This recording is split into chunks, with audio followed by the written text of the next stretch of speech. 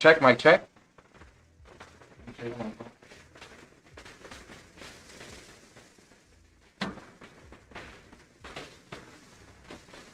Mic check, mic check, mic check.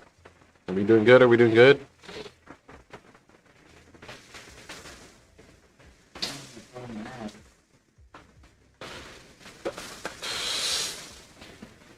What is this?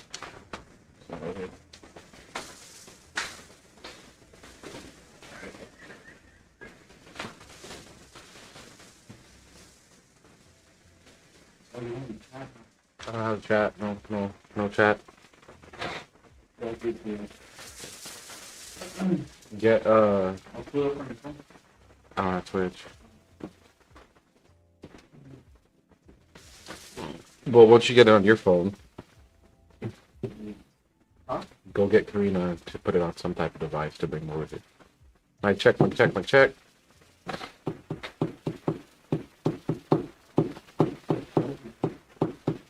We got a buzzing sound on our mic here.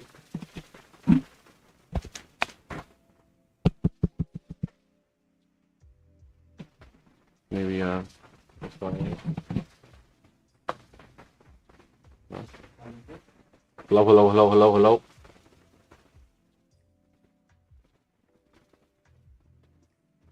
Can you hear me? Yeah, I can hear you. It's just buzzing. Is it a really bad buzz?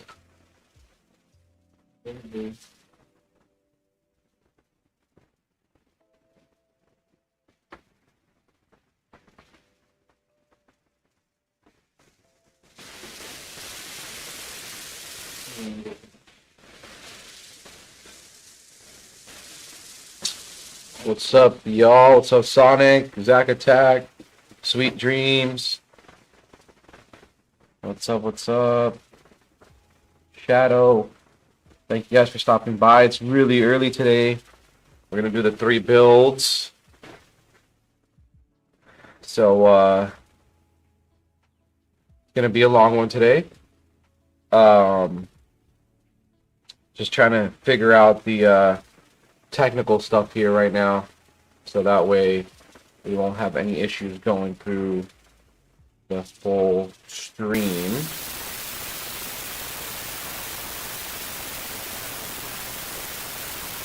Is it a bad buzz? Yeah, really bad. It's really bad.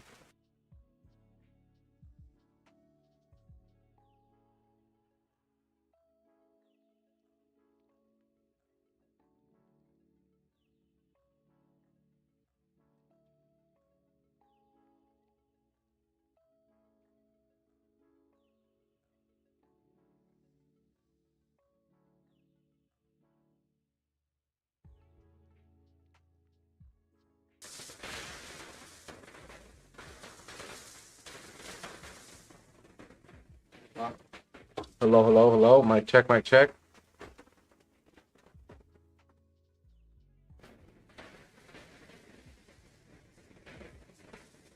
Mic check.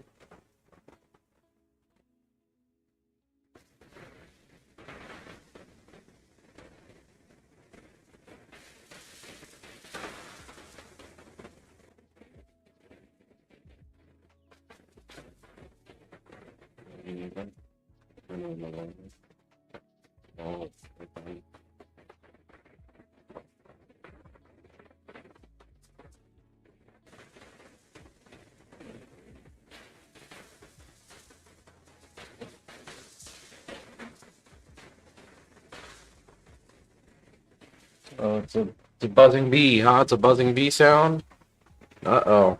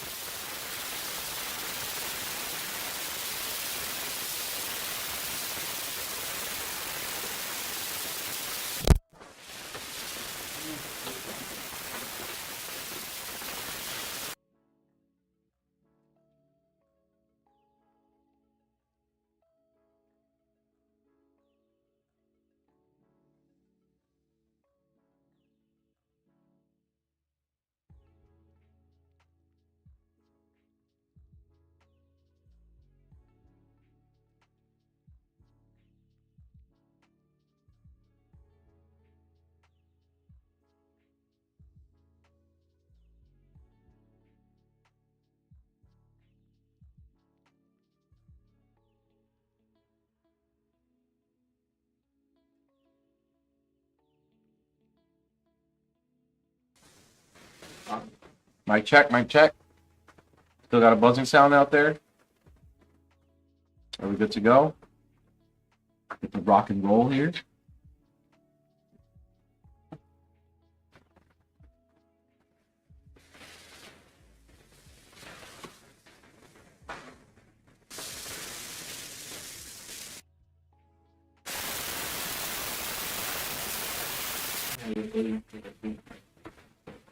Sweet G says we good.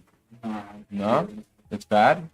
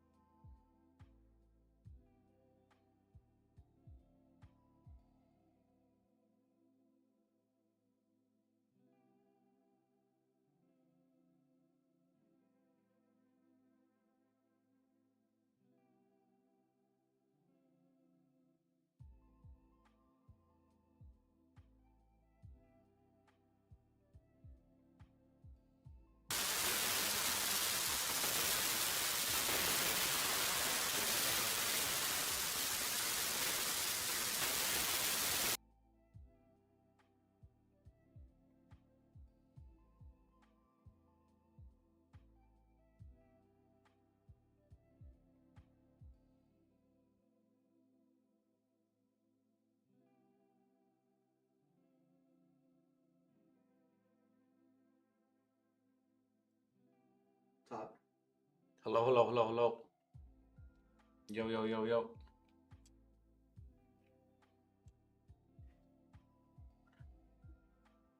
Yeah, that one's way better. Way better? Yeah, it's Yeah? perfect, yeah. Okay, let's get started. All right. Let's do this. Sounds good, right? Sweet dreams, everybody? Y'all hear me? Put my phone on silent. All right. So today we're gonna do the buildathon. We got 3 builds for y'all. We'll detail the builds when we get to them, and we'll talk about them more in more detail. But I'll just kind of give a breakdown right now of all 3 builds. So this one here that I'm starting off with, this is something new to the industry. Everybody's always thinking about cable management, stuff like that. This one's gonna be what they're doing with the new motherboards are they're putting all the headers on the back of the motherboard, so that way it hides the cables more than a traditional build would have the cables. So we have the MSI's version of this. I know all the manufacturers are kind of making their own version of it. We got an MSI's version of it. It's called Project Zero. So obviously Project Zero cables, right? All the cables are in the back. It's going to look very slick. It's going to look very nice. You're not going to have all those ugly cables in the way. But yeah, so we're going to start off with this build here. Then we're going to do the Vision case. We got an O11 Vision case here. So we did the O11 Mini with toasters build, and then we did the O11 Evo RGB, that black one that we had. So we're gonna do the Vision, which is like mostly like glass, right? So there's gonna be the front glass panel, side glass panel. Now we got a top glass panel, right? You miss out on some fans with that top glass panel, but the airflow is still really nice in that build, and you just get to show off the build more with something like that. Yeah, but sorry for the delay. Sorry for the technical difficulties. We're gonna get started on this. Buildathon's gonna take all day. It's gonna be a long stream. Thank you guys for stopping in real early. I know it's very early. And yeah, we're gonna go all day and night. I know it's probably gonna be midnight for some of y'all by the time we finish this. But yeah, we're gonna do this 0 build. We do the vision, and then the third build is gonna be the what we call the Apollo. It's one of our standard builds that we have on our website. It's probably our most selling build. We're gonna do that one. We want to just showcase, you know, what's our most average build that we have here that we get out. And that build is very simple. I think it's like a 4060 with a 5600X. We might be doing an Intel version of it, or a 7000 series version of it on stream today. But usually it's a 5600X with a 4060 inside of a deep cool matrix case that we have collaboration with, so our logos are all on there and stuff. Really nice build. Good airflow. Has a glass panel in the front, but nonetheless still has very good airflow, and you'll be able to see our most sold build. Right, that's gonna be the third one. So yeah, let's get started. So on this build here, we got the MSI Project Zero. It's gonna be a B760, right? So it's gonna be a Intel chipset. Before this was the B660, really good chipset. Now we got the B760. It's the latest in that line of chipsets there. This one's particularly from MSI Project Zero, and I believe, yes, it's gonna be taking DDR5. So we're gonna pop 12700K i7 12700K, right? It's a little bit dated. Usually when on our website, as soon as the latest gen comes out, we stop selling the the previous gens, and we will only use the latest gen. So I just had one of these laying around for like testing and stuff like that. I'm gonna be using a lot of my test stuff just to get the builds done here. All the other stuff is being used for orders and whatnot. So gonna be using this. But yeah, 12700K with a 4070 Super, or even the 14700K with a 4070 Super. Very good combination. I know we had that toasters build yesterday. We had a 7600, so we had an AMD CPU in that one, and we had a 4070 Super as well. So those are I think this i7, right, would be a little bit higher. i5 would probably compare with a 7600.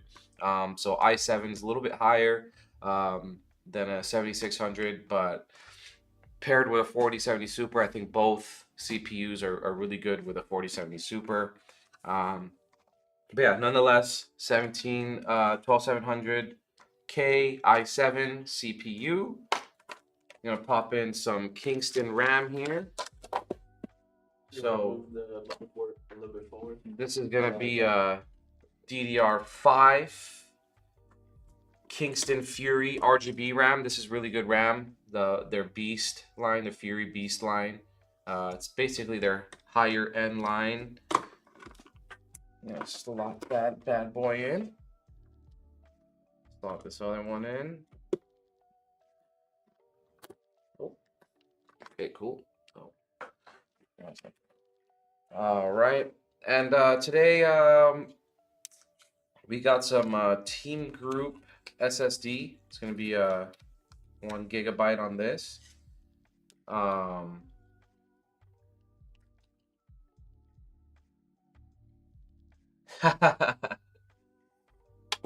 Oh, okay. Are you talking about Jerry? You guys need to see Jerry here.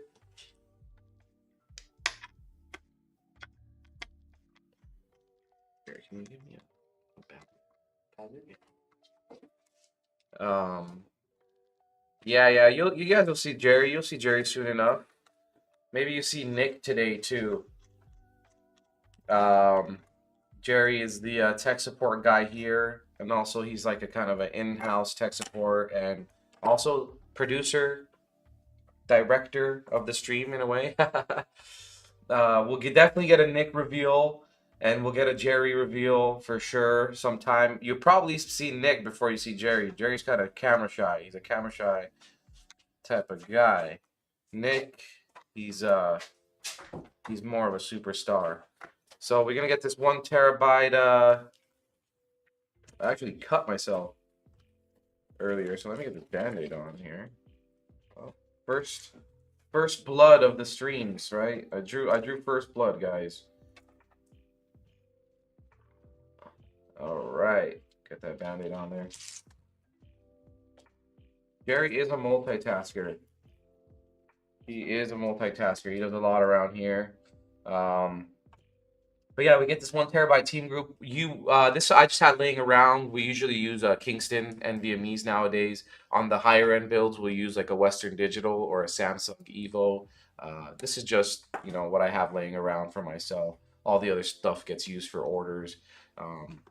So get that started in. But here we see on this motherboard, they also have like that Q latch thing here that we've seen on the Asus motherboard and Gigabyte motherboards as well. It makes it real simple to get the NVMe in. You don't have to deal with much screws, holding it down, trying to get that screw in or whatever. And then you just get the heatsink back on there. Really easy, really simple.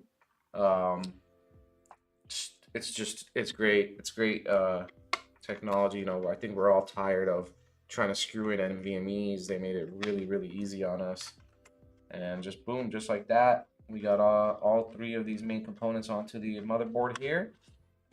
You could fit another NVMe here, so it has 2 slots, and then chipset heatsink there. And the cool thing, since this motherboard, let me just showcase the back here, so if you guys can see the back. Oh, it's paused on my side here. Keep playing it. Yeah. Okay. Oh, the sound is off though. The sound is off on for me. So you guys can see the motherboard here. All the headers are in the back now, right? So they're not in the front. Makes it have a really slick look, not too ugly with all those cables. And then they include like this little L-shape piece for the USB-C, right? So it's usually like this. You could plug it in, but with the cables in the back, the panel won't close. So they include this where you just slot it in there, and then you can slot in the cable to the side, so that way you can get the panel to close and stuff. Really neat, and I'll showcase more of that once I do the cable management. Whoa. Let's get this case opened up here.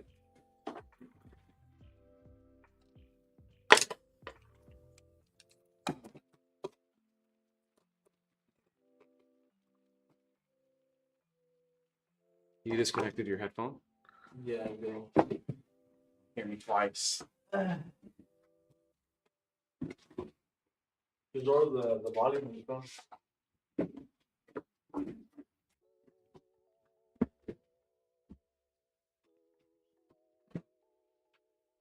Okay, so I did forget this little L-shaped piece for the USB-C is actually comes with the case, not the motherboard. But you would probably match this case with the motherboard. It's very proprietary in that way. You cannot use this motherboard with most cases. You have to use it with a case that has the new motherboard setup in mind, right? So this wouldn't be compatible with all cases. It won't be compatible with cases that are designed for these type of boards. And currently that's probably going to be very limited. Like MSI made their own case to be used with this board, which is this case here. This is the Mag Panel M100L PZ. Mag Panel M100L PZ from MSI.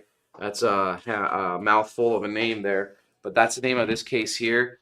Yeah, and so it's designed for these new motherboards, right? I'll show off some of the cable management, how the back looks like, and how it's different from like a traditional case pretty soon. All right, so we get these panels off. So it's real nice. These panels just come off, no screws or anything. Makes it real simple, makes it real easy. Get a screw bag. They actually include like a GPU like stand, so that way you don't get any GPU sag, and they give you a level, so I guess you could really check if your GPU is sagging. It's the first time I ever seen a case give a level. Pretty interesting stuff.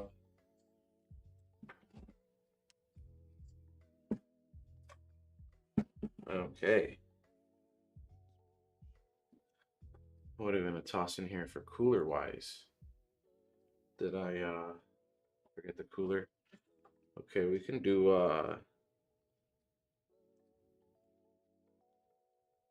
we could do an AIO on this, right? Yeah, we can do AIO on this.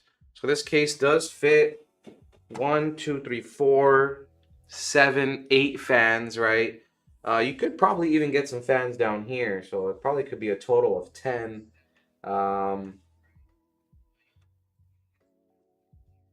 I wouldn't do these fans here myself personally. Depends on what card you're going to use, I guess. But nonetheless, you could fit 10 fans. We're going to opt with the 8 option. We're going to get these fans out. It does come with 4 fans. These fans are backwards, right? So it looks like they're exhausting, but they're actually intaking because the fins are backwards. And then this one's just a regular one where it's exhausting and the fins are regular. It's really cool that they include fans, and nowadays, since everybody wants to show off their RGB, they don't want to turn their fans around. So it's cool that these manufacturers are now keeping that in mind and switching the blades around so you can still show off your RGB. Let me, cool, that's better. What CPU is that? So right now it has a 12700K. It's an i7 12700K.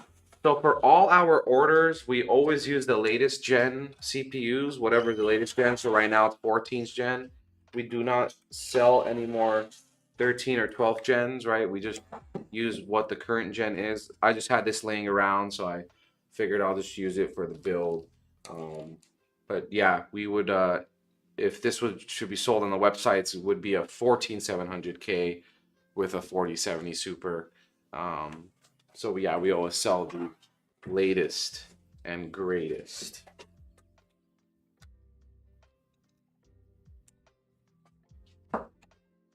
Just gonna take these fans out so I can get the other ones in.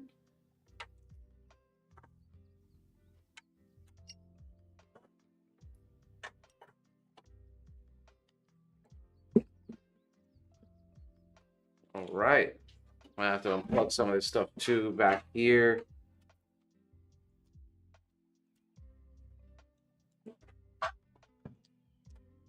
So they give you a little controller back here for the RGB and fan power, right? So you get a bunch of headers back there. The controller plugs in through SATA for power and plugs into the motherboard, so you could control anything you plug into this from the software. You do not have to worry about, using a little clicker or something, but they do have like a built-in clicker to the front IO here. I'll show later. But you couldn't just switch that to motherboard mode, so you can just control the software from the motherboard instead. I might opt on this since we're not using their fans and any fans that would plug into these headers. I'm thinking of just taking this out completely. It's pretty neat. They make it so you can just screw it right off. So let's take that out now.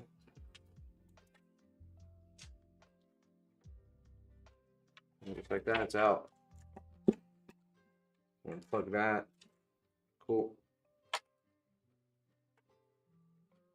But yeah, if you were to get this case and you got enough headers and everything for all your RGB, it would work just fine. For Roz on YouTube says, "What up?" What's up? What's up? Thank you for stopping in. We're gonna be doing 3 builds today, so it's gonna be the Buildathon. Do we have that in the description and the title? Okay, yeah. So it's gonna be a Buildathon, 3 builds today. We're starting off with this build here. It's basically MSI's Project Zero build. So all the cable management is gonna be in the back. No cable headers on the front of the motherboard. It's gonna look real slick. And a lot of manufacturers are starting to make these as well. Who knows? It might be the future of computer building. I think both ways will be standard. I don't think we're gonna ever get rid of motherboards with the front headers, but nonetheless, these will be a thing as well.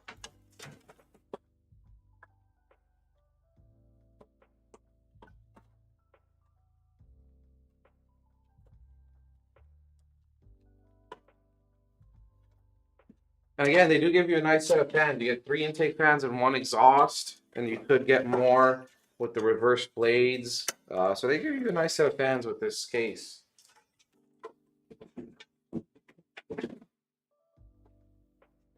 Ooh. This one's going up at premium PC, right? Or This one? yeah.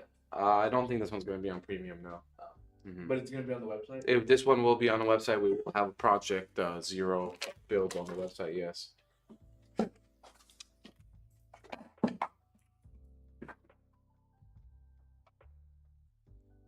right, let's get this slotted in here.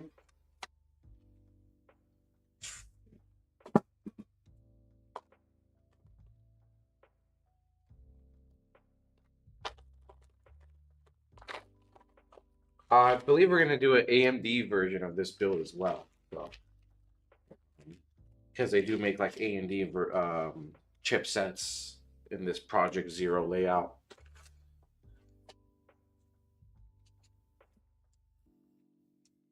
And don't have to change much on the motherboard either. Cool. Let's get this slotted in here.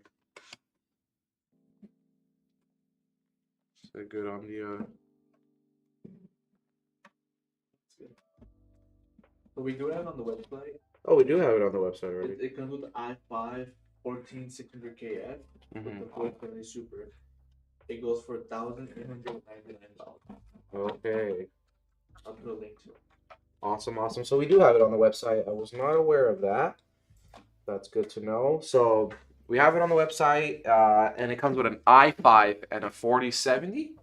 Super. 4070 Super. So you get an i5 and a 4070 Super, and that's going to be a 14th gen i5, right? So you get a 14 gen i5 with a 4070 Super, which that's still great. That makes more sense, just like that toaster build. So the toaster build uses a 7600X with a 4070 Super, and the i5 and 7600X are closer into comparison than an i7 and a 7600X. So that makes a lot more sense there. Just today, I'm going to use my 12700 CPU instead. But yeah, i5 4070 Super, that's really great. Do we ship worldwide? Yeah, we do, right? Yep. Yeah, we ship internationally. I know you guys, some of y'all out there in France, Belgium, UK. We had Malaysia one time, right? Yeah, we had a lot of Israel. I know you guys are all out there. And yes, we do ship to all of y'all wherever you are. Go with this one.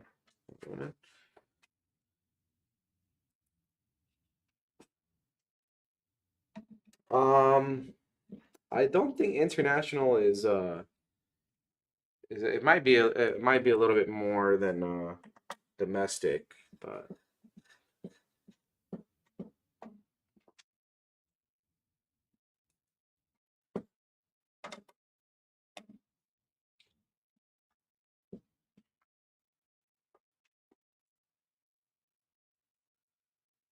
let's get this plotted in here. So yeah, this case is designed for these type of motherboards. You wouldn't be able to use a bigger form factor. The standoffs were already pre-installed for this form factor itself, actually. So you would have to get matching parts if you're going for a zero build like this. I know Gigabyte has their own version. Asus has their own version. Let me show you all the back here. So as you can see, the case is designed to have all those headers, right? accessible from the back now. It's not your conventional type of PC anymore, right? Motherboard, all the headers are on the back now. That conceals all the cable management back here, you know, completely. So that way you don't have any cables in the front. So they call it Project Zero for MSI. I know other companies have different names for it. But yeah.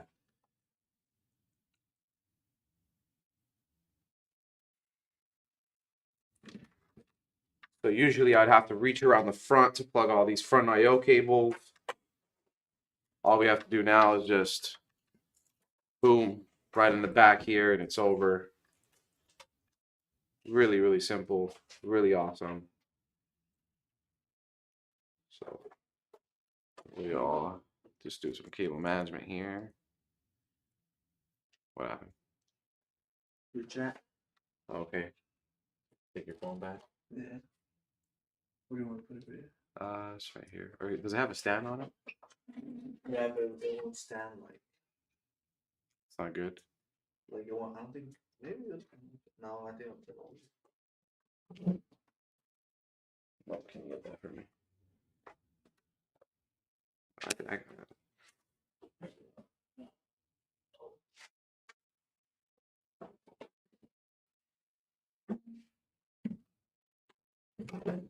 You want I have it over here actually. Yeah, this is the chat super small. Oh, I see. It's all different.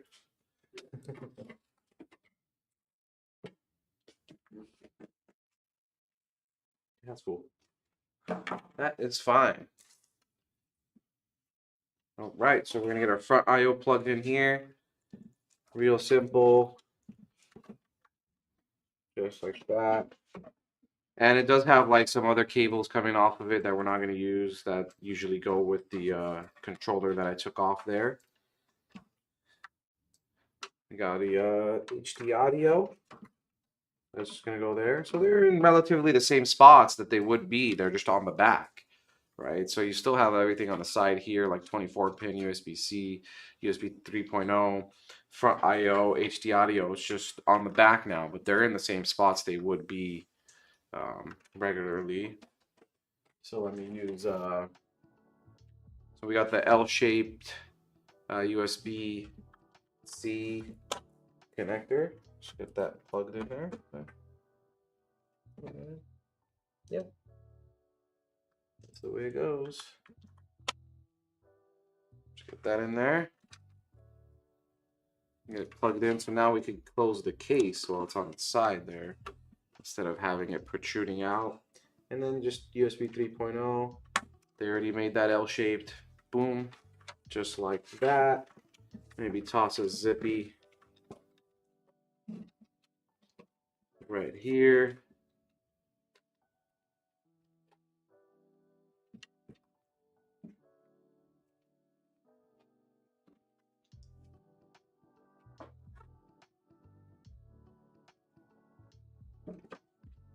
$3050s are still alive. I know they're making a new version that's like a 6 GB version, right, to make it cheaper or something like that. 3050s are, you know, they're not ideal, but they're still alive. They're still doing well.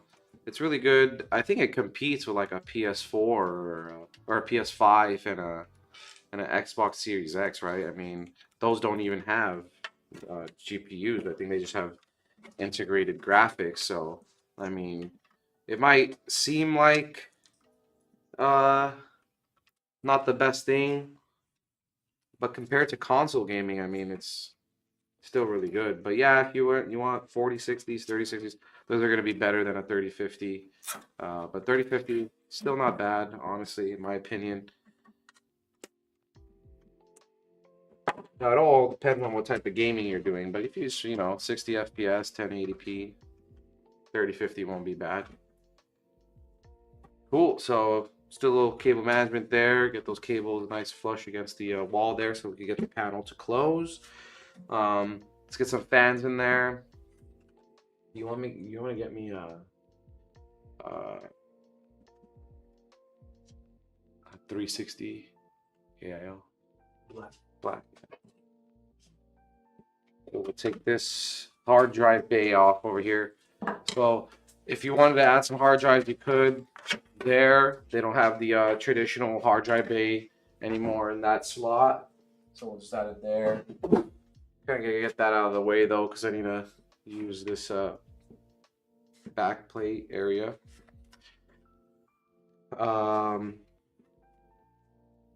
Let's get some of these fans in. How's the stream here? Oh, we might need to flip it. Okay, that's fine. When Jerry's back, we'll have him flip that for us. But we'll get the back fan in for now.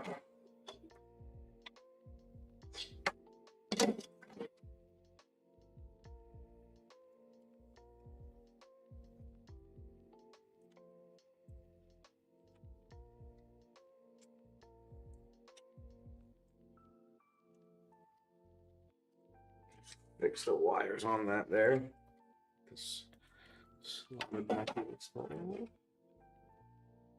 All right.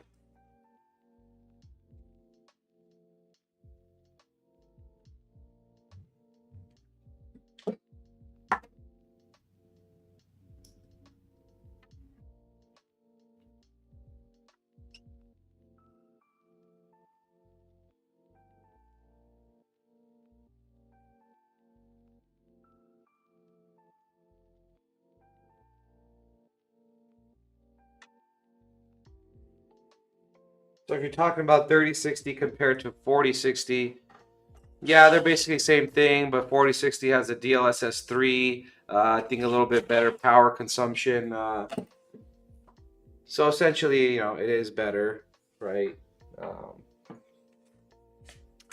The DLSS 3 is really a big leap forward from DLSS 2. Yeah, so those two cards are really good, but obviously 4060 is going to be better, probably just because of that DLSS 3. Awesome, awesome. Thank you. I'm gonna flip Thank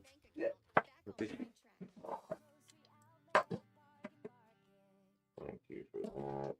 Oh, you got everything pre-installed for me? Cool, cool, cool, cool.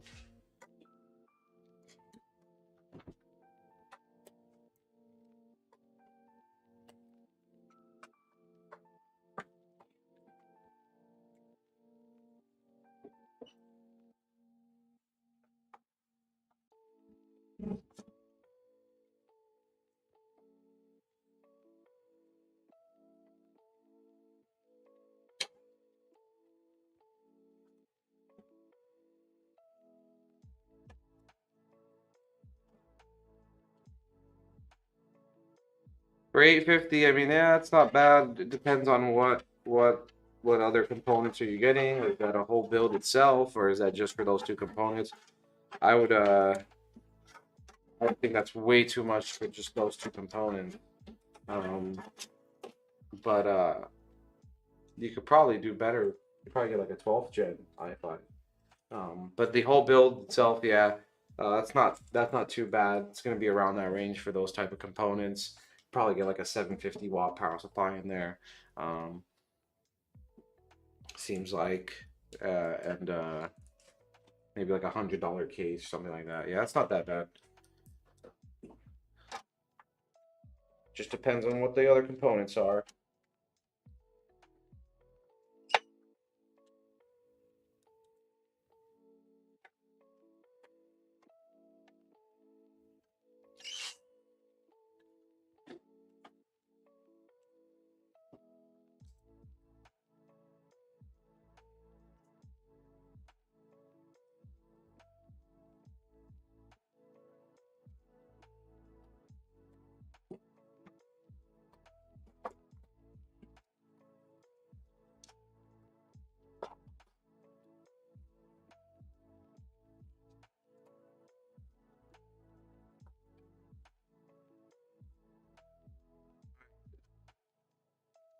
Are doing this while trying to show the camera at the same time.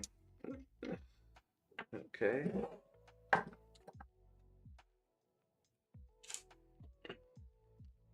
Gotta do like acrobatics.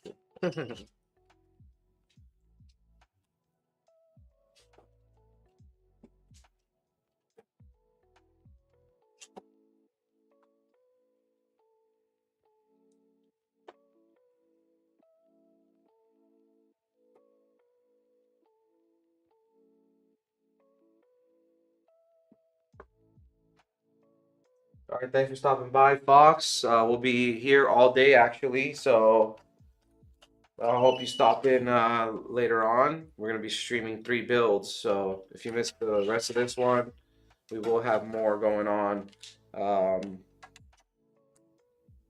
throughout the day. So come on and by again and check out the other builds. Garbage.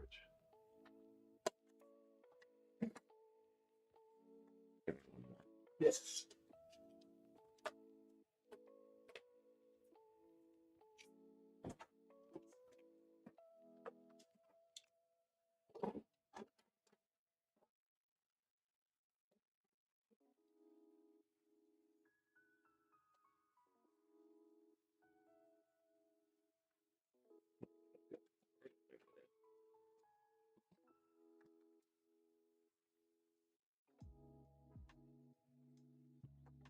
Now this case is a little tight, but not as tight as the thermal tape one we did the other day. It's just a little bit.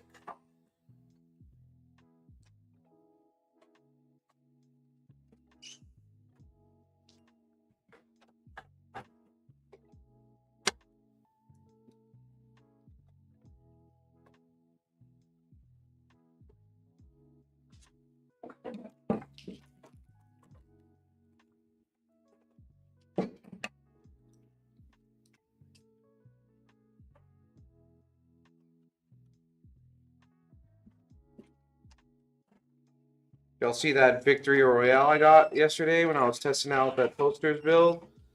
So that toasters build is up on the website now for purchase.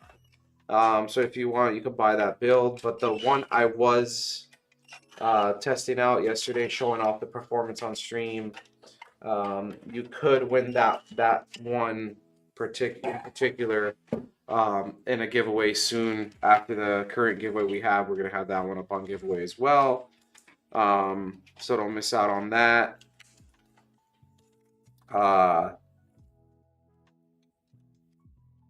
You could win the build that I got a dub on, so don't miss out.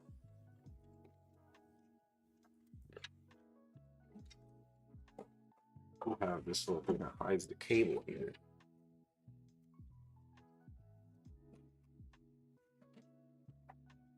Hide those cables.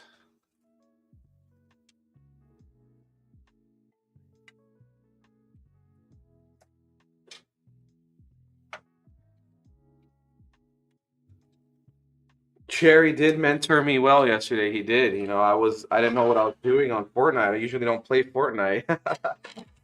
He did mentor me well. He did mentor me well.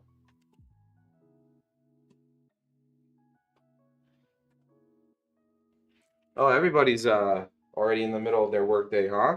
Cool, cool, cool. Yeah, we're barely getting started. I think it's like 10 a.m. out here or something. 10:51. 11 a.m. 11 a.m. Cool. All right. So let's move this aside. Look on this AIO real quick. So probably have it like that. So The right one. The one they came with. what? The. Yeah. Yeah. Yep. Perfect.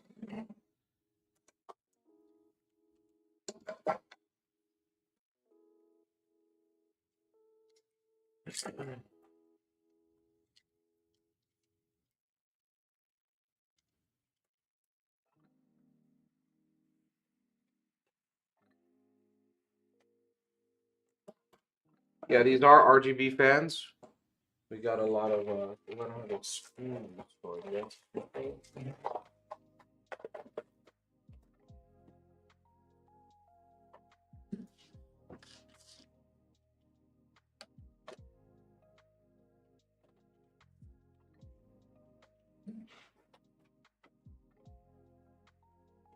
Okay.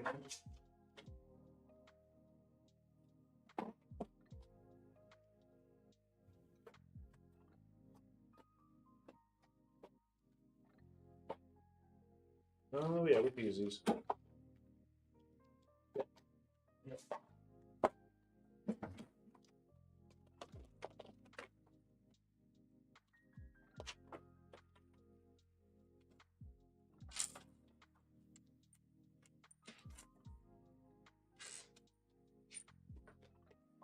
Yeah, so these are some deep cool RGB fans that we have in collaboration with, so our logo's on there.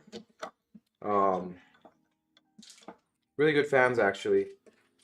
These are like the standard fans that we use on most of our builds. If you see like on our website, you know, if it says RGB, most likely it's going to be these fans, unless you choose a different option, or unless you see in the picture that's like the Lee fans or some other manufacturer. We're always opting with these deep cool RGB fans with our logo on them.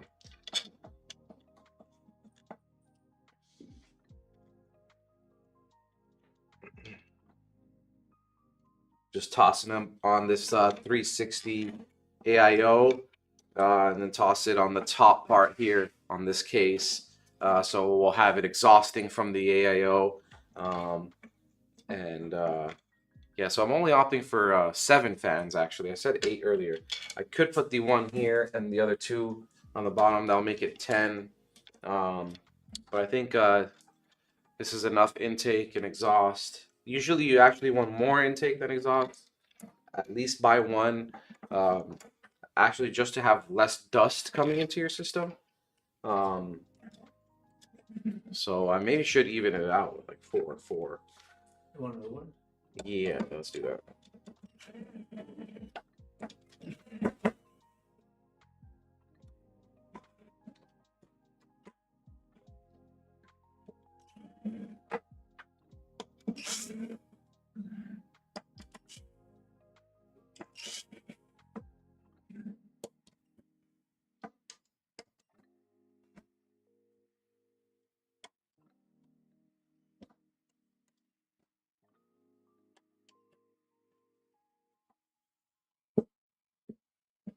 All right.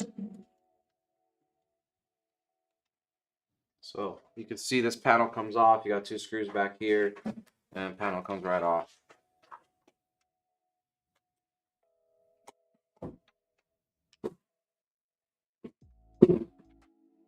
Thank you. So we will put the other fan in there actually.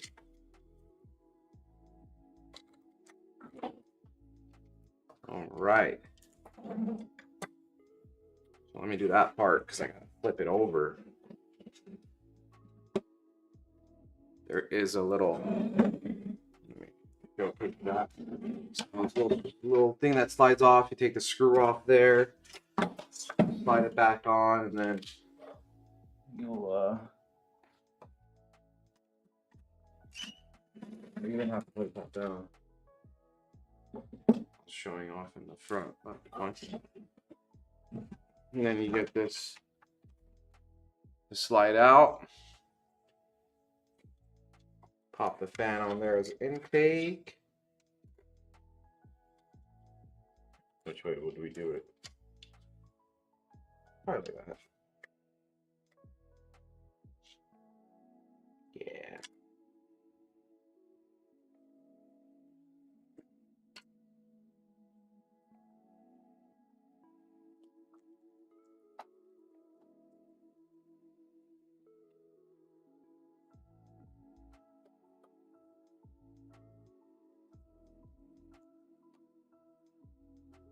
Okay, so I guess this whole week was kind of a build-a-thon, right? We're building all week basically, then we had a little performance test, and we just been building all week and cap it off with a there, boom. Yeah, and let's just cap it off with a 3 build stream, right? And the build-a-thon week, really.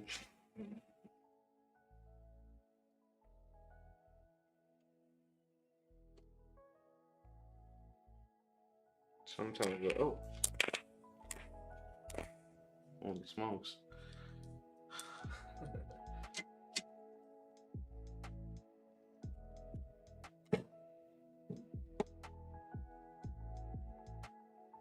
Yeah, appreciate you, Sweet Dreams. You've been active this whole time, man. You've really been here all week. I love it. Appreciate you being here.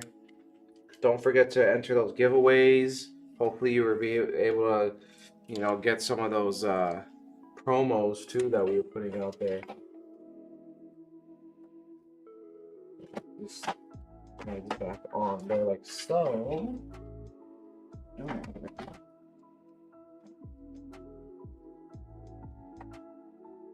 Yeah, just like that, I guess. And then we'll get that screw back on.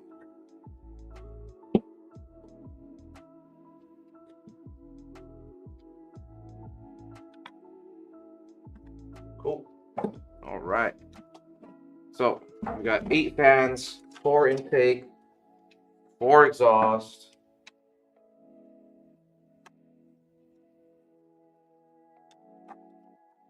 Nice little neutral push and pull action there.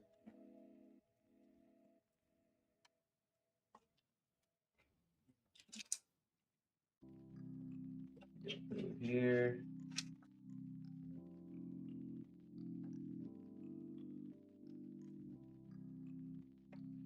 Ah, kind of hard to getting so tight back there.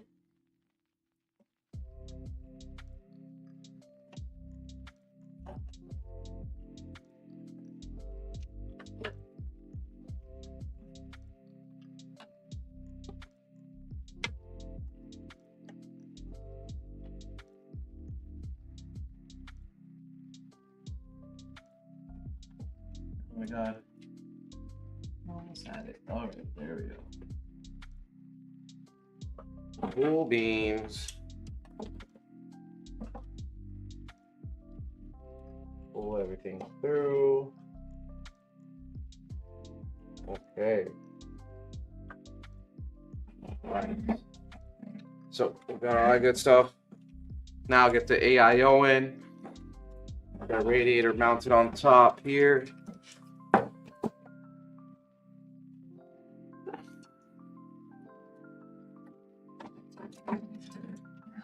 Go top down. Yeah.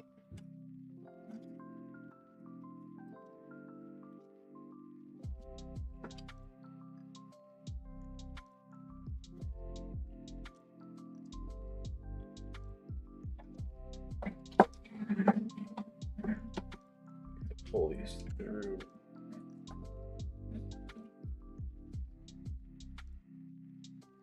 All right.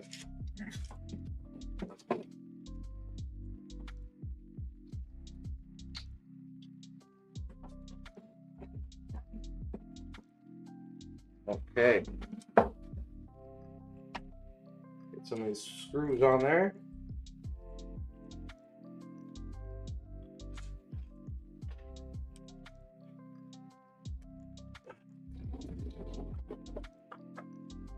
I don't know what happened to my hamstring on my left leg here. Messed up my hamstring and it's getting harder to stand up. I don't know what I did to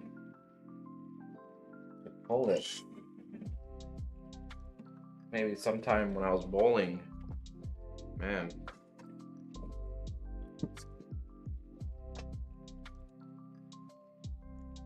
Just getting this. There we go. Here.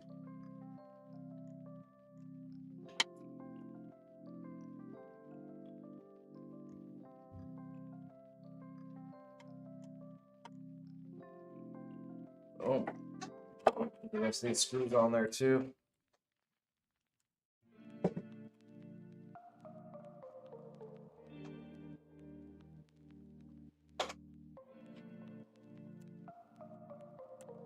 Yeah, no, back problems are even worse. I'd rather take a hamstring than a back problem. Yeah, I don't know what I did to my hamstring though. Hopefully we both heal up pretty soon here. Nah. Luckily, I don't need my hamstring to build. I just need hands, torso, and arms and head, I guess.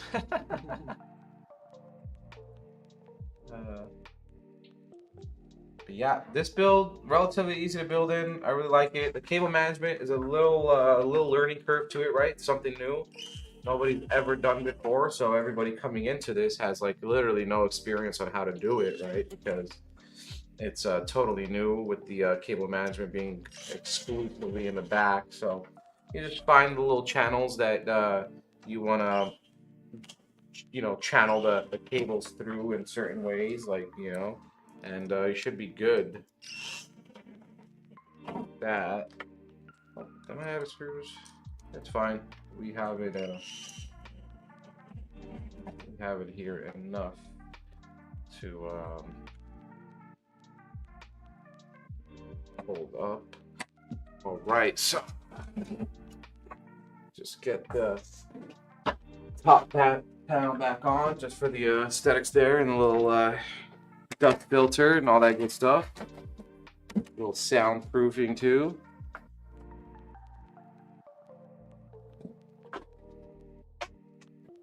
Oh man, we got a strong man in the. I did not know that you were that hardcore, Zack Attack. Pretty awesome, man. Some deadlifts. I don't do much but kettlebells. I am not really a heavy lifter. So props to you for that, man. Yeah, you gotta do them correctly. One wrong move and you're injured and you can't do deadlifts for a really long time. So. All right, so looking good. Let me just get that pump onto there. Throw some thermal paste on there. Go top down. Right. So we're gonna get some thermal paste onto the CPU here. Now I don't put too much. What I do is I'll put it and I'll smear it right into the so that way it could spread out. I'll try to move some of it so it doesn't. You don't want it to overflow. Just spread it out there like so, and when the pump goes on top, it'll smush it. It'll spread it out itself, and then you just put like a good nice pea-sized dab there. And that should cover the whole plate there, so you don't have any dead spots. And we'll just put that right on top. Oh.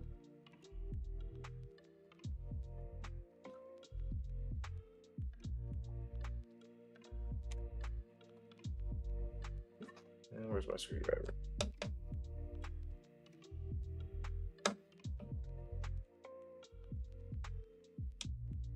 So when you screw these down and really tighten them, then the thermal paste will spread perfectly. I found that pattern works really well for me. On the outsides, I don't put much. I just do those lines, little, not too thick.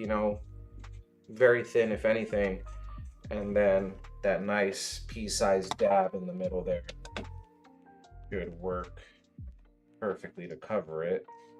Maybe one day we should do like a see-through plate thing where we smush it down. You can see through it. Yeah. That'd be cool.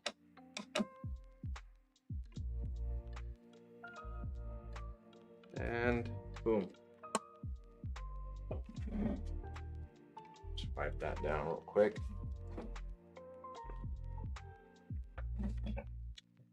Flip this over. Flip our logo over, so this has our logo on it.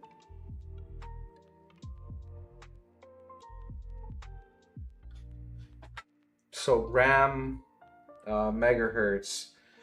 RAM megahertz do matter to a certain extent, right? If you're overclocking, like if you put XMP is essentially overclocking, right? But it's not like a crazy overclock. It's kind of like standard what people do nowadays. I would just turn XMP on.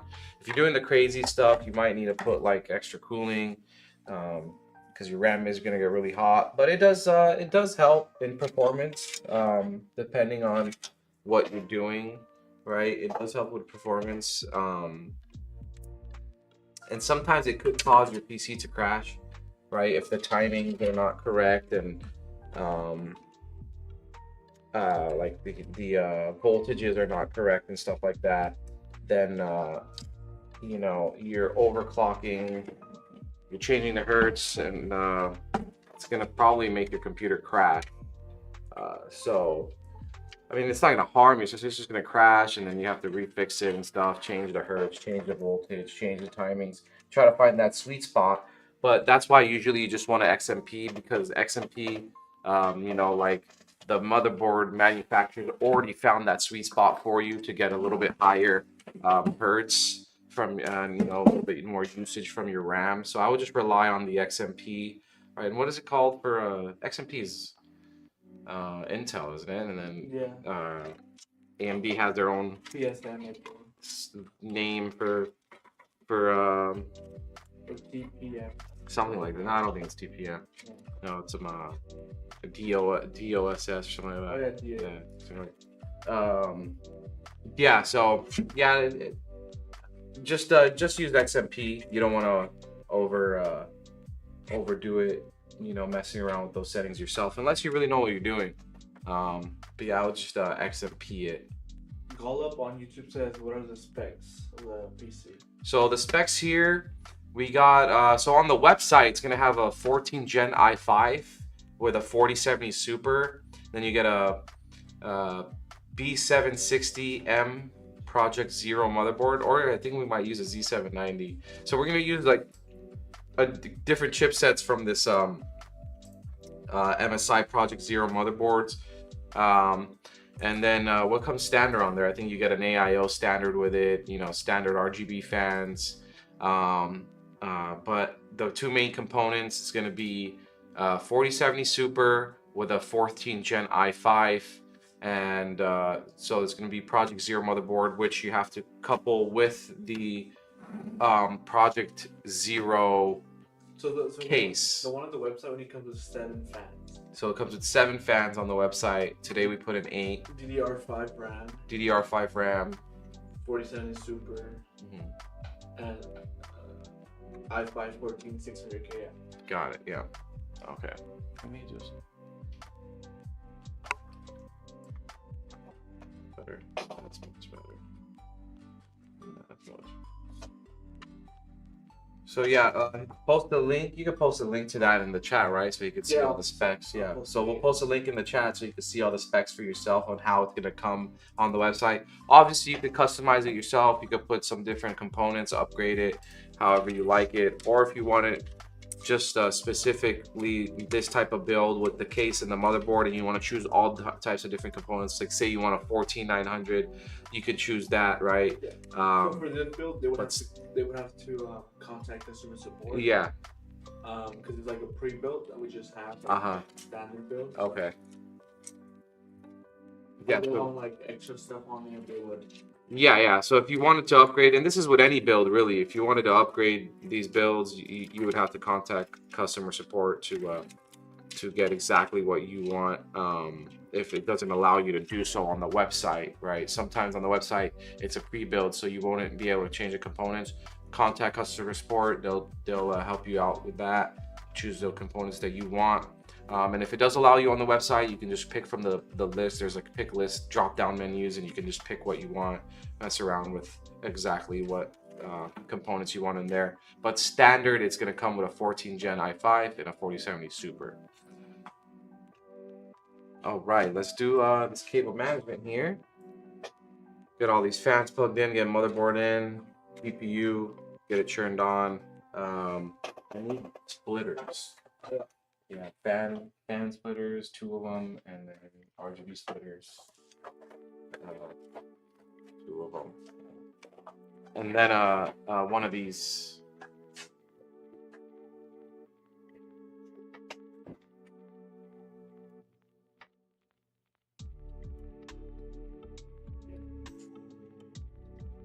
No, if you put new RAM in, no. It's not gonna hurt you, but you just take the old ones out, put the new ones in. You could mix match if you want. It wouldn't be bad, right? As long as they're the same I wouldn't myself, right? You want the same manufacturer, same model. You want to match your RAM, same timings and everything. But hey, you could mix if you want. It's not gonna hurt your system, right? You might have like little issues that you're gonna have to deal with, and like, you know, it might crash, stuff like that. But you can mess around with the settings, try to get it to stabilize. But if you don't want to deal with that type of headache, just try to get everything matching. And you wouldn't have to like worry about changing settings to make them stabilize yourself. But yeah, just buy some new RAM, take the old ones out, pop the new ones in, turn XMP on, you'll be good. Yeah, so if you're running like a 3200 megahertz versus like, you know, 2600, like you're only and like those are rated to like only go up to 3000, but the other ones are rated to go up to 32. You could still overclock the ones that are rated to go up to 3000 to go up to 32 to match the other ones that are rated for 32. And you'll be just overclocking those other ones a little bit more. I mean, I've done that before on a build, but you know, just like using components, whatever I have at home, because I didn't want to spend the money. Just using what I got. But I mean, you could do that. I wouldn't recommend it though. Having different hertz memory in your system. Yeah, I wouldn't recommend it. I mean, you could. But You could, but mess around with the settings and all that stuff. Try to get it to stabilize. you don't want to mix It's just a headache. different brands too. You want to Yeah. mix. Yeah, you don't want to be mixing different brands and stuff. You're just gonna have to go through a headache of like trying to get all this stuff to work together. Sometimes they won't work. Sometimes Yeah. They won't. Yeah. It's just easier to get matching stuff, matching models, matching manufacturers. Yeah. I think on some of them, I think, what is it? Corsair RAM? You can't use like different sets. It says on the bottom. Oh yeah, that's true. To use the same Just- set too, Uh-huh. not to mix them up with the others. Yeah, like if you buy one stick and it only comes one stick, and then you buy another one stick that only comes one stick, they're not gonna be as compatible as if they came together, like a matching pair, essentially. Yeah. Yeah, there's a lot going on with RAM on its own, really. There's a lot to talk about there. Okay, so we've got, what do we got here? We got the bottom fan, other bottom fan, this fan, and that fan. Okay, cool. So this is going to be very quick cable management here. Just going to try to get everything plugged in so I can get it turned on for y'all. So it's not going to look the prettiest. It's not going to look the prettiest.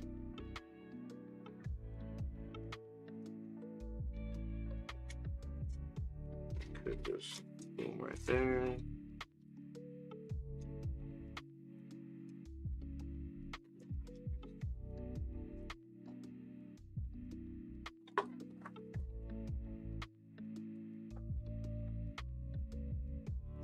I mean, pre-builds have been getting better over the years. You know, you can't go wrong with a pre-build. I had to move away from my hometown for a little while. Didn't want to build a PC.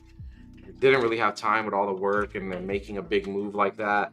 So I just bought a pre-build at the time, and then later on I did my own custom build. So pre-builds are getting better. You could you know, save some money depending on what you get.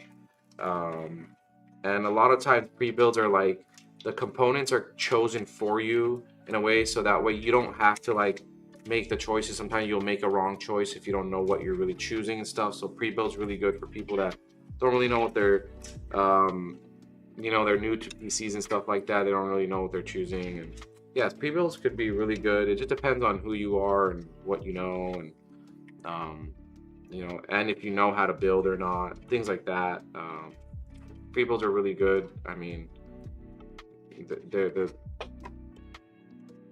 components are matched to work together, and they're stressed and stuff like that. So test it out and stuff. If you were to just build it yourself, you might not know what you're doing. And if you have, you know, you choose a custom build with us, and essentially it's going to go through those same stress tests, and we will advise you, you know, on like, hey, you chose a part that's not compatible with this part, stuff like that. So at least with us, you know, you'd get some of the same benefits you get with a pre-build or a custom build. And Custom builds are, you get warranty too. you get warranties with the pre-builds. Yeah, you get warranties with the pre-builds. And with us, you know, the custom builds, if you know exactly what you want, stuff, you get all the parts you want, and it'll be built really nicely for you, and you'll be like, you know, satisfied with what you want. Pre-build, you're kind of getting like just a standard build. Everybody has this build in a way, right? If they bought that same build. Custom build is more, you know, personalized to what you want, you know, what you like, aesthetics wise, and component, like you know, use wise too. So, yeah, me personally, I would go with a custom build, but pre-builds are not bad at all. You know, I have gone with a pre-build before as well, as I mentioned. Okay, so let's get the other part of this dealt with.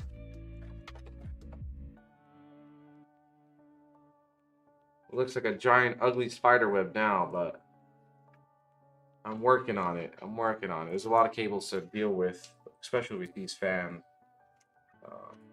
In this case. In this all case, all yeah. the cables in the back. Yeah, exactly, yeah. So there's way more cable management going on back here than you'd see on other cases. Where do we have another RGB? There. Okay, cool. Use that one. Oh. And plug in this guy.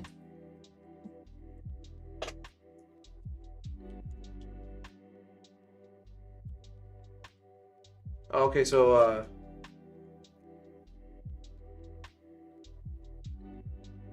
as your first PC, hey, like I think as your first, you'd want like exactly what you would want, right? You want it personalized, and you want specific components. I would say get a custom build for your first build. You already prepared all the parts you want. Hit up our customer service and tell them exactly what you want, and yeah, I don't think you'd be disappointed. It's essentially you building the build. You know, it's you choosing what you want, so you won't be disappointed at all.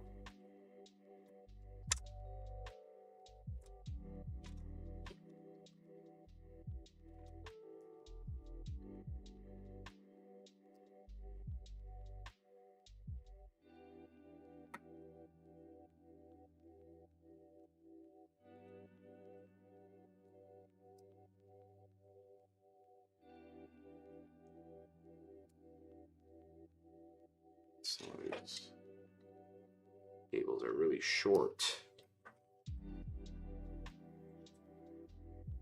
Alright, I know I'm missing. Am I missing one?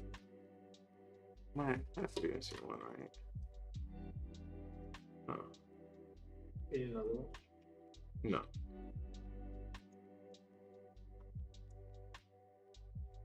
I got 8 fans, 9. Oh, okay, so I don't have to use that last.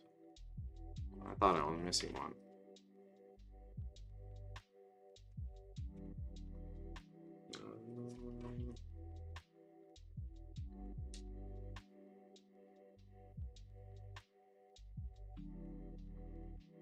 It's gonna look real ugly. Just because I'm trying to just do this kind of quickly. Okay, let's see.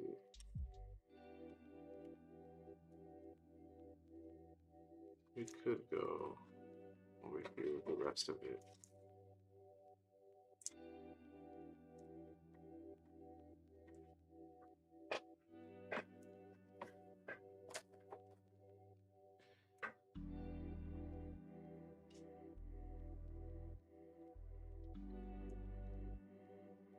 Yeah, that's the thing about if you did it yourself, say you get like a part that doesn't work, and then you have to RMA it and wait on that, and then say you didn't build it right, and you gotta deal with that whole headache. Definitely having some professionals like us deal with it would be more ideal than doing it yourself. But the experience is really nice. You know, you get to learn, and eventually, you know, once you do it the first time, you'll learn for the second time. You know, it won't be your last time building a PC. I'll guarantee you that.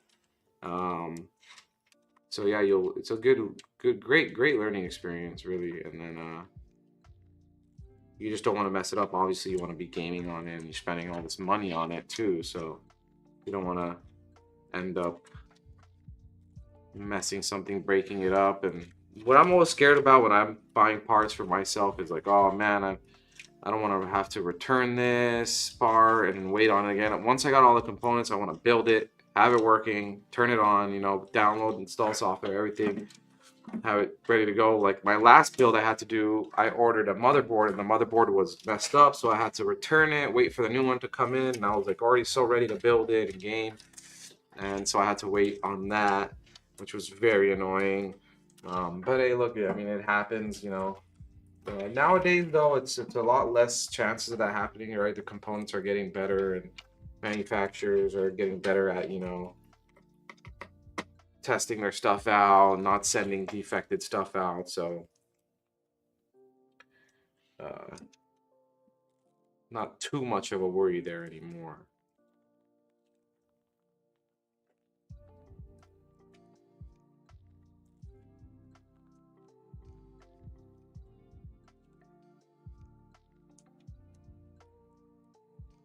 Right, I know this looks very ugly, guys. I know. Just trying to get it together for y'all.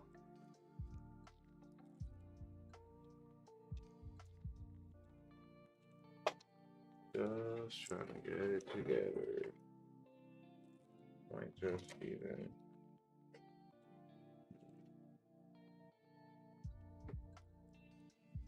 Let's see. Okay, it's not that bad. Now, kind of just winging it, using these little places as placeholders, and then I could clean it up later on.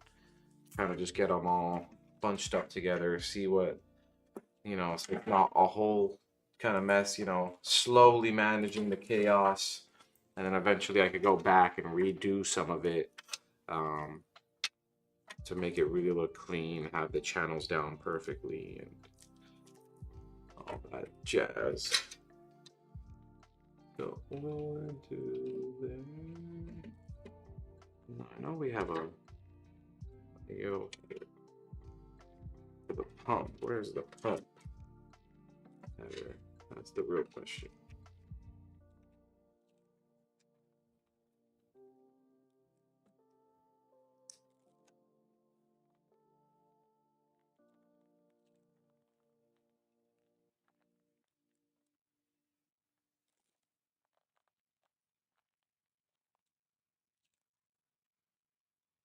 You've seen with the other fans that we've used, we didn't really have to deal with this much.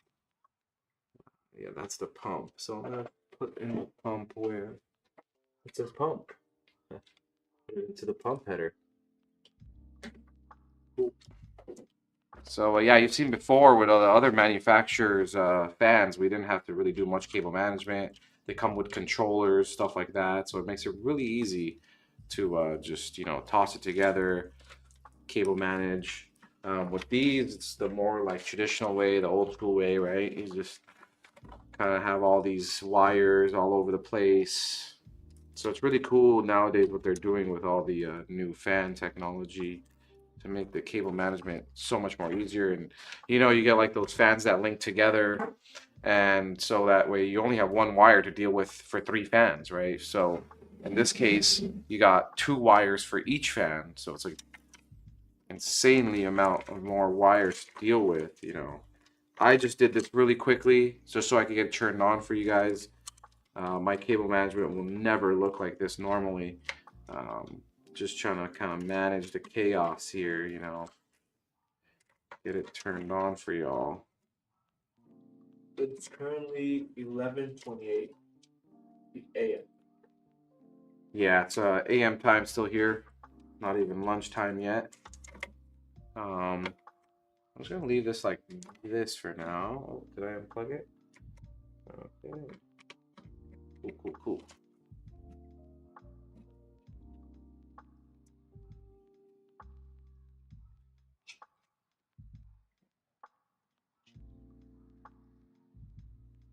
I'll just seal that there. This is probably arguably the worst cable management I've ever done.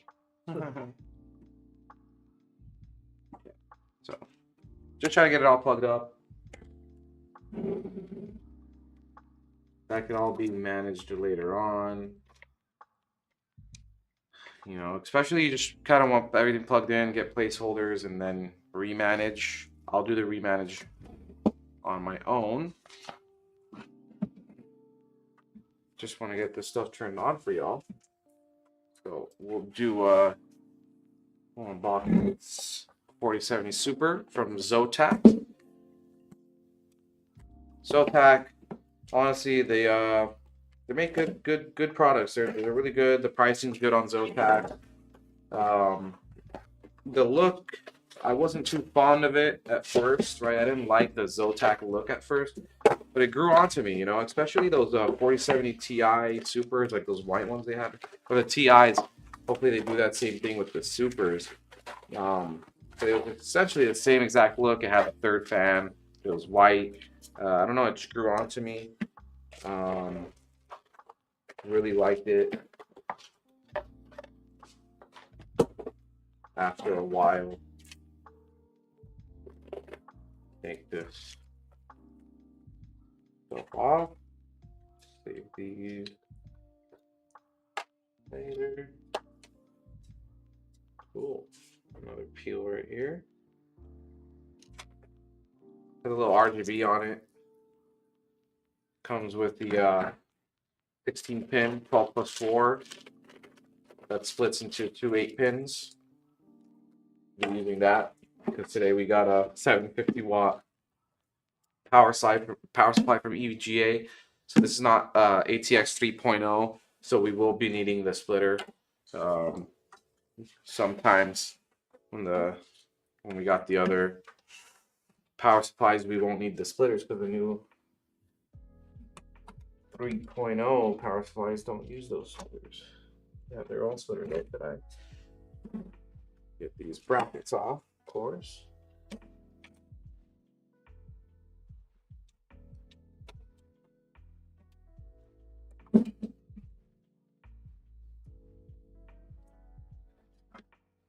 Okay.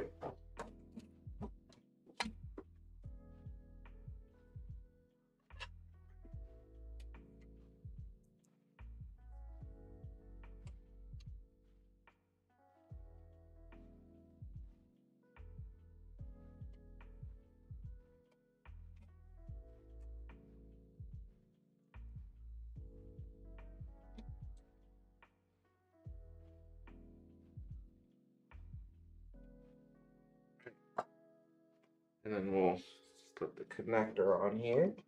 Oh, when you get a new battery camera. Turn off. Oh, charge your battery. Maybe we'll get one. You want to do Top down. top down? Yeah. So we'll do top down.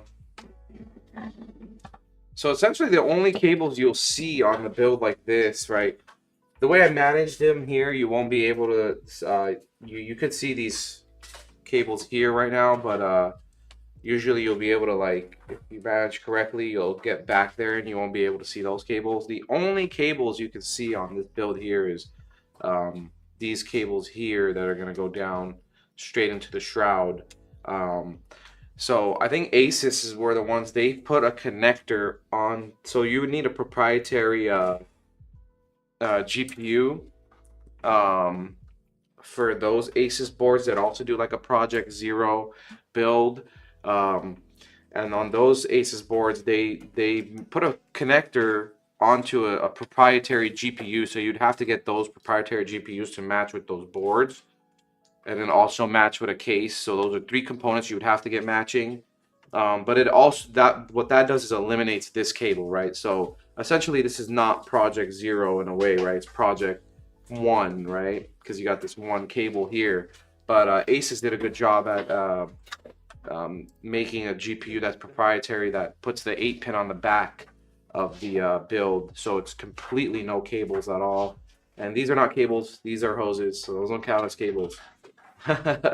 And yeah, just so the way you manage these, you won't be able to see these cables. On this particular MSI build, the only cables you see with these, on the Asus version of this like Project Zero stuff, you won't even get this cable at all too. So just to point that out. We're back. And camera's back on. The technical difficulties, right? The technical issues we always be having on this stream. Hey, it comes with the territory, right? So let's move that aside. Get this unboxed. Toss it in, turn her on for y'all. And then we'll get started on the next build. We'll turn it on, showcase it, and then we'll showcase all of them at the end too. We'll turn them all on next to each other.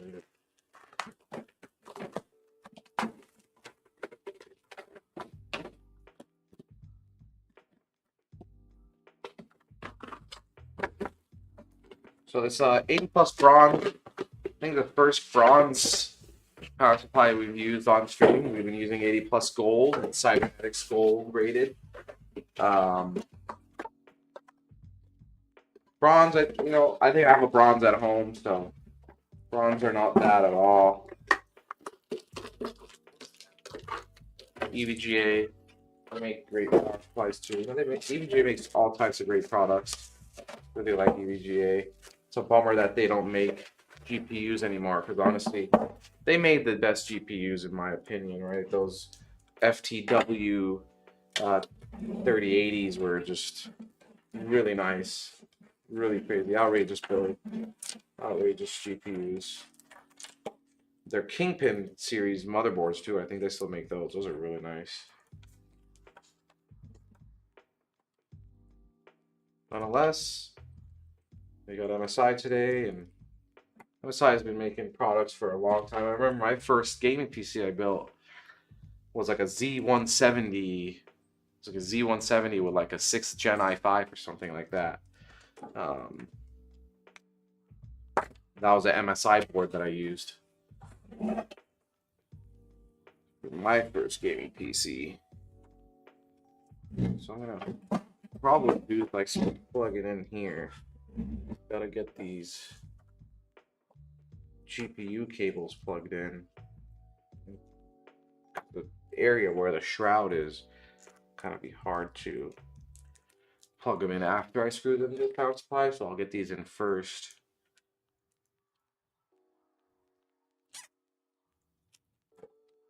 All right. So don't forget, we're gonna do 2 more builds after this. Don't click away. We'll be here doing 2 more builds. This is just the beginning. I think this was a good start too. I think this was a great build to start off with. Show off something new, something people have never seen before, right? With these new form factors, this new technology of having the headers on the back here. So it's crazy. So I just got a different idea actually. Feed them through and then pull them out.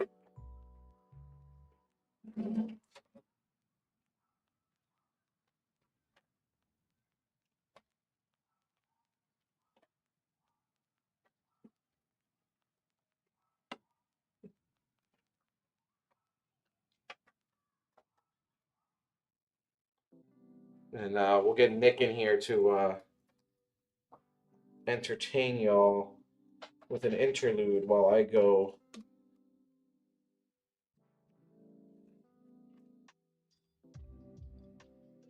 take a break. Okay, got those plugged in.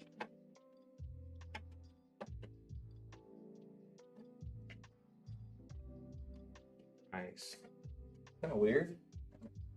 works out nonetheless. In there.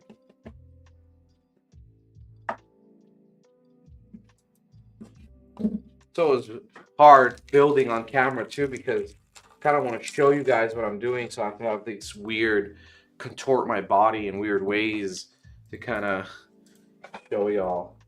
But over here I'm just screwing it on the fly.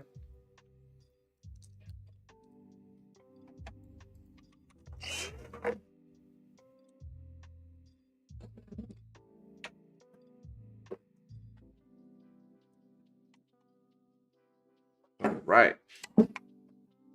Stuff these down here. So I can put this back over. Oh, what was that? Did I drop?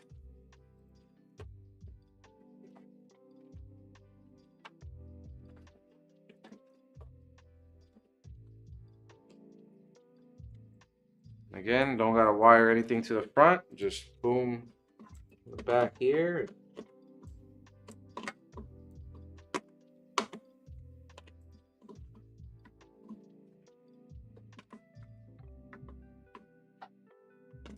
Oh, I get that.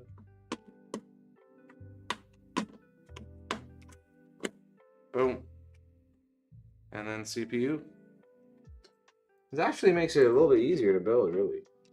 It's like you're skipping some steps.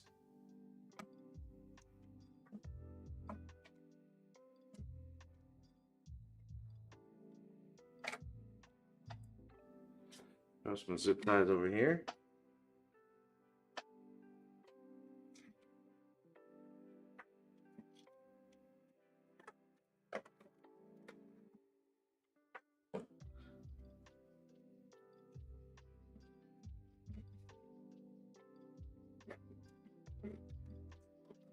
There's a big debate about would you use Velcro or zip ties. I've been using zip ties for so long. I don't think using Velcro really matters. At home, I did use Velcro a little bit, just on some parts, and then the rest of the parts I used zip ties. Even on some builds I've done here, I've used Velcro before too, but mostly zip ties. Zip ties are kind of permanent, gives it that complete feel. You can route this way as well.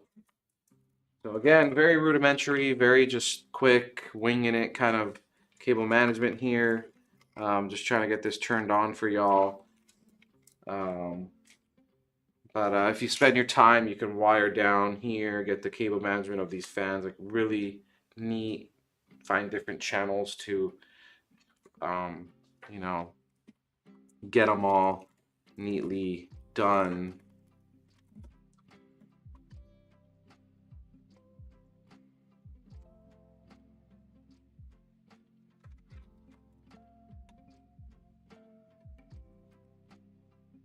Thank you, sweet dreams. I know. Even with this crazy mess, I still managed a little bit. So what I would essentially do first was, you know, make it like this in a way, and then undo it, because you know, if you have it just all over the place, it's gonna be even harder to deal with. So I do it like this, and then undo it, put some here. You know, make like different channels, make it all perfect and neat. But for the sake of time and just to get this turned on, we'll leave it like this for now. It's not the best, but as you can see with the Project Zero, you're gonna have more cables to deal with back here, right? But it makes the front look way more prettier. You get 0 cables at the front essentially, right? So you see all the cables on the back now with these new motherboard, with this new technology we're going for. No cables in the front, really. You just get this one cable, and as I said before, Asus, they did their own version of it, and they eliminated the cable too, kind of made it go to the back. But you would need a proprietary GPU. That's the downfall of that thing that Asus did to try to get rid of that one cable. But yeah, let's get this turned on. You can even pop the back in there. Put back panel kind of just pops on there. And you can see, even with all those cables and all that bulge, back panel still pops on. Real neat. Okay. I think I had a blue screen there. All right. Anyways, let's get this bad boy turned on.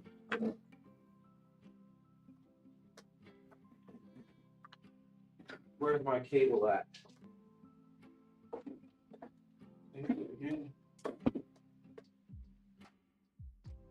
Okay. Cool.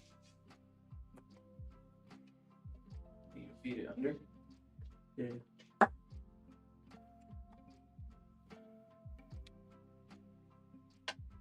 Cool beans. Cool beans. All right, check them out. Check it out, y'all. So you got the front I/O on the bottom here. You got one USB, one USB-C, audio, and this is where you control the LEDs if you're using that controller I showed earlier. But we're not using that controller. And even if you did have it plugged in, you can just hold it and it'll switch to motherboard. But we already have it to motherboard, so power that on.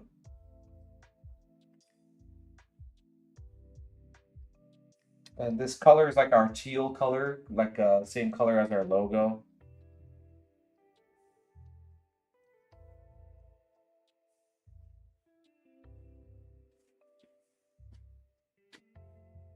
Let's go. Maybe we should turn the lights off too. Yeah.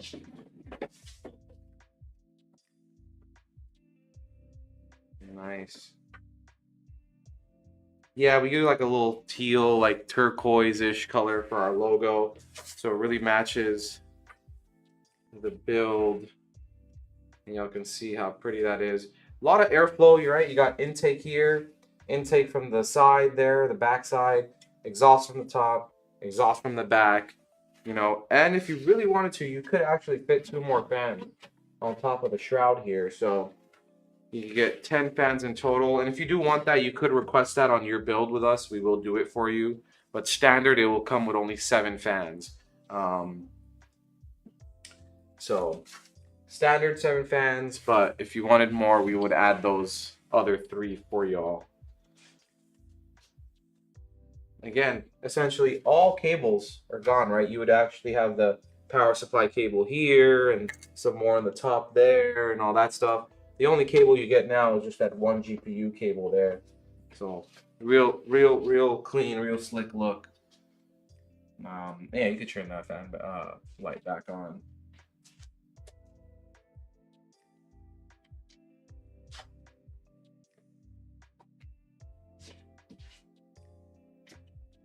Check that out, y'all.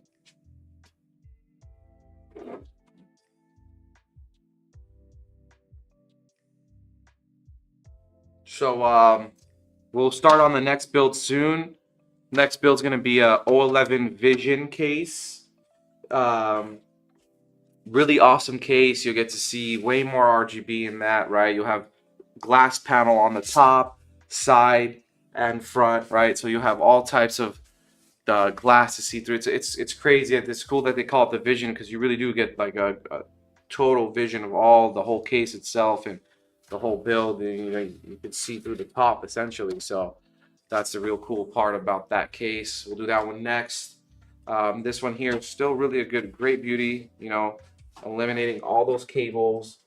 Awesome build. Up on our website already with an i5, 14 gen i5 and a 4070 Super.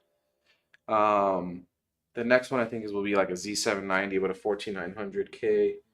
The RAM is real nice on this. Yeah, the RAM is still RGB. Didn't change that in the settings. So that one's still RGB. Great build.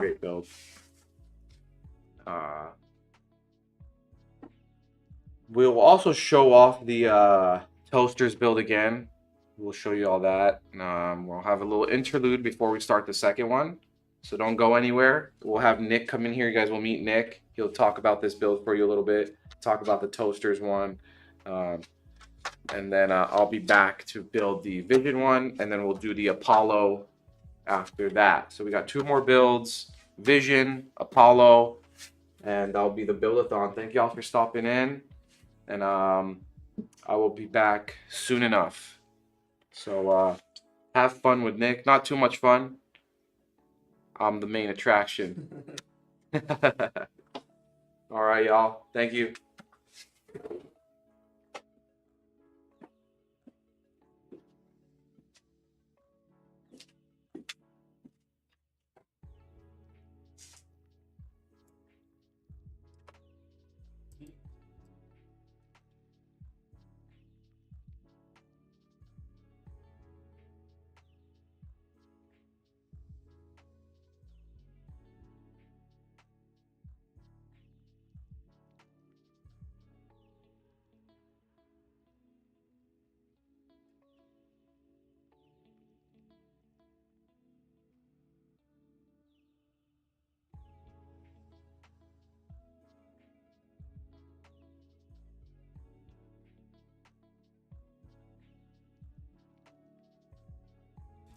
Good. Okay. You can see yourself here.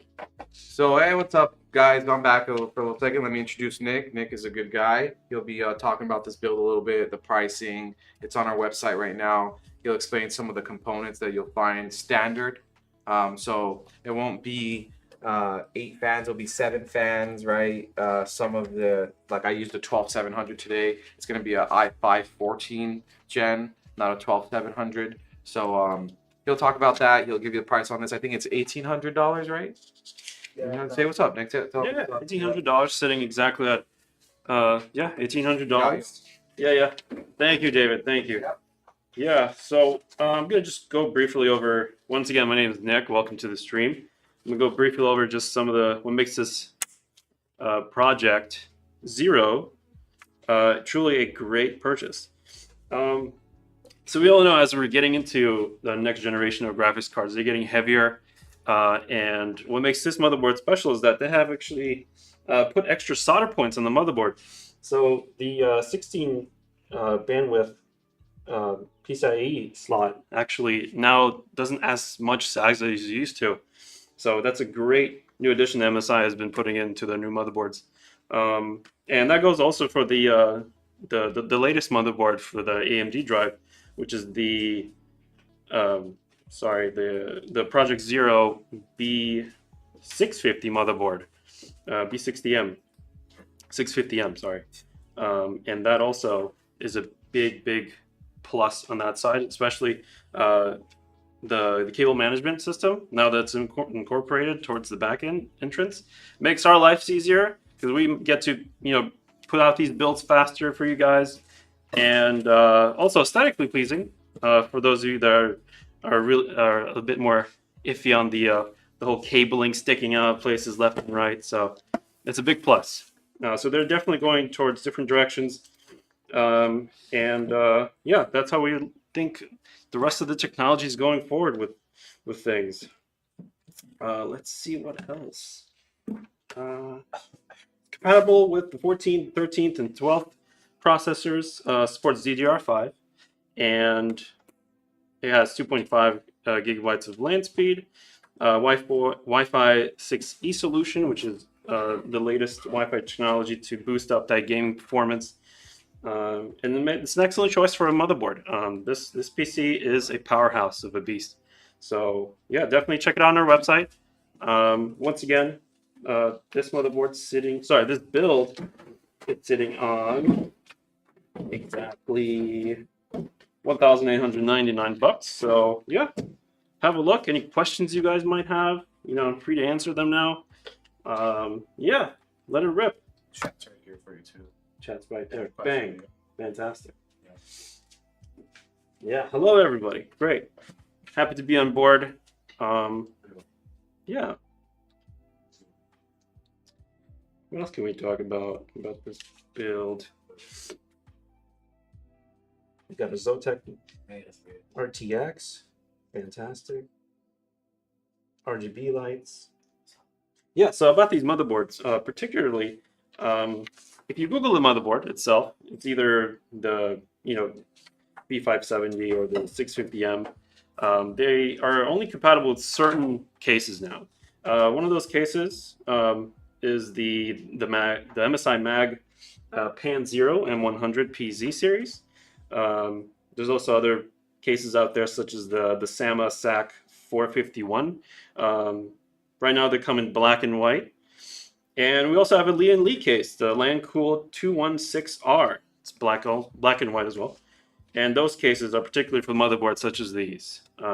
So, if you're going to buy this motherboard, just remember you got to get the right case, because otherwise you're just going to be you can't utilize the motherboard correctly.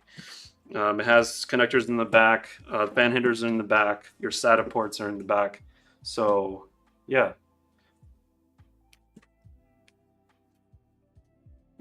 Big plus. And yeah, so yeah, keep that in mind. Yeah, sure, that's fine. What else can I talk about this key? Don't forget to mention the toasters build. Yes. It just went up on the site today. Yes. You can show it off. Will do. Yeah. Yeah, so if nobody else has any questions, I'll gladly moving forward. You can start the next build too. Yeah. Okay. Talk about the toasters one and then start the next one. Gotcha. Alrighty. Yeah, that's about it for this case. In terms of specs for those of you just joining in, And we can go through. yeah. And we got Intel Core i5 1600 KF, 16 cores. Deep Cool 360 millimeter AIO, which is a powerhouse for latest industry technological standards now in terms of hitting performance. So managing efficient airflow, super important, especially if you're gaming in the most ultra settings in today's games.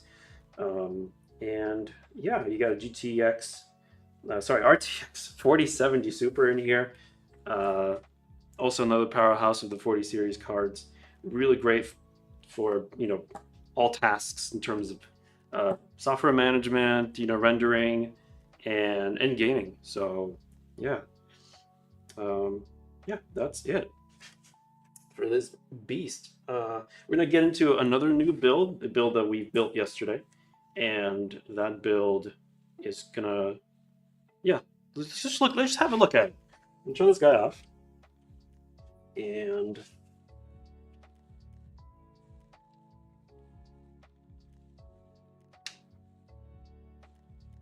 do a hard reset, turn everything off, put this guy to the side, and then we're gonna get into our toasters build.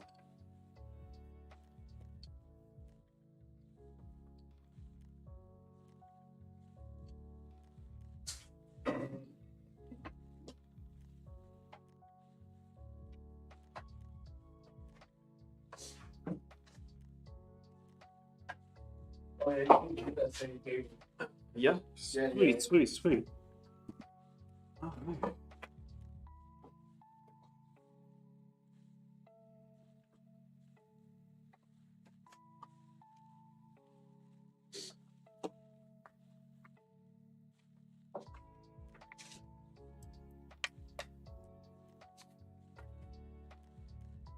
Are we on? Yes, we are.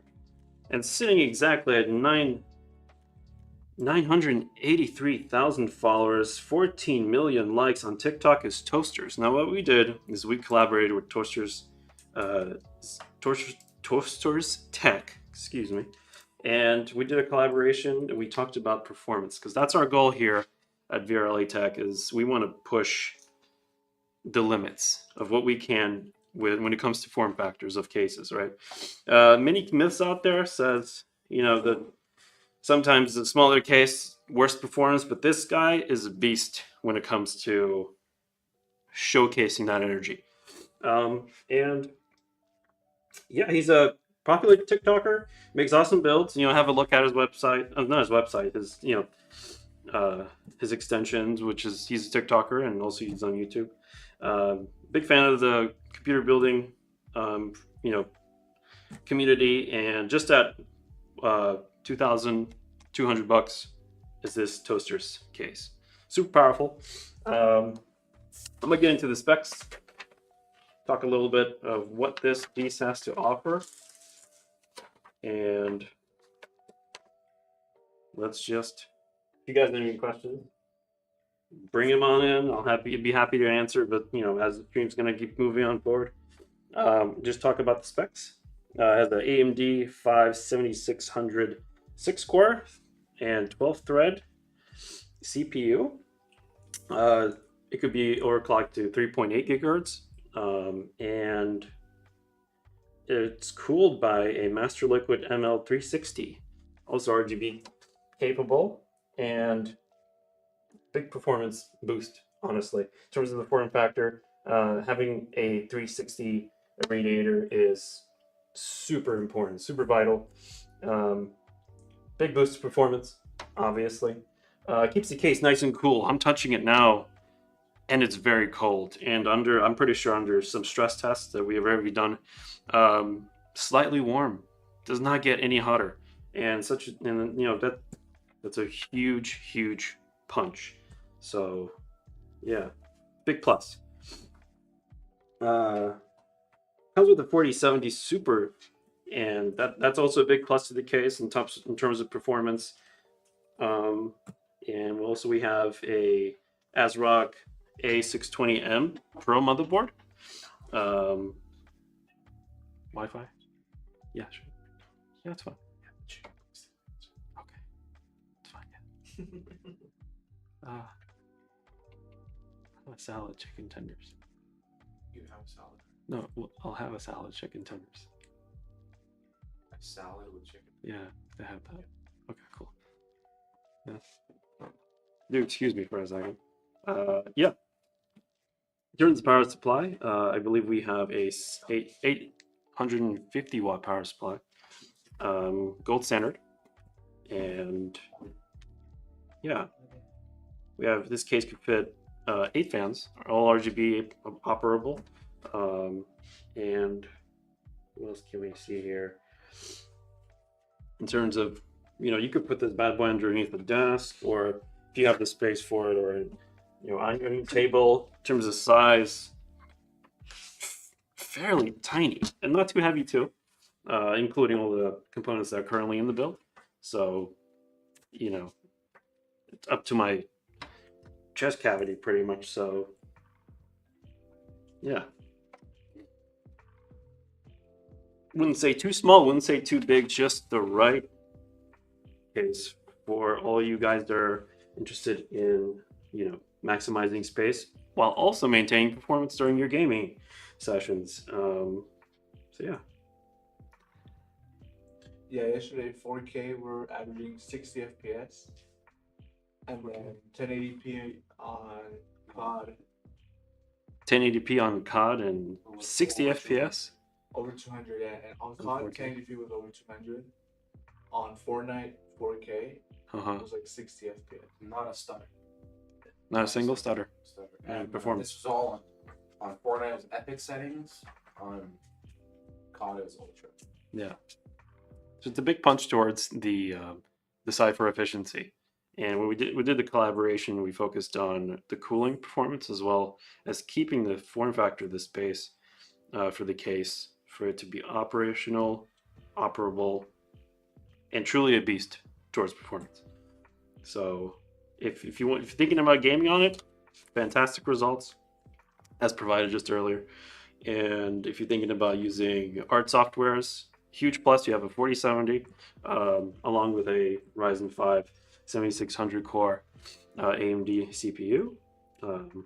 That's also could be overclocked to 3.8 gigahertz of max boost speed. And yeah, along with that is the 850 watt gold plus power supply. So you have plenty of space and efficiency to maximize performance. Really, that's all this case. I mean, it could offer a lot. So do have a look on our website. It's being sold. One more time, the price is $2,200, and yeah, it's a big seller. So enjoy if you could have it. And After the current giveaway, this one's gonna go up on giveaway. this will be giveaway. Fantastic. So once the current giveaway moves on forward, we'll be putting this one on the highlight stand for all you guys who are following currently on stream. So yeah, Specifically that one there. I got the Fortnite dub on it. So you have the one at Fortnite. and we're getting wins. Fantastic on the builds that we build as well, which is great. It's mine says Yobo Yabound. Fantastic. No, if you could have it, please. Yeah, They don't have a chicken sandwich. It's that's fine. I'll order something later. That's fine. Yeah. I think we can move on with a new build. You know, if you guys want to have a look, this guy is on our website currently, and one other thing is that it's a beast still today. So we got dubs on it yesterday.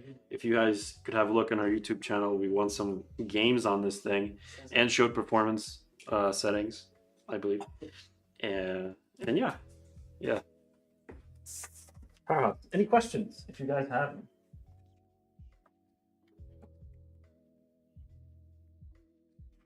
I think the stream is a little delayed, correct? Yeah, yeah. It's By how much?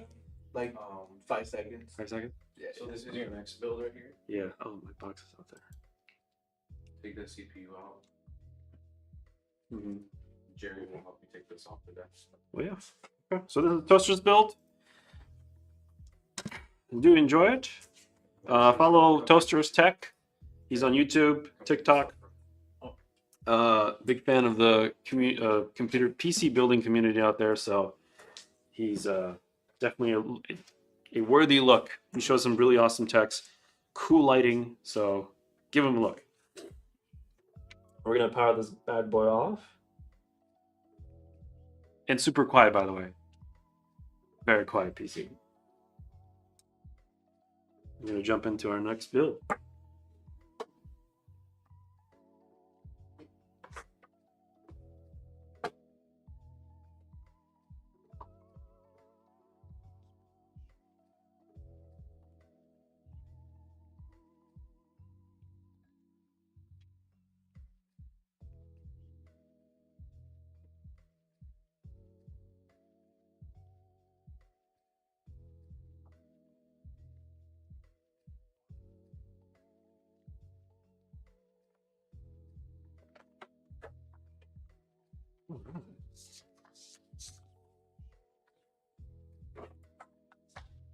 You guys got the specs for this one?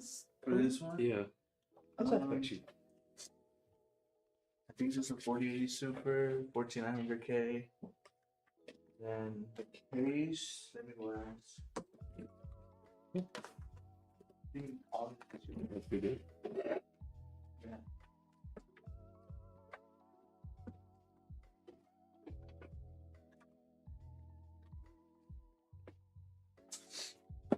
Alrighty. All cameras ready? We set? Yeah. Let's begin. Yeah, so today we're introducing a new build. Where's that case? We got a Vision case, 11 from Lee and Lee. That's just a case that I believe, have we streamed this case before? Yeah, it was like Yeah. a second stream, I think. Yeah, we did a stream on it. It's a fantastic case in terms of cooling performance. It is. Actually, we haven't done a stream with that. Oh, I haven't. Okay, so the first time then. Fantastic. Let's do it. Here we have a Prime Z790P Wi-Fi D4 motherboard. I'm gonna just hit it off from here. Let's just get into it.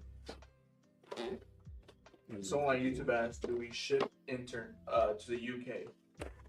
Yes, we do. We ship international. We ship international. Yes, we do. Okay. We got Trident RAM.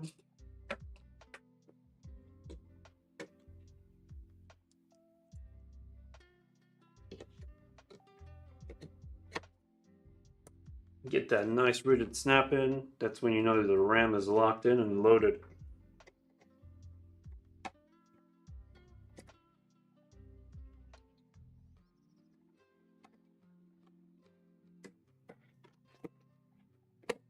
Bang. That is locked. Okay, I'm gonna take the CPU out of this one. Oh, which one does it have right now? What about this one? Which one's that one? This one is the 14900K. Yeah. Yeah, that's the one we're using today.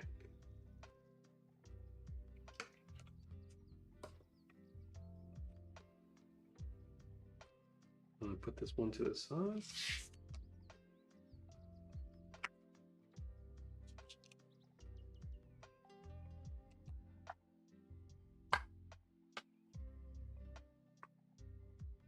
As we install the CPUs, we want to pay attention to the little corner side of it. There's a triangle. When you put them in, sometimes you look at these motherboards, particularly this one, doesn't have a triangle. Nowhere. Where could it possibly be? If you look at this bracket behind it, actually, triangle's right there. So that's how you know for these motherboards that you'll be able to find that little corner triangle. Gently put that guy in. Give it a tiny wiggle, make sure it's nice and secure. And then you want to just press down, lock it in, and that was it. Done, easy peasy.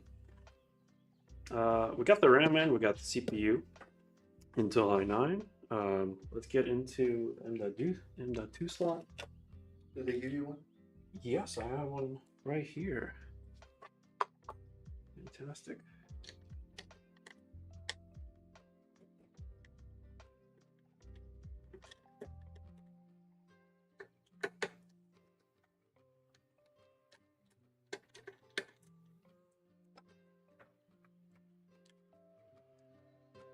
Just a little bit more. There it is.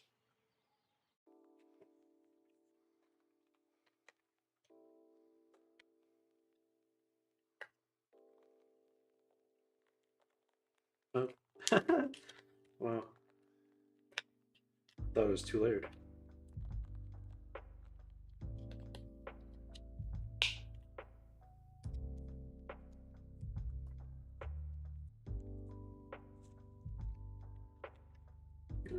When it comes to putting M.2 slots in, if you just balance it just at the end, you can actually see it floats slightly on top. You never want to push it in too low, too high. It kind of just sits automatically on there, so you just want to give that slight nudge, and it's in. We take out the little screw here. Careful with your head with the camera. It's like, Yeah, it covers it.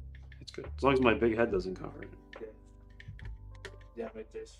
Once you lean in a little bit. Yeah, so there it is. So one more time for those of you that didn't see, it kind of just sits in like that, so I'll take it out. Sometimes you don't want to just have it too low and push in, or too high. How it already sits kind of, you just push that in, and that's it, period. Press that down, get the little screw in here.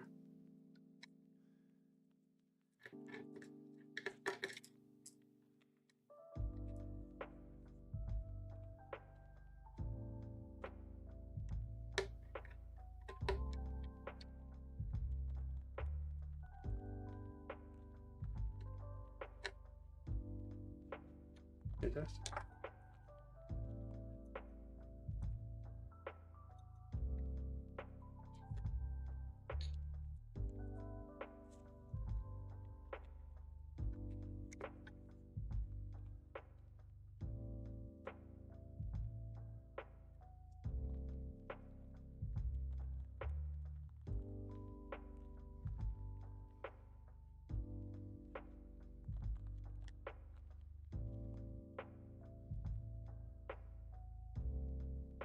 And that's that. We got our M.2 slot in, NVMe drive, and we got the RAM. We have our CPU, Intel Core i9. Now we can get towards getting the I/O shield, which I don't have. IO shield. Yeah. Yeah. We're gonna get that shield going, and then in the meantime, let's start opening the case as we start to slot in this motherboard right in.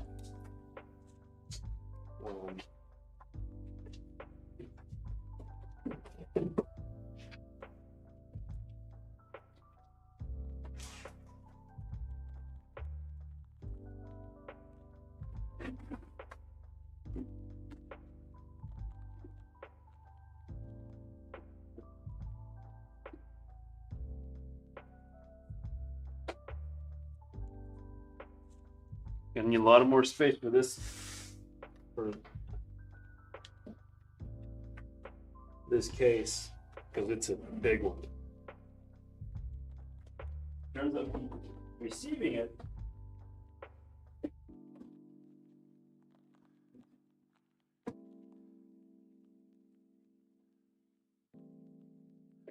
wow.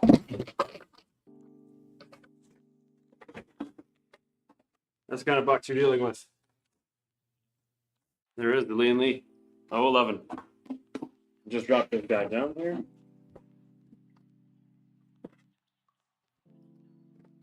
Really large case.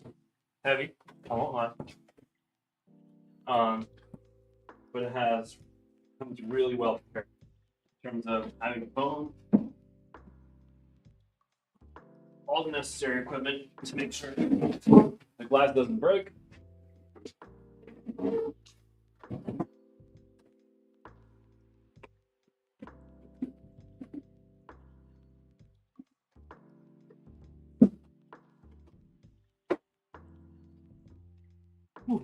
We got our installation guide. Always comes with every case. Particularly Lee & Lee case. Excuse me. Foam. Both sides. And there it is. One.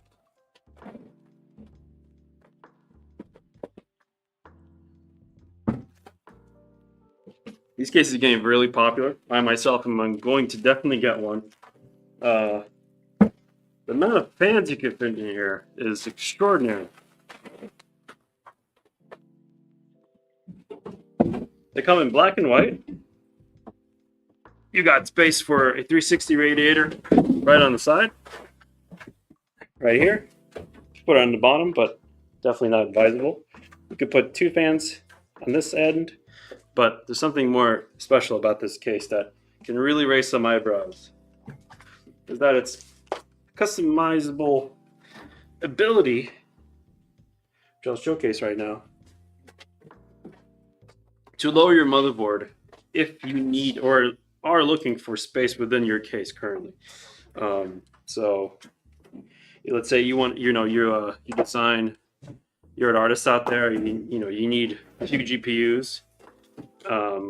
You could have that. And so what Lee & Lee did, by the way, here are the little screws out there. Real rigid.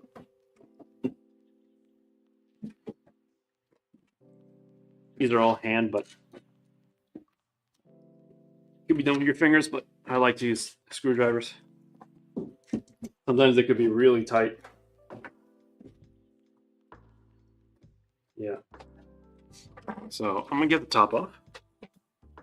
Top portion comes off first. And that's just a little pull out in this direction. And bam, that's top lid. Thank you. Place that glass panel to the side, and then we could go on and take off the front panel.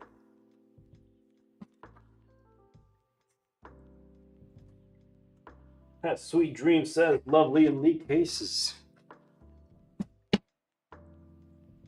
I'm actually starting to love them too. Huge in terms of the ability to put the amounts of fans that you can in here. I'll just demonstrate. Let me just get all these front panels off. Let me get into it. Nice and neat.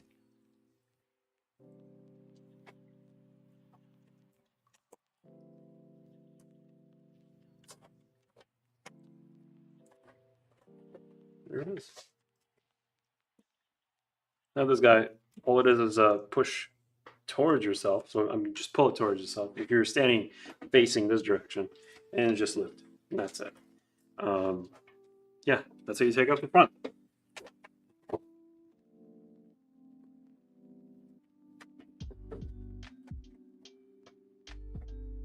This piece does not come off. Or maybe it does, but I don't think it Yeah, actually does. me and David were talking about it. It's not meant to. There's a screw that holds it. Yeah, there's a screw. It's actually right here. I'm Yeah. gonna actually show everybody. Right there. Yeah, there's a screw And that front panel holds come it. off. But since you could remove that plate for the fan to the back. Yeah, this one. This back one. Back plate.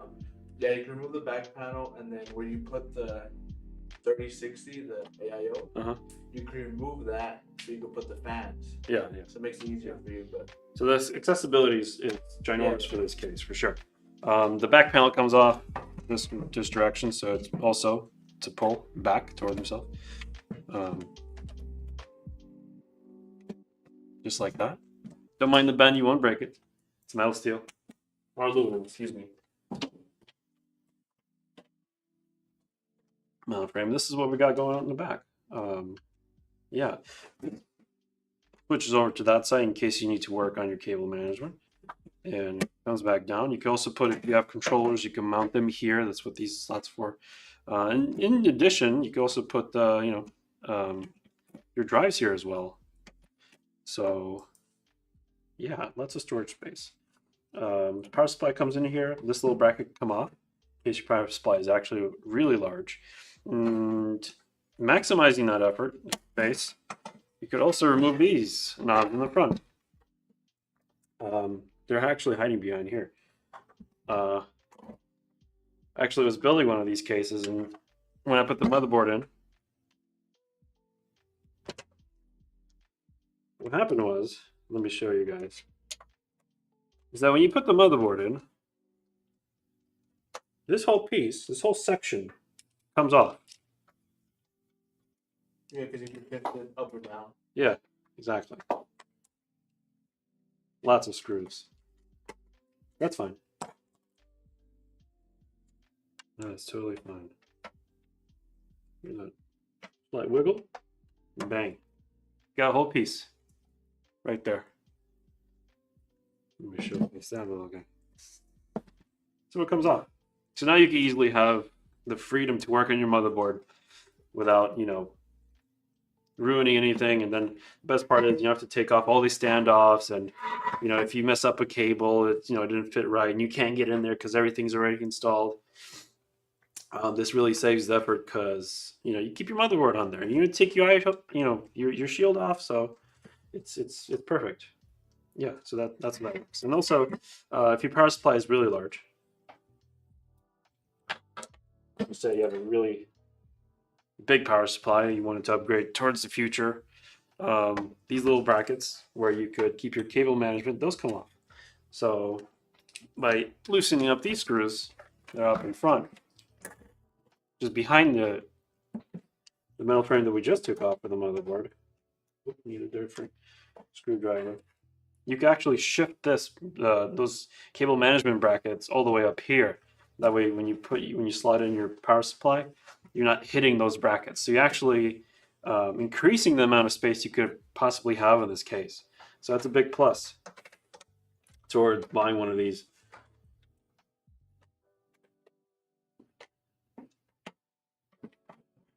Double. Those will drop just down there.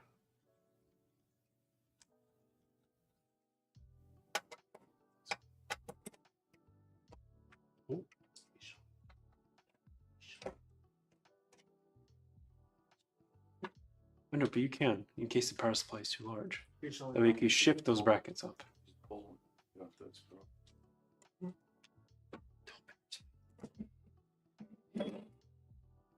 David knows a little bit more than I do when it comes to these. Oh, he's right.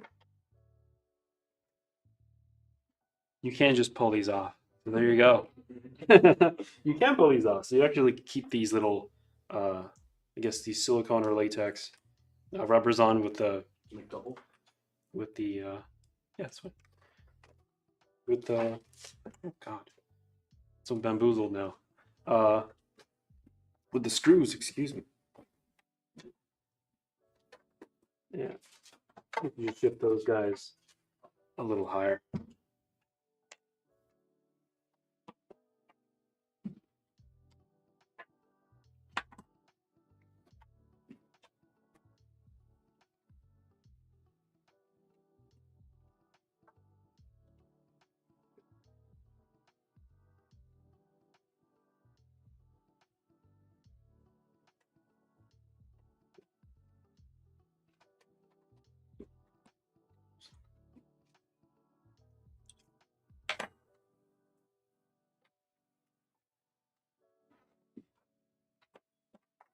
Yeah. And then you can put these back on. Yeah. Wish I had my drill. Use my drill. You got a drill? Can you use a drill? Where is it? Yeah. Oh, it's over there. Thank you.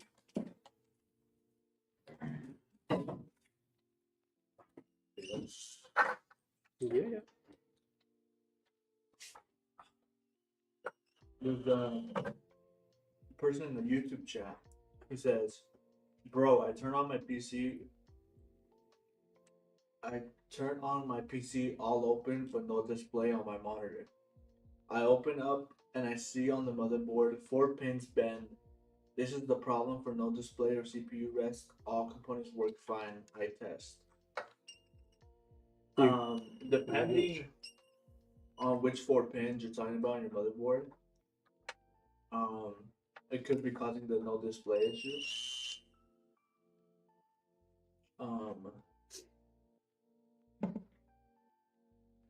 Well, you can have a look at the graphics card, for instance. Are the fans spinning? If the fan's spinning, that's great. It's good news. Yeah. If the lights are on the graphics card, that's also a big plus. It means your graphics card is being read.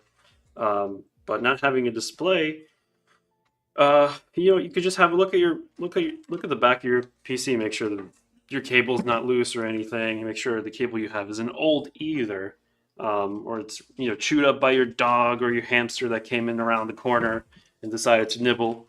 And then if you do have a motherboard that actually supports internal graphics, then try to boot your computer that way by putting the HDMI into the back of your motherboard. See if your computer can turn on. So he said the RGB on the GPU works, but fans don't. The fans don't spin. So Oh. when you first turn on the computer, if the fans don't spin, then the GPU is not. Motherboard of the GPU is not working. Motherboard of GPU is not working. Yeah. No light. Usually. Oh no, that's what I'm telling him. Oh, okay, right. No, right. Because he said the RGB on the GPU works, but the fans don't. Even the fans on the GPU or the fans. If you do have, by any chance, your warranty for your graphics card, do pull that up. But if you base back towards what really happened, were you gaming when everything turned off? Was this all of a sudden? Did you install something new? Maybe a drive? Did you misplace a cable? Go back towards what actually happened, and then let's move on from there. Yeah. And one of the big ones showcase I got about this case is that even though this piece was actually on top of here, right? So we were all the way in this area. We can actually shift this down towards the bottom section. But we're able to put it actually here and then put this bracket that came out from the bottom side, we can put it on top. So now you have the option for the right amount of spacing that you need to get that build that you have at home going. He said, Yeah. "I tested GPU on my friends today and it worked. Did you test any other parts like RAM, CPU? Because RAM is a big thing too. If you don't get display, it could also be a RAM. Could be RAM. But if you do see bent pins on your motherboard, it just depends which pins got bent. Yeah, what pins are we talking about exactly? If it's the motherboard connector pins, then that's probably an issue.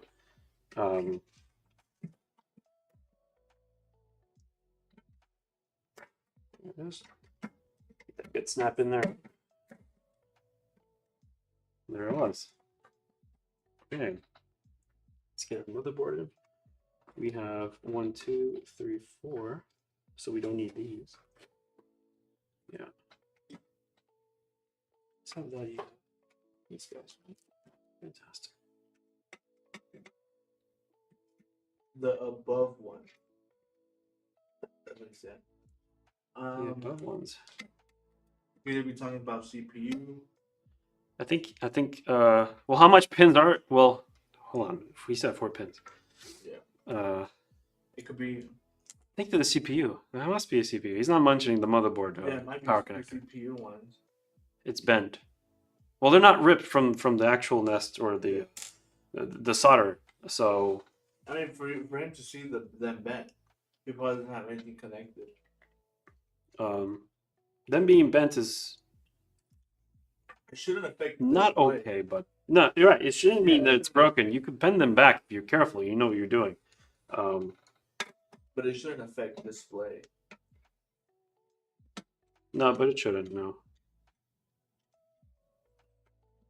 Try putting your RAM back in and out. Well, he did say his fans don't work, so that could be where he's connecting all his fans to. Mm-hmm. So yeah, maybe if they are bent, try to bend them back. Plug in back where the fans go. Reseat your RAM. Maybe your RAM's not seated correctly. Can you move the PC a little bit forward? Yeah. Thank you. Yeah. Getting this motherboard slotted in real quick. Sitting just right. So we got zero wiggling. Everything's nice and rigid. Check the back. No shakes. We're ready to move on forward. Get the little bolts on.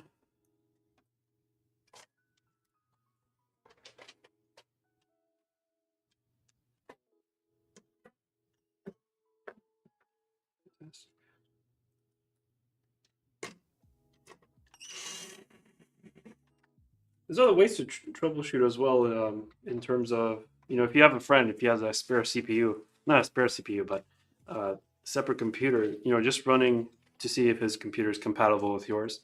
Yeah, he if could you test have your RAM in case your RAM you think is faulty. Yeah, if you have your friend's computer, try to test your RAM and your. Yeah, I also suggest test your RAM as well. See if your RAM works on his computer. If not, then you could diagnose that the RAM isn't working on his side. Oh, I mean, on your RAM isn't working on your computer as well. Cryu, welcome to the stream. Did I say that right? Cryo? Yeah, cryogenic flow. Hello, hello. Welcome, welcome. If you just joined in, we're building a Lee case, the 011 Vision. Fantastic case. We'll be demonstrating how awesome it really is. Yeah, so we got a motherboard in, and now we could get into, let's see. What specs are we putting in this PC? What specs? Let's have a look.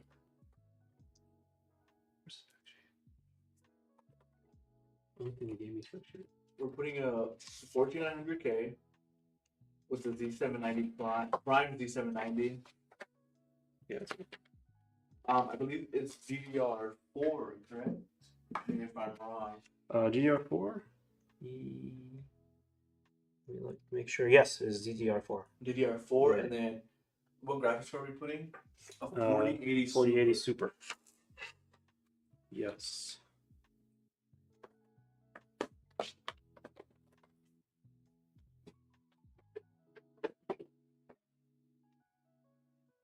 This will be the second build we're building today.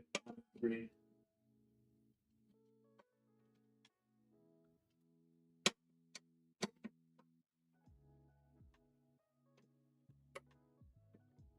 This slot comes off. You can install fans individually instead of, cramming your tiny fingers in the little sockets of this case.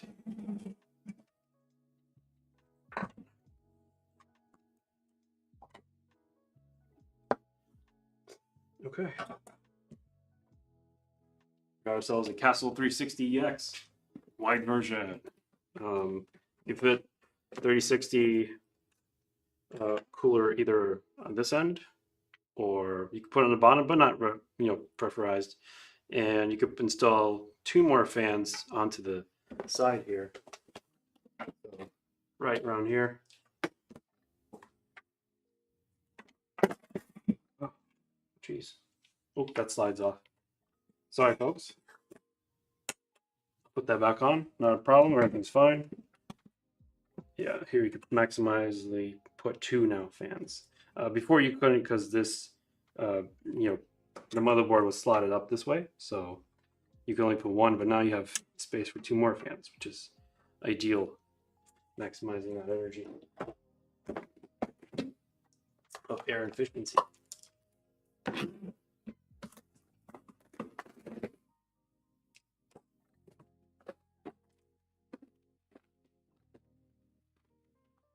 The PCs you build on stream go sold on your website. It says Cryogen Flow. So the first one that we did have today, that one is on sale on our website. Yes. We also showcased the toaster build, the Toaster build? collaboration with them.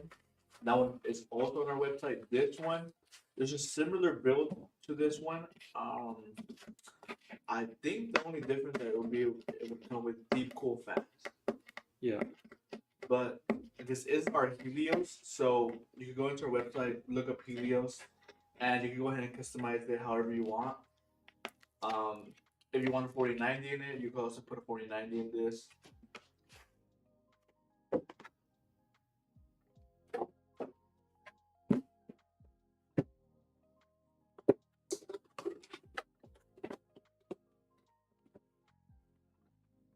Running out of space. This case is large. Yeah.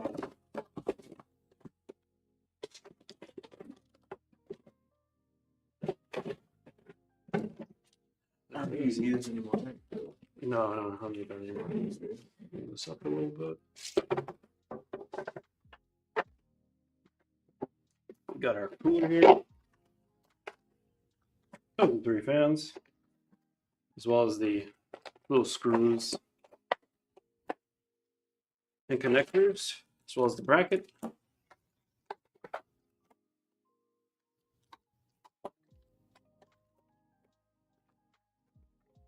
RGB connections.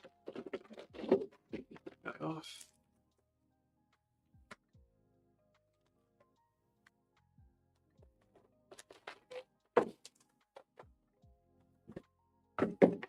Looks like we lost power on the camera again. Let me go ahead and change the battery. Oh yeah. Sure.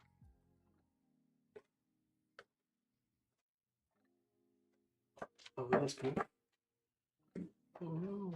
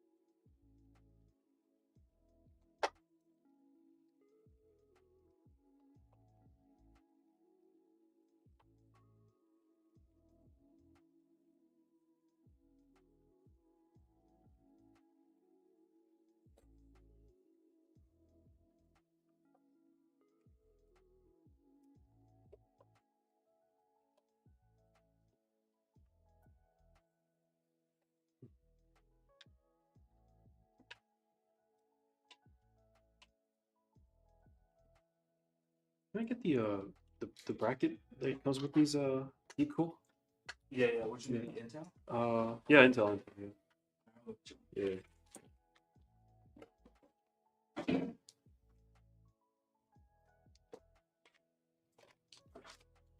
Oh, we're back.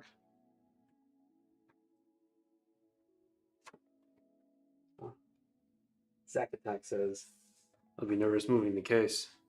No, it is. It gets quite heavy after a while. But you know, remember, you're getting the best when it comes to performance. So, big punch. So, like I said, what makes this case really special is that in case you forgot to put as you're building let's say, you know, the bracket on the back of this power motherboard, you can now take this whole piece off. Yeah. Yeah, thank you. Sweet. And then you could make that adjustment by putting that on seamlessly on the back without taking all those screws off again. Yeah.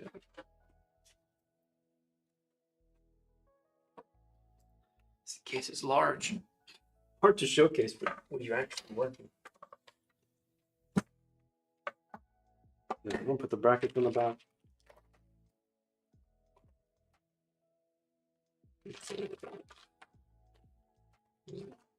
Okay.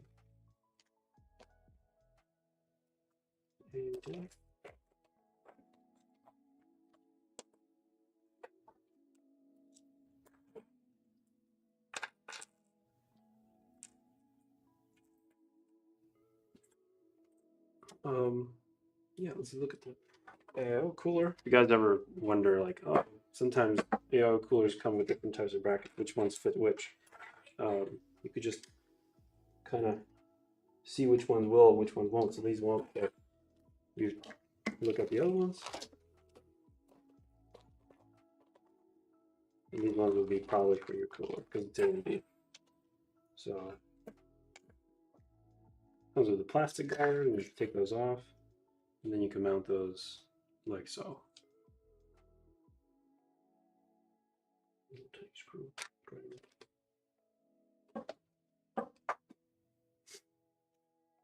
Where's the little guy?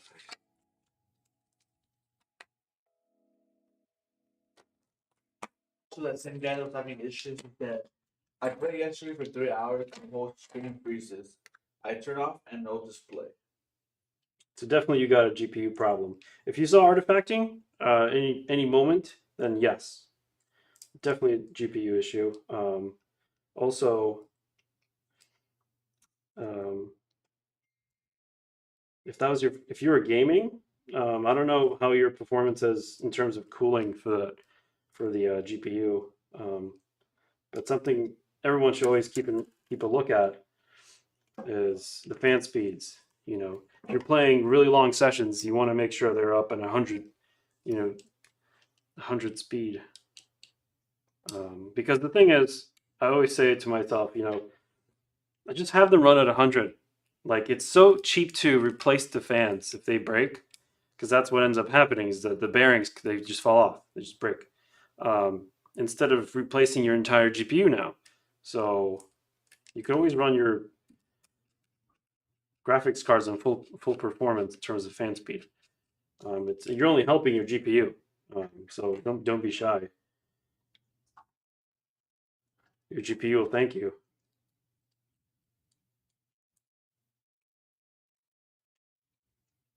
He said the max he would get is 55 Celsius. How long have you had the graphics card for? That's a good question. Or did you buy it from someone else who probably was mining on it? He said GPU works. I tested today on my PC, on my friend's PC. Yeah, like we said before, I'll say go ahead and try your RAM on his computer. See if your RAM may be the issue. Because that could also cause no display if your RAM isn't working. Yeah, so before you go ahead and go buy another motherboard, I'll say if you're able to test your parts with another computer or your friend's parts in your computer, I would suggest doing that to try to diagnose exactly what's causing the issue. And no RGB on keyboard.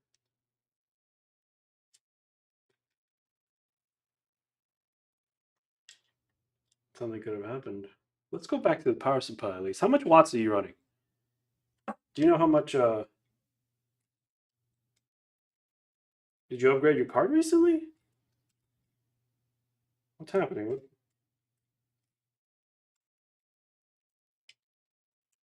These tiny screws are such a pain sometimes. Oh, there we go with a little bit of nicked it a little bit. 650 watt. 650 watt. What GPU was it? He said. He didn't mention the GPU. He didn't mention. What kind of GPU do you have? So we got our brackets on there. Let's dive into the back and install the back piece. This for Intel. Yeah. For the 3050. 3050. Let's hold card. Yeah. Yeah, like we said before, if we do have another system that you can test out your parts in, so like you said, you did test your GPU. I'll go ahead and the next thing is test your rack sticks, see if maybe they have gone bad. If not, try reseating your CPU. Your CPU might need new thermal paste. Could have been a heating issue too. Sometimes computers have that new system where if it gets too hot, it just shuts off. Meanwhile, you said that your graphics card happened to be at good temperature, but was your CPU at a good temperature? So definitely give it a look on that one.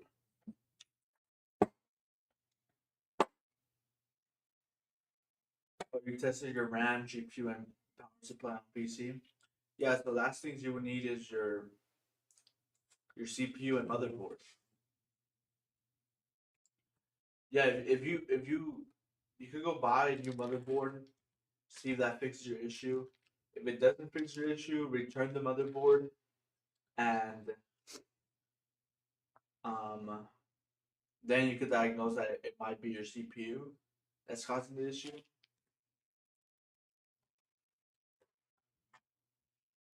I believe these look all the way as far as that. Yeah, I don't think I don't put for AMD you put these little guys and those come off with the little plastic ends. You don't have the long screws. The long screws. I mean, they have these, but those are the top ends that you screw down with. Wasn't there a? Let me go look at another bag. You know, like the spring ones. You know what I'm talking about? Yeah, the spring ones is what I'm missing. Yeah.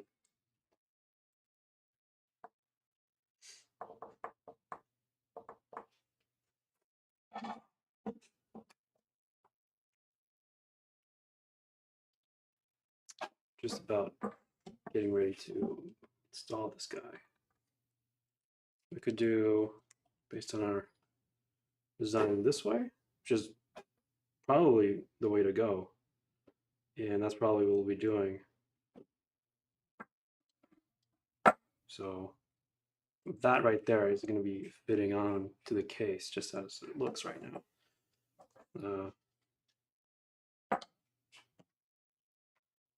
Yeah, just waiting on a few pieces to come.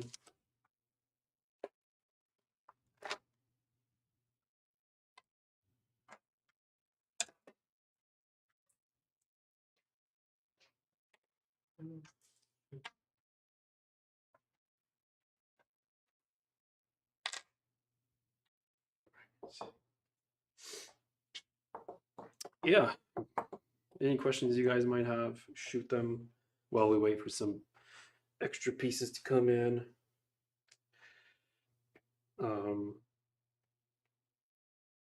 Yeah, in the meantime, I guess we can install the fans. So while we wait for that, move on towards the fan area.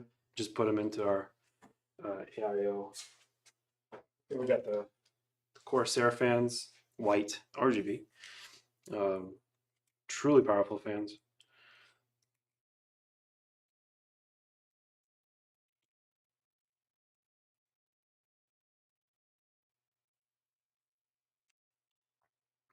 As we are building, what we want to do is already try to figure out our fan configuration. So what's our pull and what's our exhaust?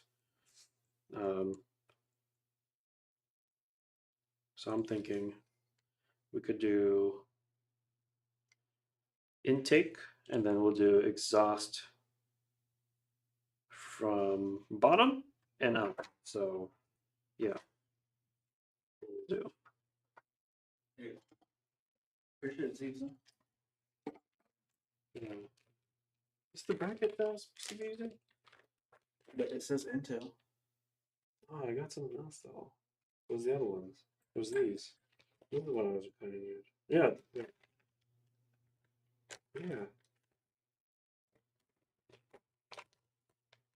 Shit.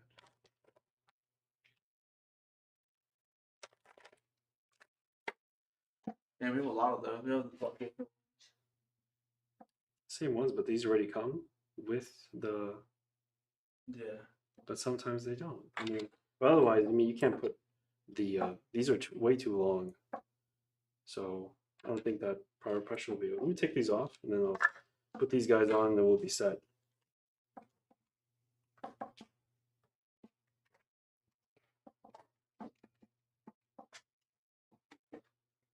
On the giveaway site, it says to tag two friends, but which post? For the giveaway, you could tag them on Twitter. The more the better. It shows that you're more active. So you can do it on Twitter, TikTok, YouTube, Instagram. Yeah. So the more on more socials you do it, the more it shows that you're more active.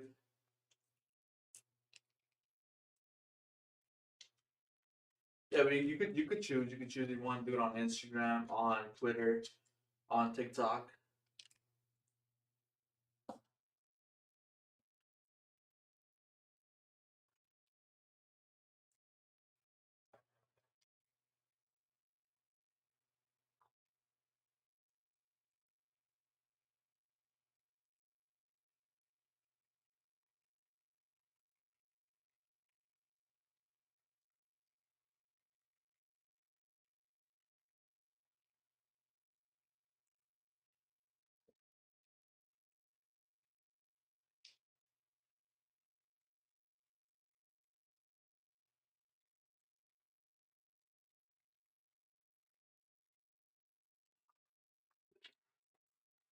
A little short delay, but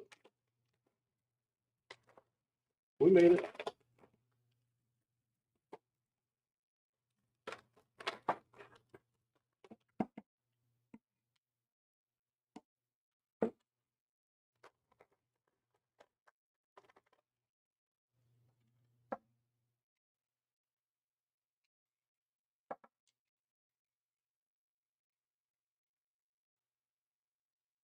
Is there music playing on the stream? Yeah, No? in the Yeah. background. I don't want to get too quiet, but sometimes it just happens. You want to stay focused.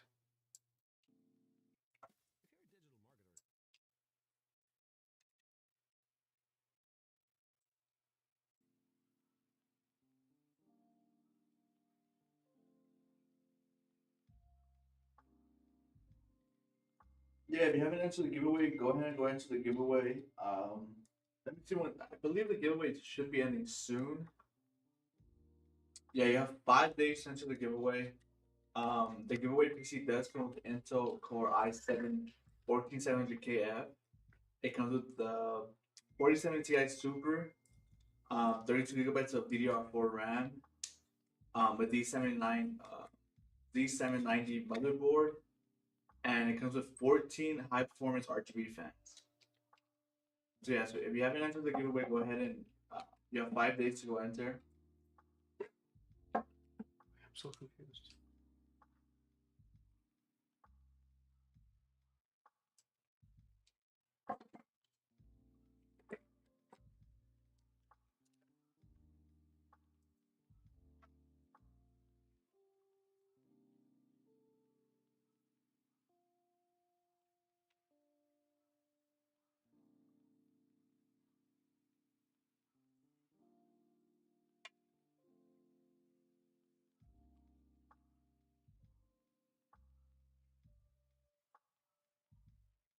Hang on.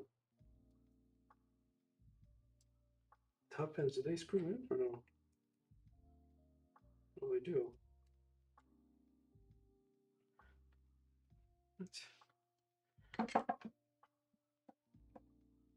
What? No way. I already messed up so bad on the stream. Hang on. This piece goes on like that, Yeah. right? But I have Am I using the wrong bracket on the back end then? Did you use the one I gave you? Not the one that came with the. No, use the one I gave you. The second one I gave you. Yeah. This is for AMD. There it was. I didn't get another bracket from that. Yeah, no, I think that one was missing. Missing brackets. I mean screws and brackets. Do something goes off. There it is. This is the end that gets.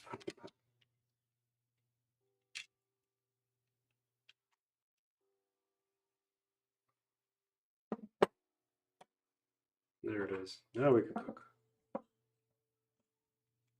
It could be gonna be like that. Just push that in the bottom.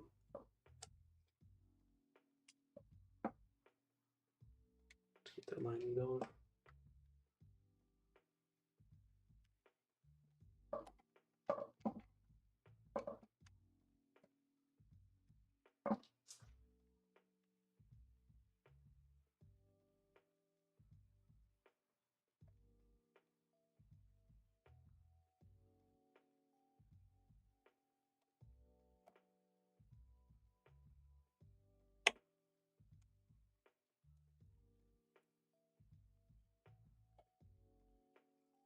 These brackets, they slightly move, so you could always readjust or realign this where the screw needs to get screwed into.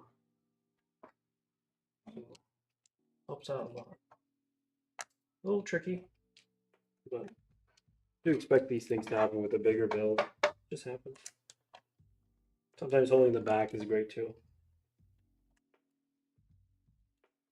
So that could sit just right.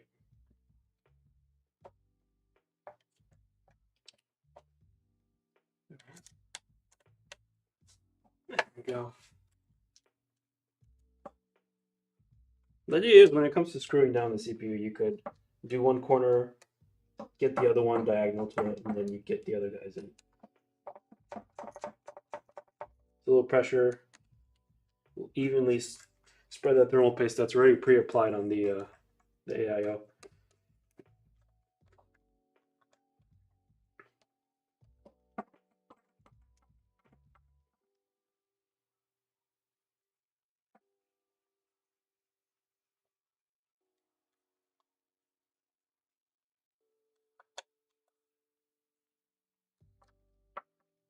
There's not too much pressure, and you just got it.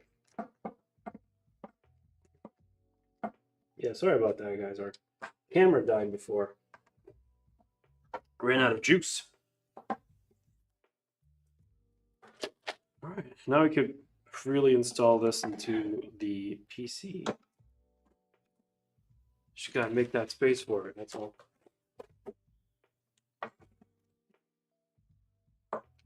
When we build them, usually we have a way more larger table. Because sometimes, people order towers that are really large in size. So we need that extra space.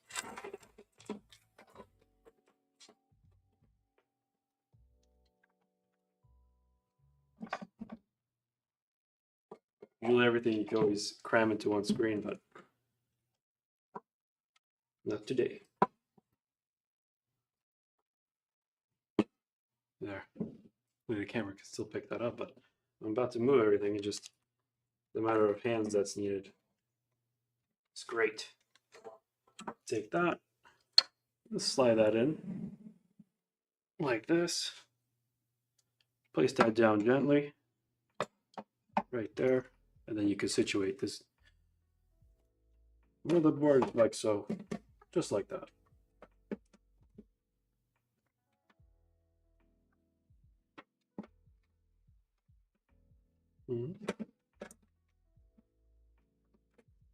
There it is.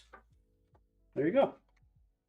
Lock that screw on top in place, and then you'll get the rest of the I believe it's 1, 2, 3 more locks, and you can lock that up.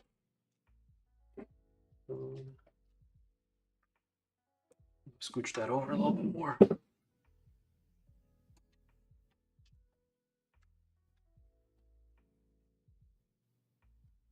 Yeah, that's fine.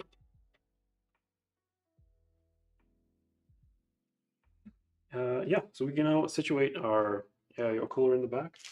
I'm gonna get these doors in.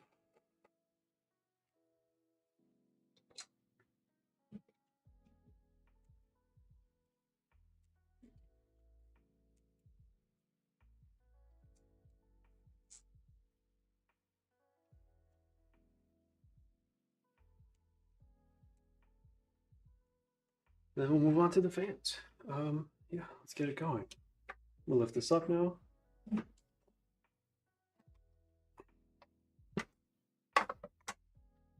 This really stands a little bit on its own. And then you can press that against it. I'll just point towards the camera area.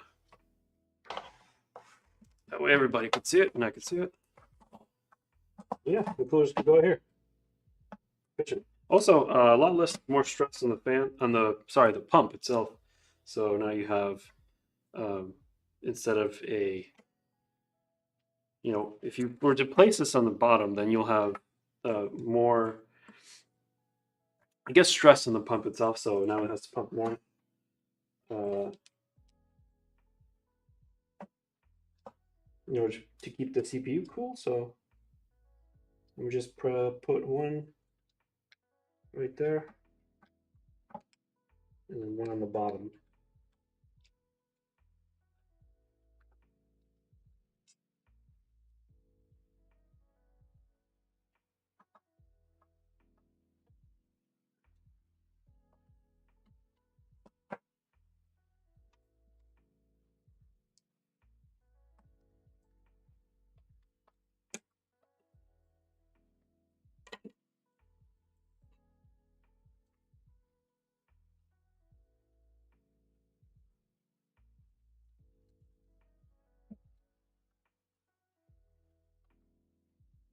There you go. Right there in the middle. Get the last few in. Now I can use a drill to speed things up.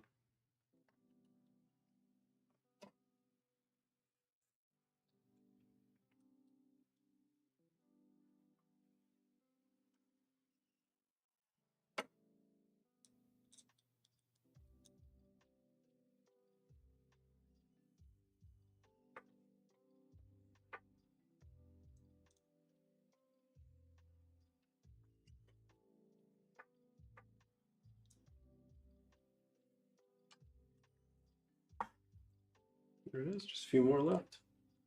We'll keep on going.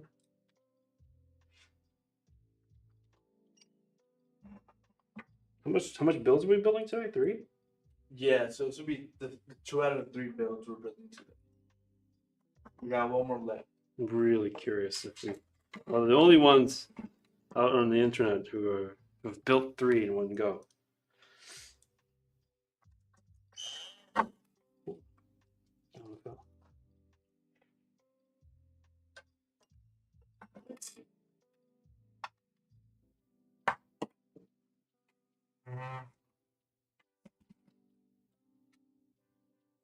Let me get in there.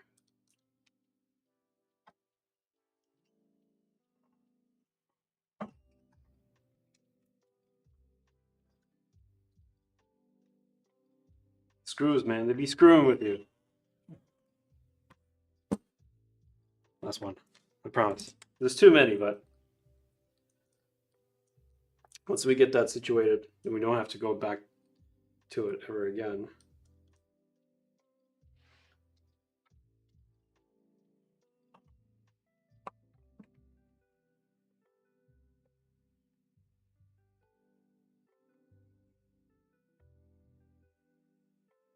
I'll be right back.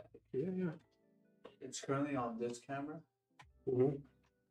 So I'll be right back.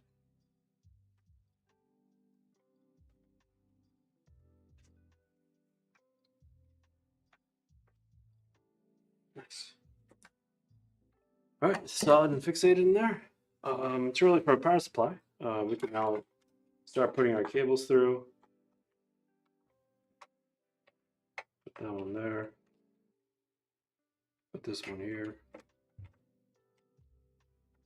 We have a audio cable that comes with the fan, like many cases do. We have our front panel connector. See, and that's the thing. That's where all the technology is going. And it's like, you know, if the motherboard changes, then the whole case has to change. So at this point, if you have a case where you can manage all the wiring on its backside, you never have to focus on going to the front and figure out, oh, well, now I gotta look in here. Oh, it's the wrong pin. Then you bent the pin because like you put it in the wrong one because you just can't see. So having all that manages things way more better. It's just more efficient.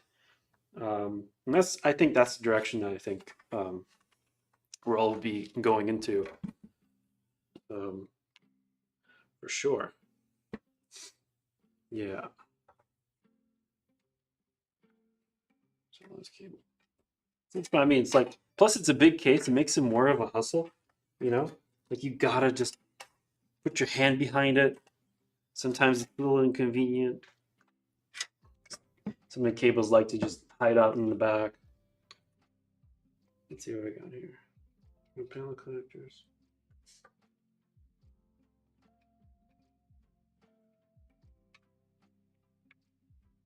Bang, like so. No audio. Right there. You gotta go in the back again. You gotta pull these through, you know? So that's why the recent build that we just did, a lot more faster because everything's just optimized on the back end. So efficient, fast, great. Makes us smile. And aesthetically pleasing for the people who got the motherboard.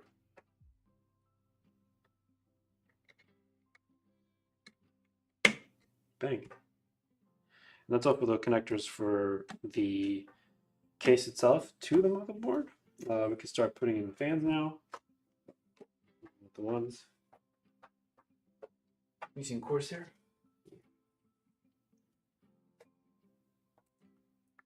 They give you the hub for this hub? No, it's the fans themselves.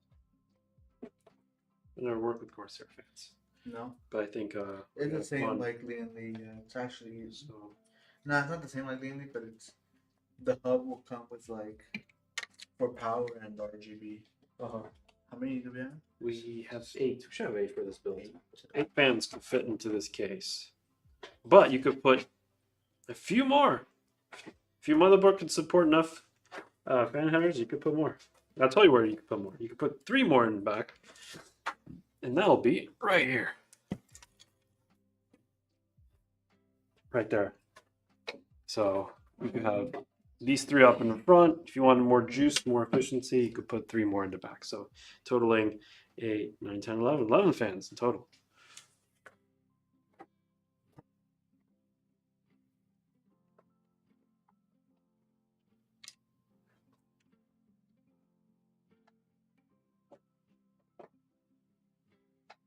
Yeah. You know, I'm gonna remove it.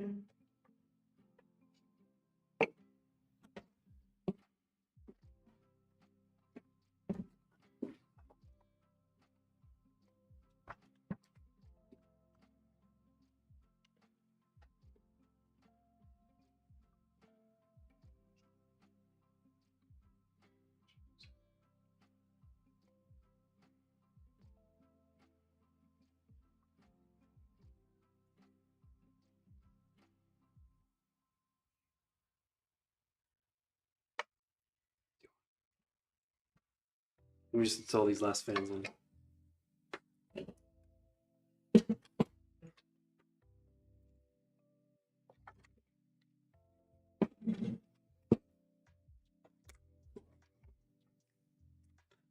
They're all like, bring Dave back.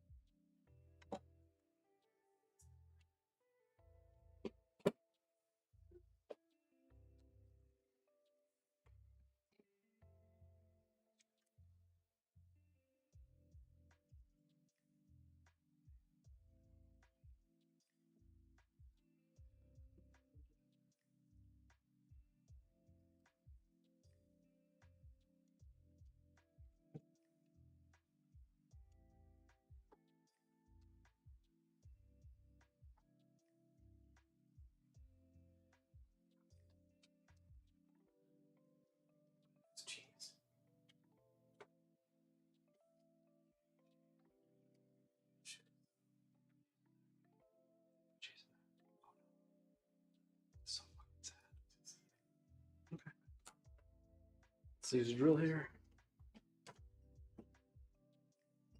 Just be gentle a little bit.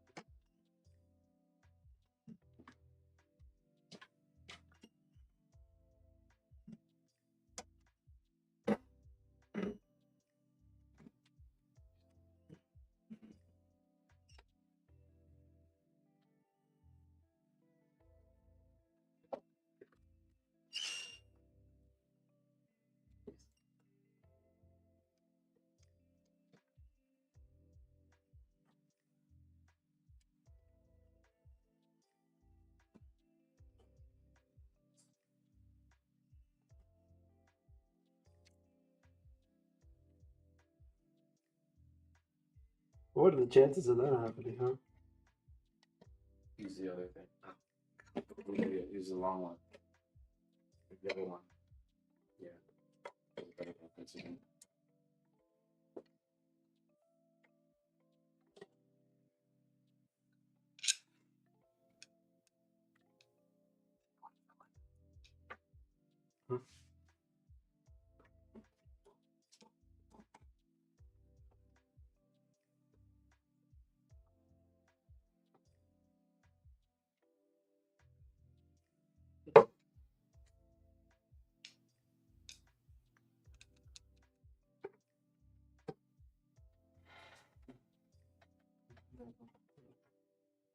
You should.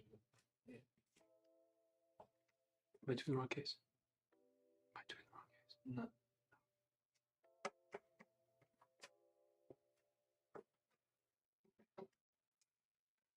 To where these guys are in. This screw won't go in.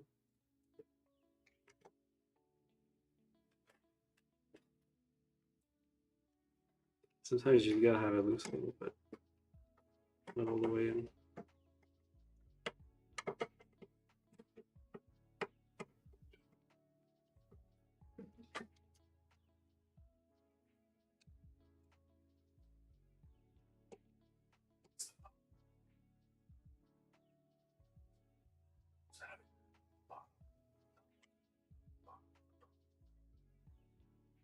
Hose on top. What about the pump? The hose? This?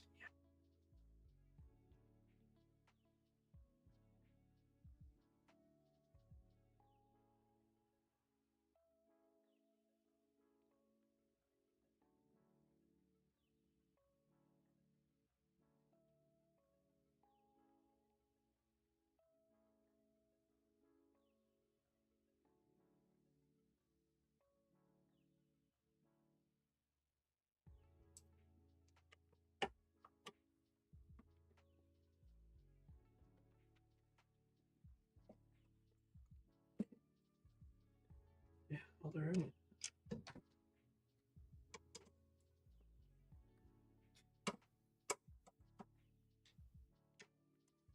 There's the fans that just don't sit right in.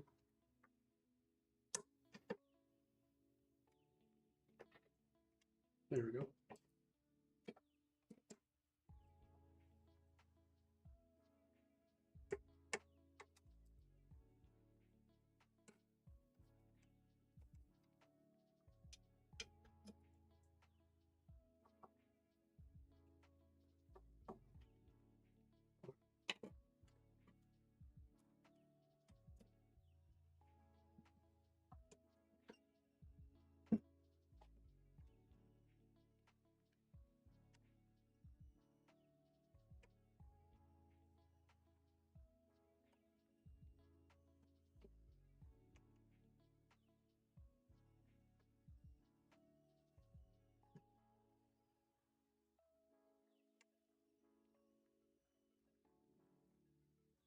Last one. There. All set. Guess maybe change that. Really? Yeah, it's like aesthetics. All right, let me use the tool then.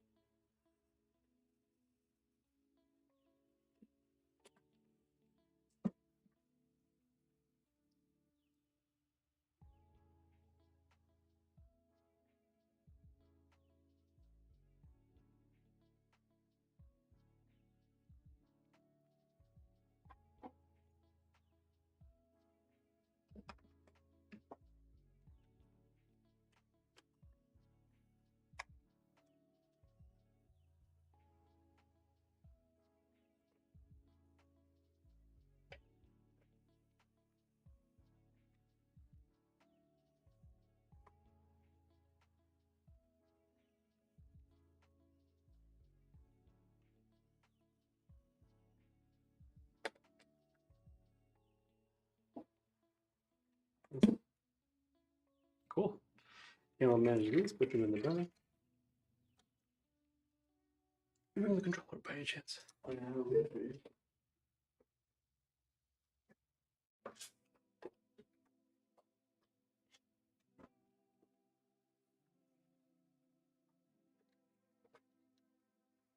All these in the back end. They come with two headers. One's for RGB, the other one is for the power. That can be easily controlled if you have the controller that comes with it.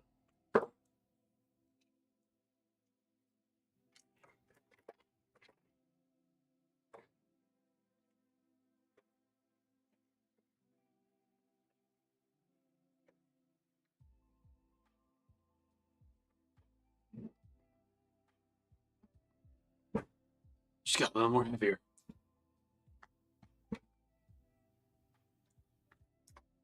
Just feel these out. Will that work?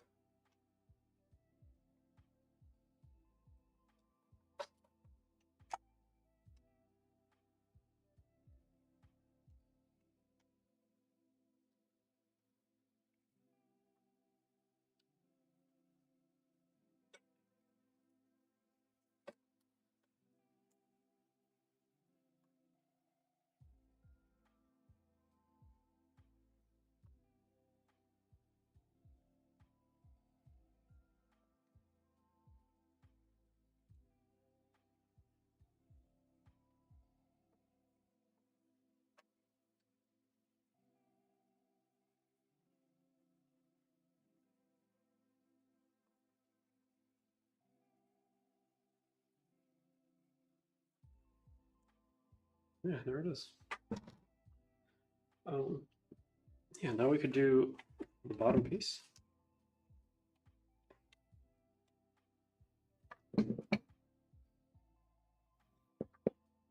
Install it in.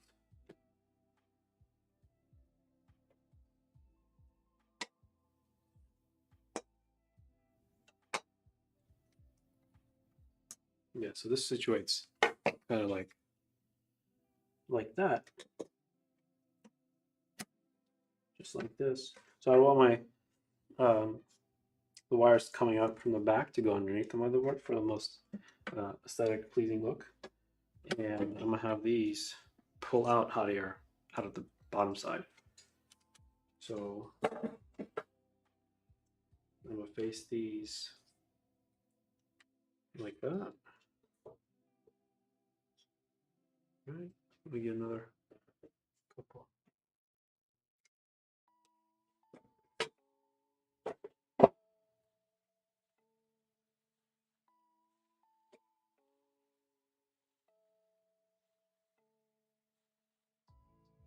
Kind of just even it out a little bit. I'm gonna show you guys right now. 1 second.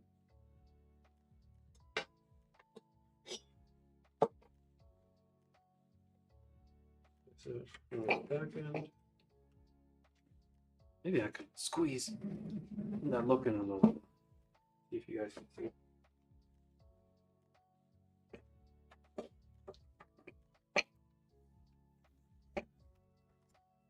Thank you, sir. Yeah. Just an even amount of space right here where you can put it right between the entire metal frame. Right there. So these latch on towards the back. Let's see, we got some room? Yes, we do. I think we do. At the back. Yeah. There it is. Yeah.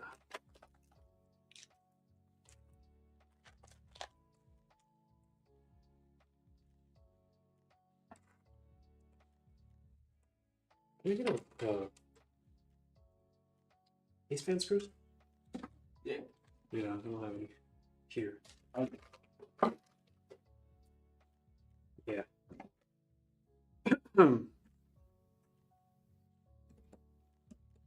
Got a hub. These will be connecting all of our fans to. Looks like we could fit 6 fans total into this guy.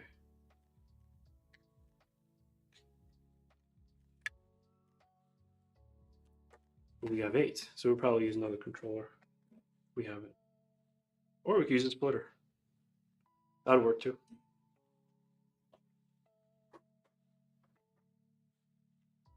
And it's only could fit 8. I'm sorry, 6. Yeah. Yeah. Is there a splitter? Yeah, I'll get it. Cool, cool. 3, 8. Right? Yeah, heavy fan, so splitter for 2 more fans. Yeah.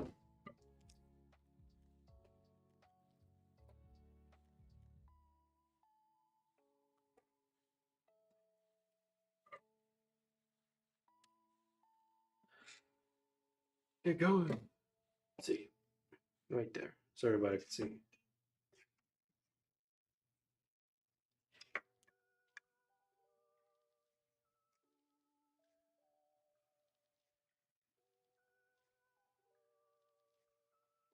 Sure that sits well.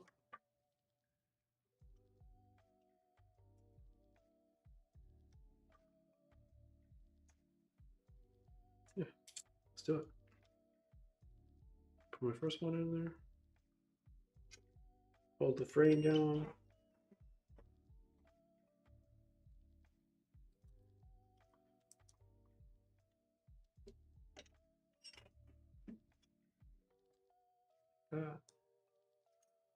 I get this middle one going.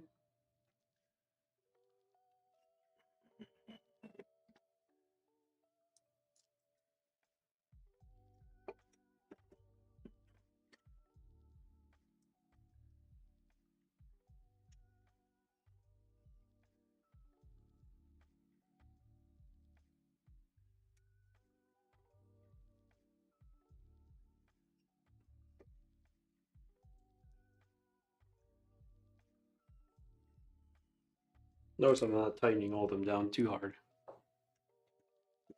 In case they move a little bit, like that one did.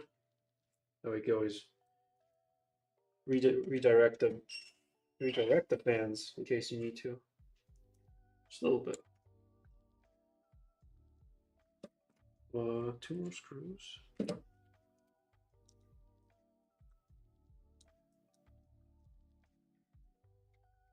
In addition, you could fit, besides the 120 fans, you could also fit 140s.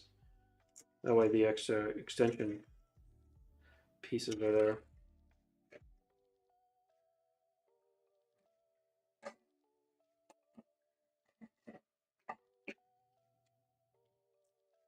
Extra slots.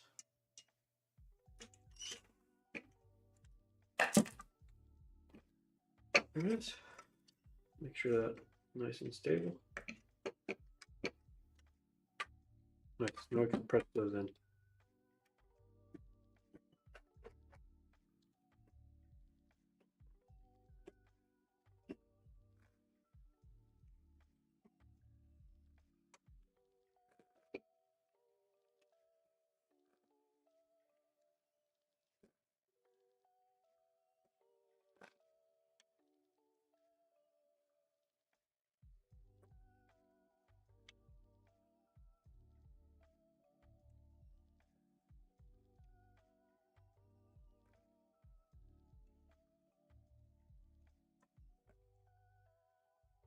There we go.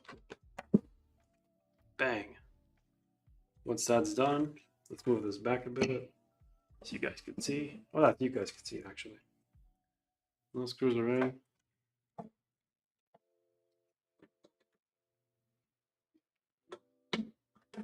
Bang, press down like that. Then you could move this one up a little bit. Well, actually, I don't need to. I don't need to.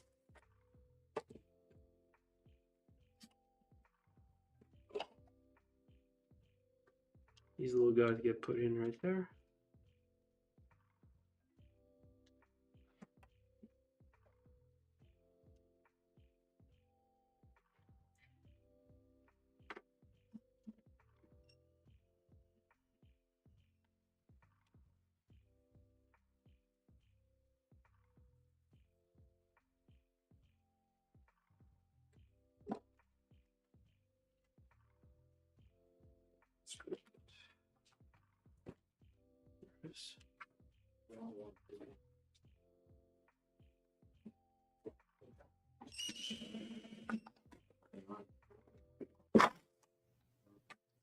Lift that up and put the fans in the back.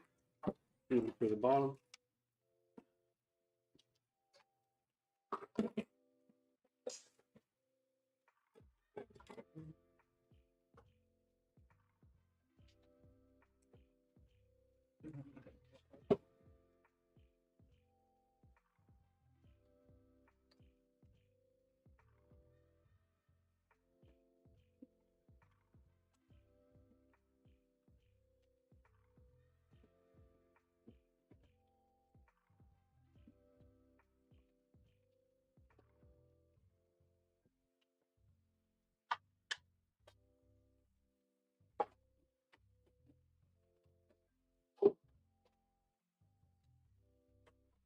So in hearing that in the background, some breaking things. What's up? What's up, guys?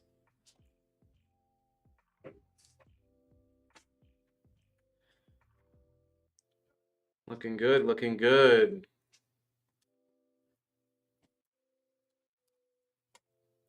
How you guys doing in the chat?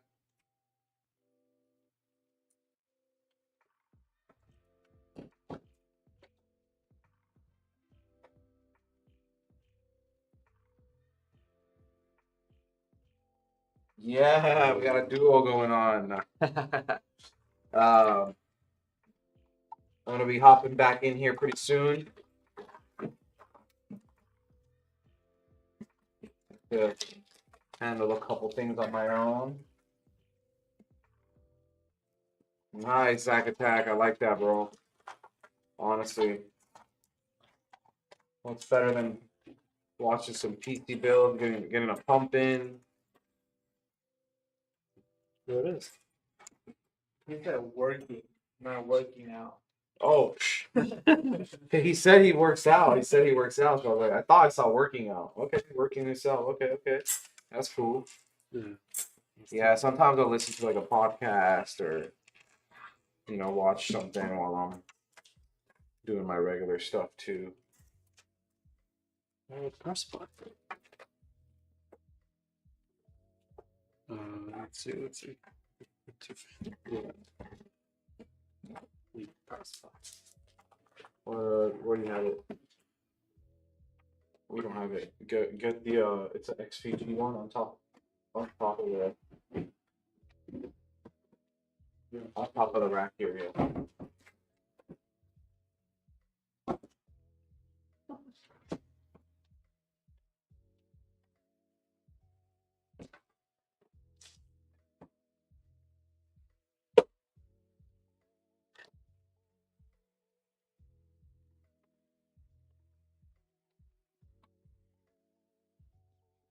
2 hours before the gym, so you go right after work. That's what's up, dude. That's what I do too. Gotta get a little pump in, Let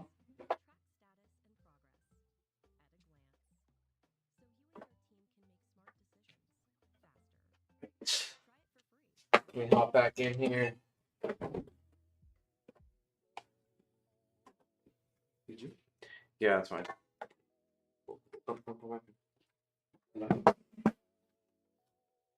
All right, y'all. I'm gonna check back in here. Thanks.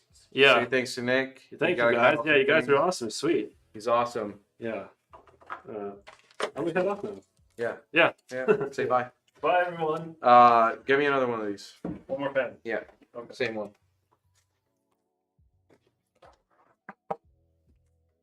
All right, y'all. So beautiful 011 Vision here. 011 Vision from Lee and Lee. They don't disappoint. They just keep coming out with good stuff, We got,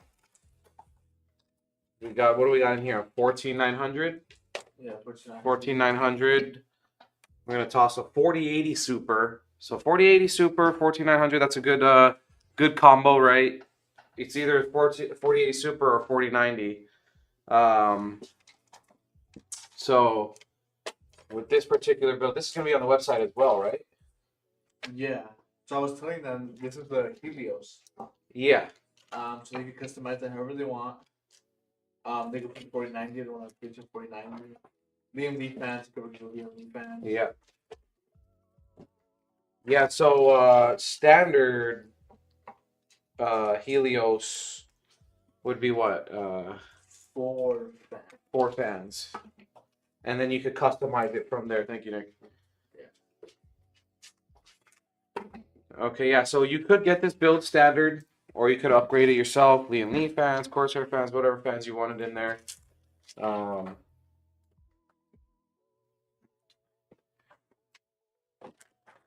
Today we opted with, because we've been working with a lot of the Lian Li fans and all these different fans, so we figured we'll do some something different. So we tossed these Corsair AL fans. These are kind of like you know, radiator fans in a way, but you could nowadays it really doesn't matter much what kind of fans you use, you know. Radiator or not, they're gonna push air just as well, really. But yeah, the longer fins are kind of designed to push through a radiator. Let's get this area cleaned up.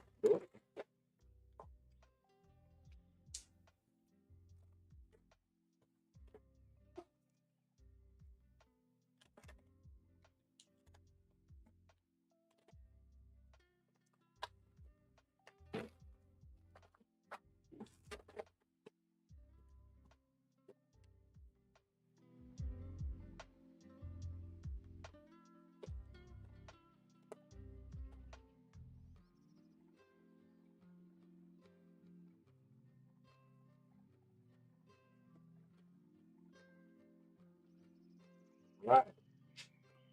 So you know what? We're gonna flip these fans actually. Oh, you know what? No, that's fine. It's looking good. We're gonna add these 2 other fans here.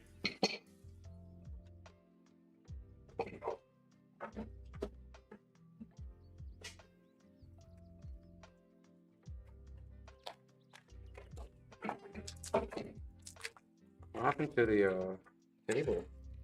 I don't know. I kind of like that when you went. Yeah. We'll clean that up.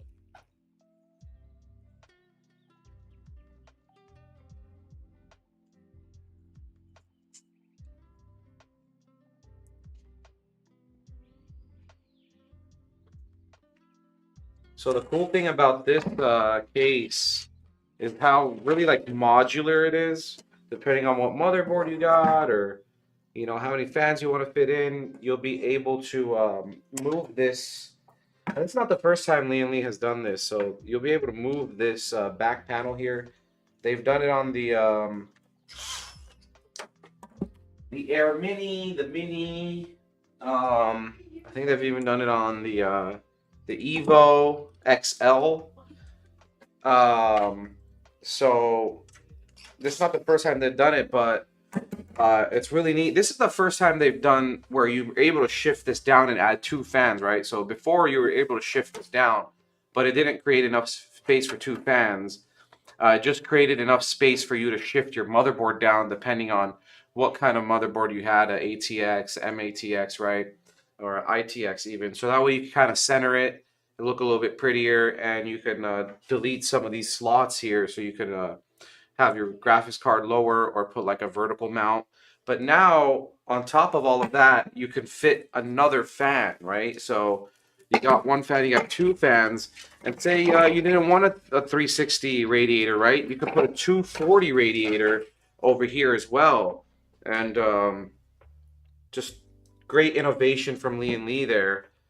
So you can fit a 240, right? Because you used to be able to fit a 240 on the regular O11 Dynamic, but it didn't really fill out the spot, right? You would have to kind of center it, and because it's fitting into where a 360 would fit in, so you would lose a little bit of the space there. Here, it's all tight, neatly compact. If you did want to fit a 240 there, and it'll fit perfectly in, you wouldn't waste any space, you wouldn't have any dead space. So that's the cool part about this case and the new innovation from Lian Li. Get that in there. So, but today we are using a 360, right? So we're gonna have the 360 there. Obviously, you would not put that on the bottom. Maybe if you had like a a GPU that has an AIO attached to it, like a water cooled GPU, but like kind of those AIO GPUs, you would put that on the bottom. In this case, right, you wouldn't have any other space. You put the CPU AIO or the GPU AIO here, and intake through there, maybe exhaust through here. Just depends on what your components call for. But nonetheless, we got a 360 here, and we're going to put a 4080 Super that's just air cooled. So we're just going to slot that in regularly. So next step here, I got these fans, got all the fans in. We're going to go ahead and do some cable management. These fans, they run off a controller. This controller has 6 headers for RGB and 6 for fan power. So we're going to use another controller for the rest of the fans and RGB. Where are we going to put this? So let's get this pump header in.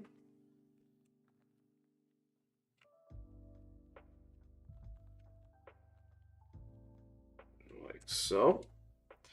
And I'll just hide this cable back here. I mean, it's not too ugly, right? It's hiding back there.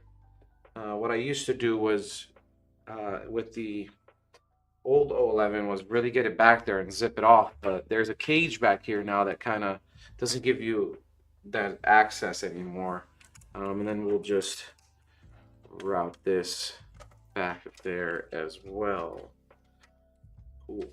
All right. So next, let's do these fans and controllers.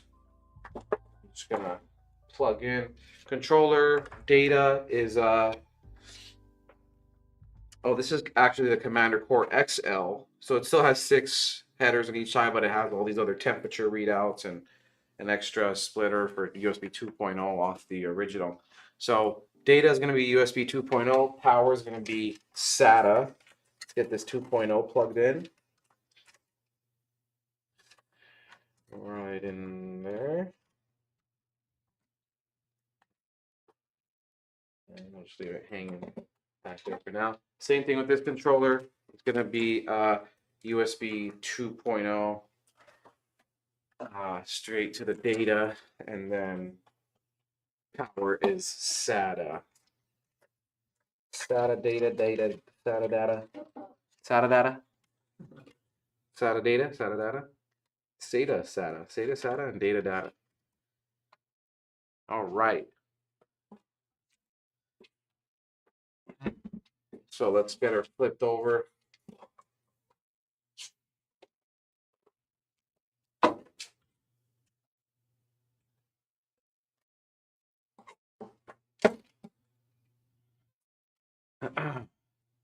Just gotta be careful with it here. Oh, so it's a little bit of different case. It doesn't have that much support for the whole frame since it's all glass, so you gotta be real careful on that. We do have all our I/O plugged in, so we're gonna go ahead with these controllers.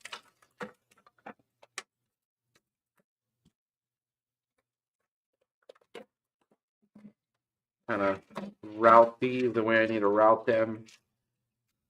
Maybe put a zippy there. Yeah, that's going to be the ideal choice. So let me pop these out.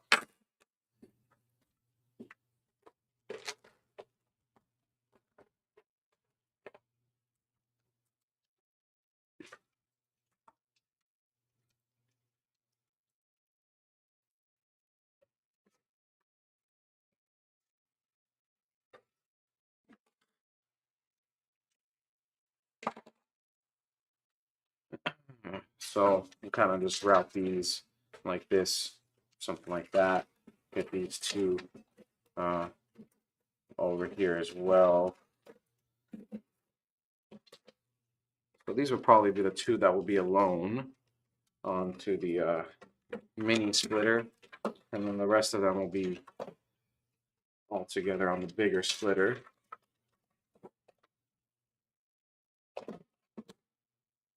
So let's Get those all routed up together.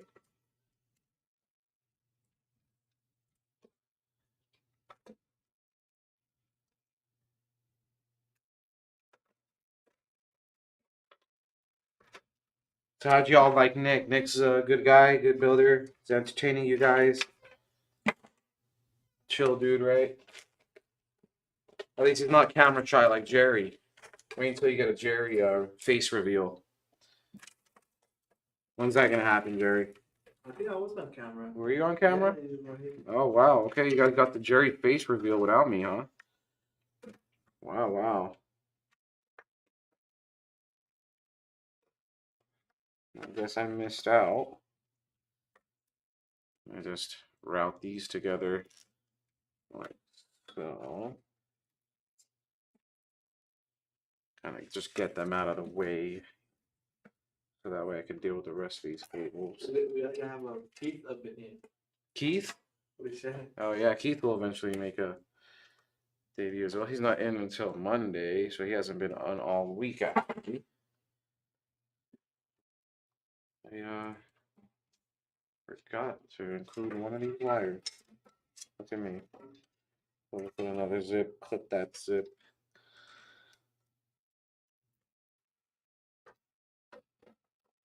Okay.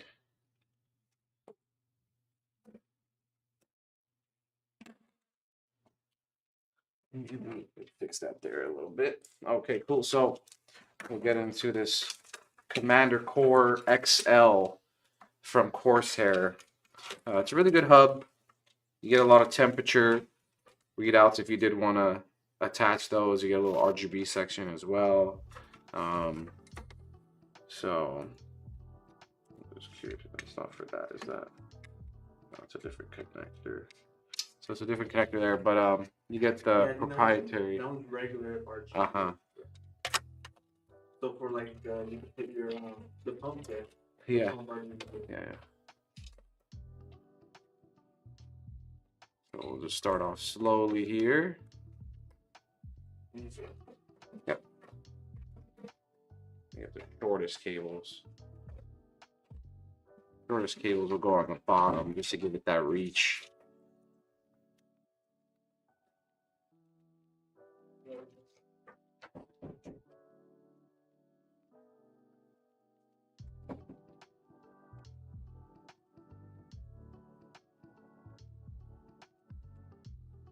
Right.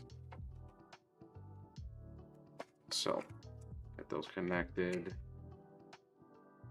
So when it comes to cable management, you just want to make sure everything's going to be plugged in. It's going to have enough slack so that way you don't have to really pull on the wires or something will get unplugged on accident, right? When you're trying to mount everything down or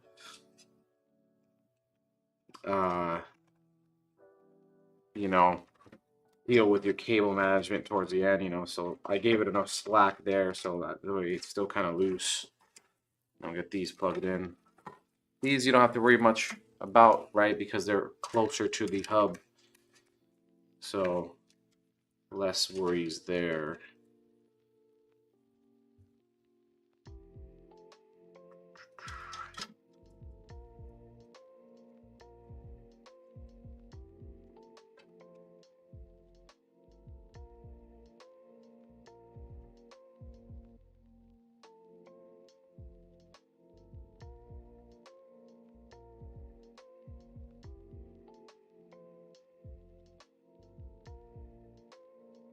And boom.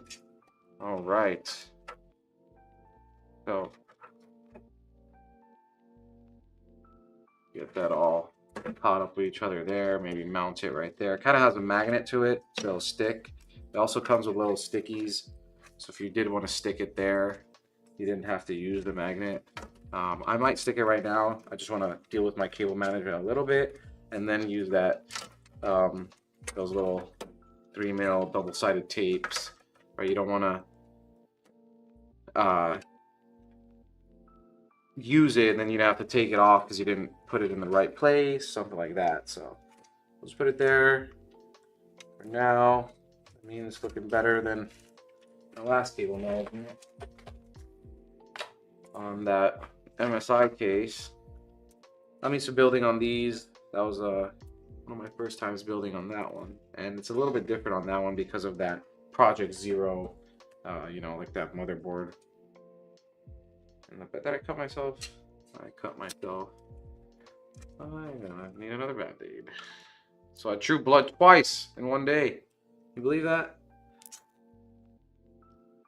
Drew blood twice in one day, guys. That's a record on itself. Doing it once, but twice in one day. Wow. You don't do it once for a long time, and then you do it twice in one day. Can't stress that. No. Oh no. Okay, so we'll get these together like so. And we have it living here on top of the power supply. So let's plug in the RGBs for that. Now on the software, they will recognize the numbers, so you don't really have to like follow. You could put 6 and 5. You don't have to 1, 2, 3, 4. You don't have to go in chronological order there. These build-a-thons must have a sacrifice, right? You gotta draw some blood at least, or it's not official. So we'll go ahead with the splitter here for the fan power on those 2 fans. You give me a band-aid? Yeah. Band-aid and a alcohol wipe? Yep, another one. Jerry's like, again? Yeah, I mean, I think on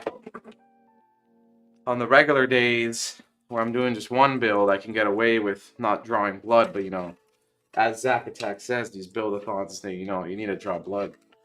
You need to give a little sacrifice. So we'll put this in the front here. Let me see if I can get it around there, actually. Okay, cool, I could. Awesome. Just boom, boom. Now I get to deal with it. Once. I'll probably stuff it back here behind. And then kind of zip it all together.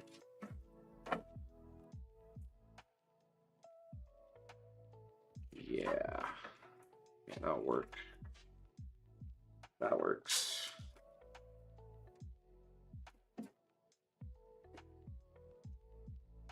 Yeah, we could do that.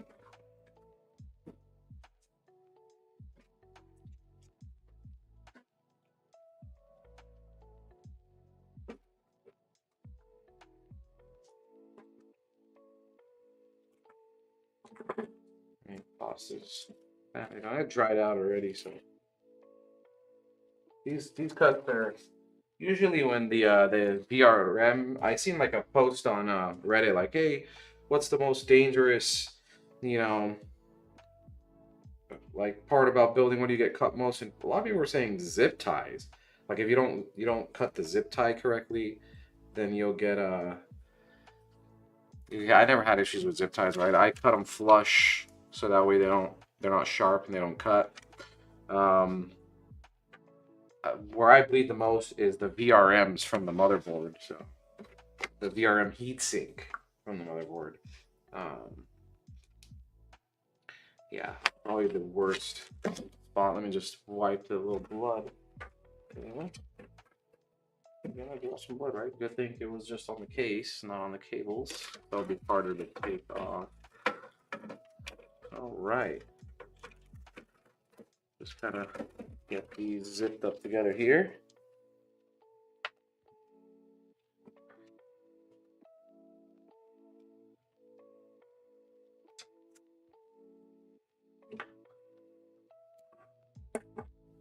Okay, and then these will be on their own there.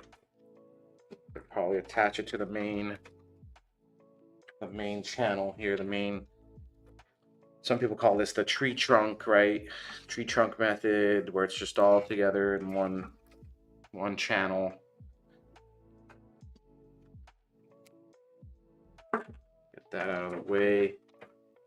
Okay, now each controller will be powered by SATA. And then the data will be through USB 2.0 straight to the motherboard. You'll use the Corsair software for that. Really neat. And then pretty much done here. Pop in that power supply, GPU, get this thing all fired up for y'all. Do just want to make this look a little bit pretty here. So I'll move that to the side. Add a zip tie like right there. Need that.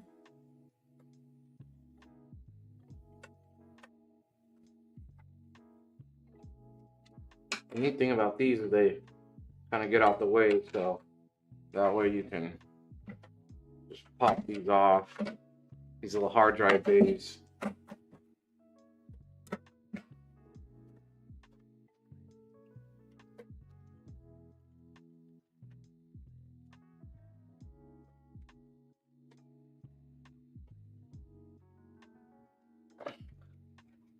Just to make that look a little bit prettier in the front there. Kind of hide those cables.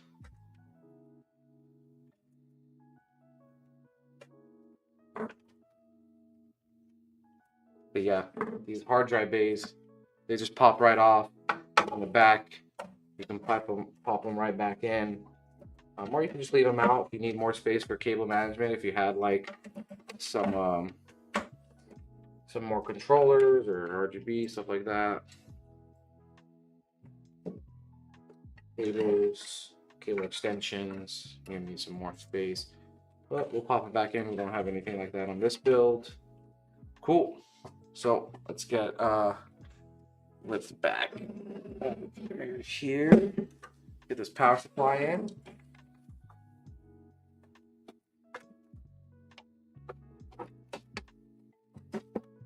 Beautiful. Good fit. And this controller fits perfectly on top of there too. Kind of lives there. This will live there. Just gotta shift the cables here a little bit. Boom.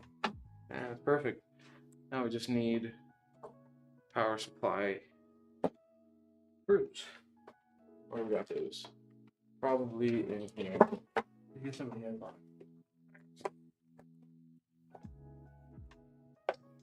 It's tape now. It's cool that they include this tape. These things used to just bust open. So it's cool they give you some screws that match the plate color, you know, the little silver chrome color there that they got going on. So you can keep the aesthetic going, because the power supplies usually come with black screws. Not always, but usually 99% of the time, really. So you can match the aesthetic if use the ones that come with the case. I don't think you find anymore. Huh.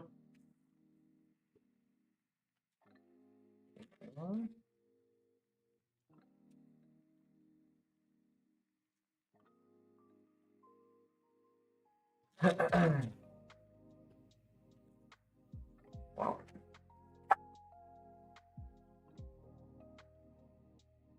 And got 4 of them. Pop the power supply on right there.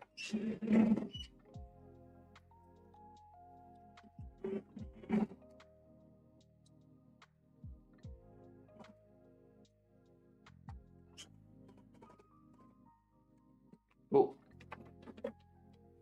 These will be for CPU power. Let's get those routed that way. And you see like the difference between this and really these builds and most builds compared to that Project Zero is I would have already had these plugged in, right? I would just boom, plug them in. But now I got to kind of route them to where they got to go, flip the case over, you know. So those Project Zero boards kind of save you all that headache, you know, time and just wasted potential there.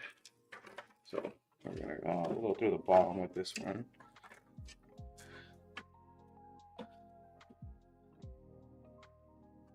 On the top. This will be for the 2 controllers. Plug them in. right? Boom.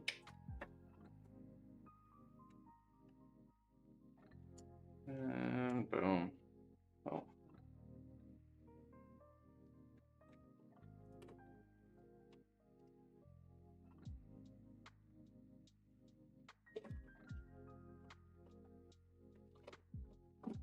And get those wired up. Get them zip tied off with each other. The Sweet Dream said, just realized I'm balling over a drama, and I've still got y'all's. Hey, we're always here, man. Anytime we're on, we'd enjoy to have you here. Sucks to hear that. You know, everything comes to pass, so don't sweat it too much, man. You know, things will be normal again. I think this is like Sprang's balling? a TV show, yeah, over like a drama. Oh, a TV drama. Or I thought it was like a real life drama. I think. Uh-oh. Well, hopefully we don't misunderstand in any type of way, but glad to have you. And we're always here when we are. We want you here, so appreciate you. Yeah, I'm pretty sure. Yeah. He's balling over a TV drama. You crying over TV dramas? Oh, come on. It's just TV. All right. Let's get that GPU in there. So we got another Zotac card today. Zotac, I'm telling you guys, Zotac is real nice. It grew on to me. I used to not like the Zotac look, but now I'm really liking the Zotac look. So this is actually like the bigger cards, right? You saw the 2-slot card we did earlier. When we had 2 fans, 2 slot. This probably have 2 slots too, but it has 3 fans. Much bigger, cool look to it.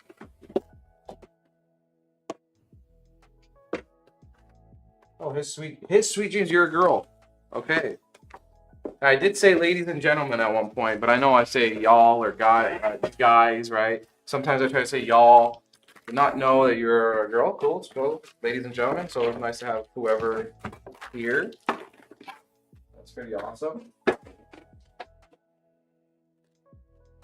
Oh, we won't be needing this adapter because we got a 3.0 power supply today, right? So we got the XPG Core Reactor 2. It's a 3.0 power supply, Gold Plus rated, Cybernetics Gold rated as well. So really good power supply, and it's gonna have that 12 plus 4 16-pin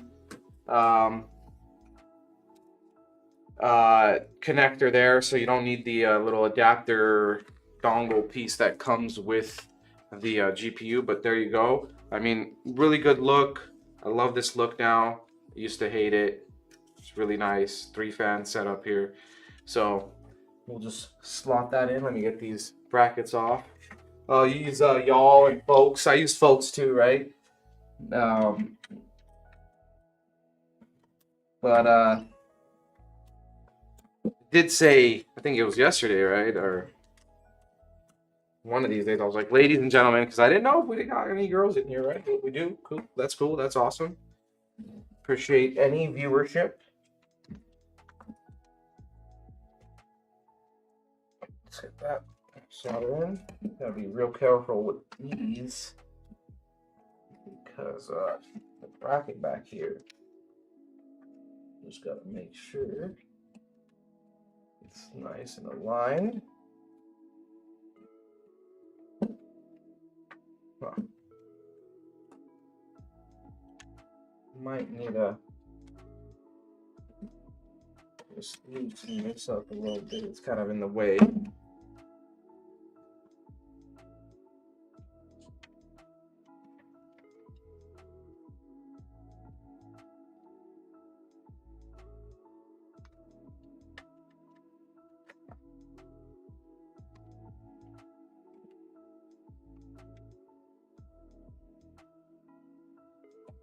That should be good enough there.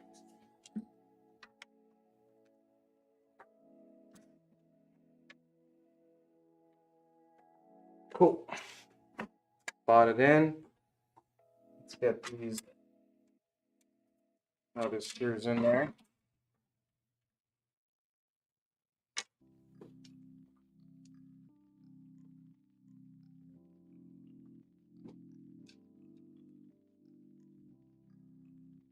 That's awesome. That's awesome. Yeah, it's I remember when I first got into the whole PC thing when I was a kid, though. I was like a teenager. So, um, so it's cool. It's very intriguing. It's a good skill to know, right? It's a good skill. It's a good knowledge to know, right? We're in a tech world nowadays. Tech is all around us. It's always good to know what's going on, right? It's not just like a magic box, right? That you just press a button and it turns on. At least you know what's going on, the components, how it all works. To you, it's not a magic box, but to most of the world, it still is, right? So it's always good to know. It's good. That's awesome. Uh-oh. So we got the top-down view now. Battery's out on the camera. I mean, this is going to happen. You are going to run out of battery when you're doing a Buildathon. But yeah, just like clockwork, you've been here day after day. I know Zack Attack's been here. We got Minotaur sometimes. I don't know if Minotaur is in right now, but we always got Minotaur in here. So I should have figured with the name, His Sweet Dreams. Didn't want to take any guesses though.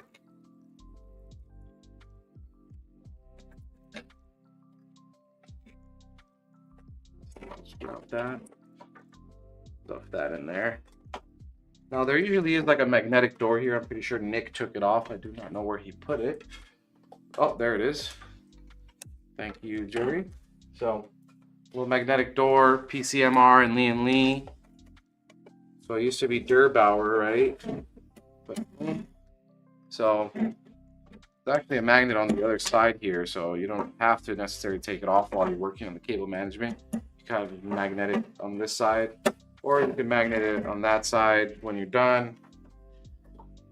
You could take it off too if you want. Really, you put drives here if you had like some more storage expansion. But it's all built, it's ready to go. Let's get it turned on for y'all. See how the vision is. Really cool case, right? So you get glass on the side, front, and top. It used to be with the 011 that you only got on the side and the front. The top was like just, you know, like any other conventional case. Top was just fans up there, or but now we got all glass. This piece does come off too if you wanted to, but it's kind of pointless to do so while you're building. It doesn't really get in the way. You got a lot of space here to work with your hands and stuff. Let's pop this off. Get that out of there. Put our logo.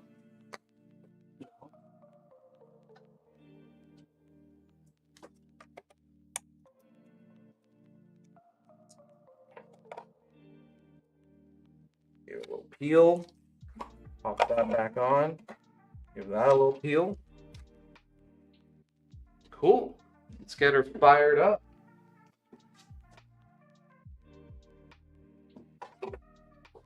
Okay, so we got this case as well. It's a little different. So you get front I/O on the bottom little leg there. You got 2 USBs, USB-C, and audio. So that's becoming the standard there. You get an audio for sure. And then now they're including USB-C into a lot of the cases because now the motherboards have USB-C headers. And then you get either 2 or 1 original, what is that, USB-A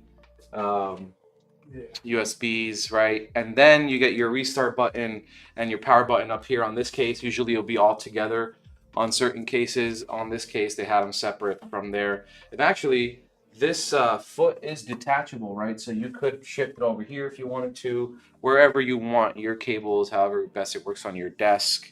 But let's get it fired up nonetheless. There we are. Okay.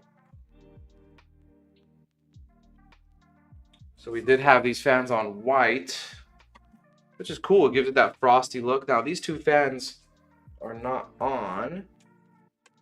Kind of odd.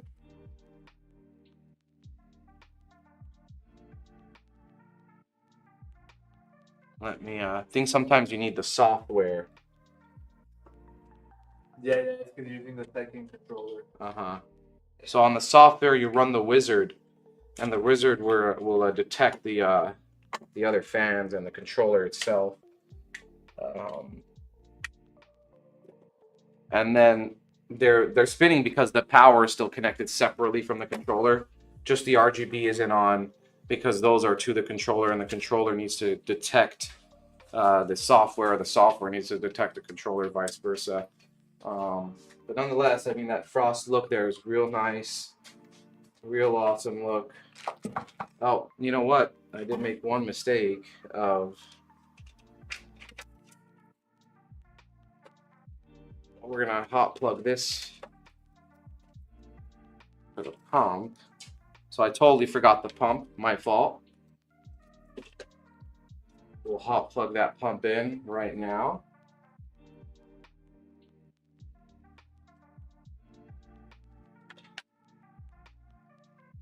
Yeah, I mean, it's awesome. It's like the best part about building. You're all done, you're finished. You're like, man, I just want to see this thing powered up. I want to see the light show.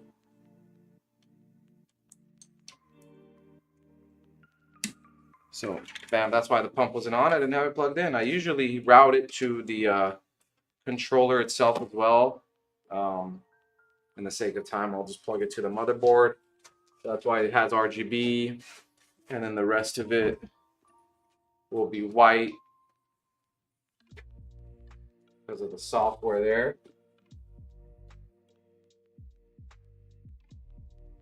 Awesome, awesome build. It'll look even great when the software is detecting these fans too. Absolute beast of a build.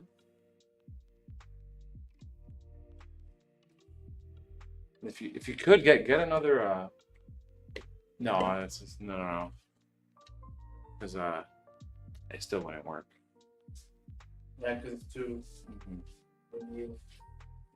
I mean, Wouldn't work.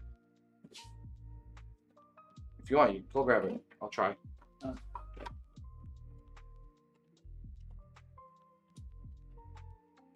So I'm gonna plug in these fans in because I want you guys to get that light show. I want you to see it in its full glory. I'll try something else real quick with a different controller. Hopefully I can get it to work.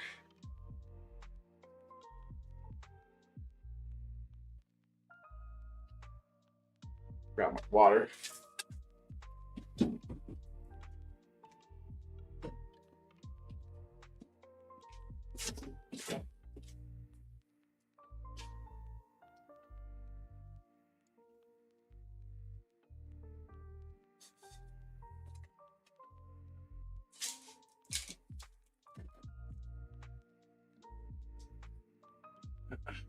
All right.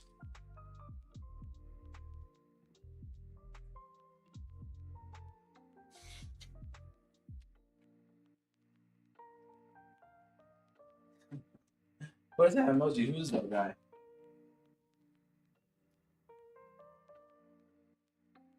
It's funny. Little thumbs up. Appreciate that.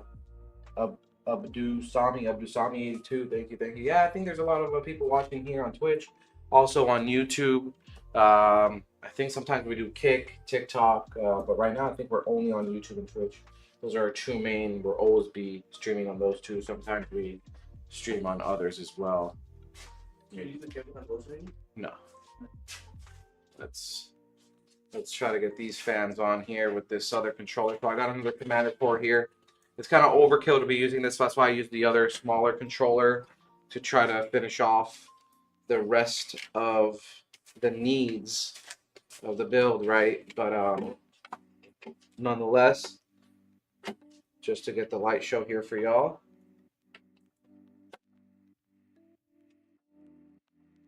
I think I can make it work.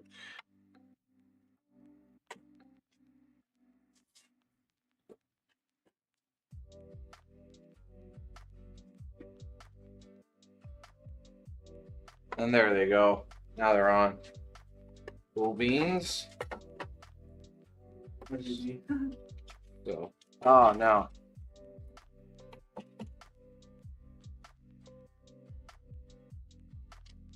So we don't get our complete fully frost look. So the reason why it's like that, one of the commander cores is defaulting at white, the other one's defaulting at RGB, and then the motherboard itself defaults at RGB. So the pump and the RAM are running off the motherboard RGB, and those are defaulting at RGB. The Corsair fans on this side, on that one controller, that's defaulting on RGB, and the other controller is defaulting on white. So it usually defaults on RGB. I don't know exactly why these are on white. Maybe they're defaulting on white because we used that controller before and we changed it to white. So now it stayed on with the firmware on the controller as white. Nonetheless, still really awesome build. Getting that frost look with this white case would have been really sick though, right? Still super sick. You want to just get that light off there so you really get the RGB look here. So this will be how it looks when you're gaming at night with your room on, right?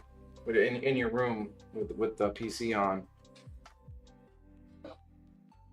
Lights off. Wow, yeah, that's a great build. So these are the Corsair AL fans. The RGB on these really pop. They have a lot of LEDs in there. And just the way the fins are, they really cover a lot of surface area. So you're able to have a lot of that color pop out. So the Corsair AL 120mm fans. Got a 14900K, KF, I believe. Either or. And 4080 Super, all on a Asus Prime Z790 DDR4. Got the XPG 1000 watt power supply in there, the core reactor 2, it's a ATX 3.0 power supply. All in the O11 Vision case in white. Absolute beautiful build. All right, Abdusami, see you later. Okay, and then we'll start up with the next build pretty soon, the Apollo. It's going to be in a deep cool matrix case that's collabed with us, so we got our logos on there. And that one will be quite a simple build, but I think you guys will enjoy it. It's our most sold build, just to show you something, right? We've been showing you a lot of these crazy builds, and we'll show you something a little bit simple so you can see what we have here, the variety, the range of builds that we offer here at VRLA Tech. But yeah, enjoy the view for a sec here.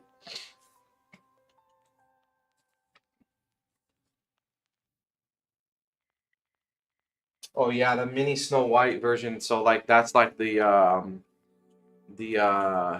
toasters build. Yeah. So that's the mini, the O11 mini Snow White. We also have the Air Mini. You can fit more fans in there, but it doesn't look as pretty. But yeah, that mini Snow White O11 version is awesome. It's like, yeah, it's like the mini version of this here. And that one you can still fit a lot of fans. I think you fit 10 fans in there, right? 10 fans in such a small build. Cool. Pop the lights back on.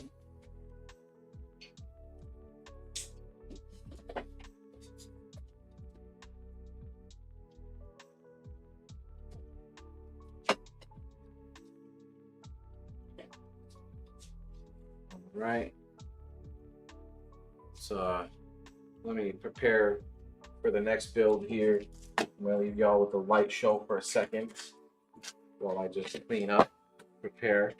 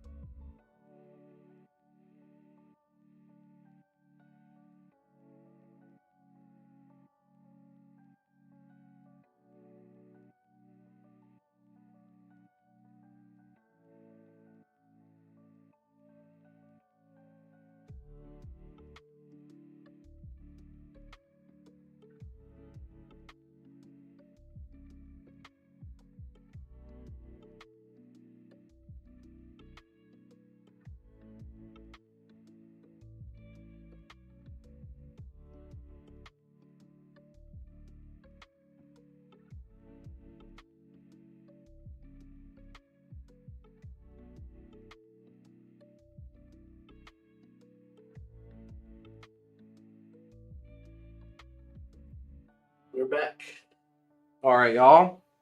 So we're gonna move on to the next build here. Again, O11 Vision. Awesome, awesome case. Hope you guys enjoyed that build with Nick. I had to come in like halfway to finish him off. He has a lot of stuff that he has to do on the side behind the scenes here. So we're gonna get this turned off for now. And we'll start on the next build. So the next build, we call it the Apollo. It's our most sold build.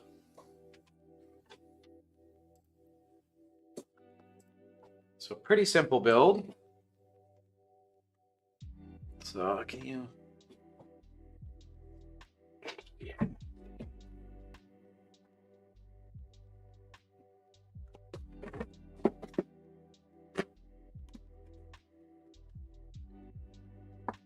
Yo. There's no way. Get something else. Put it on the floor.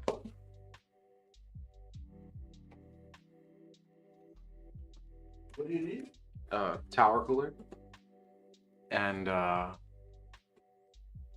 just whatever other one. Yeah.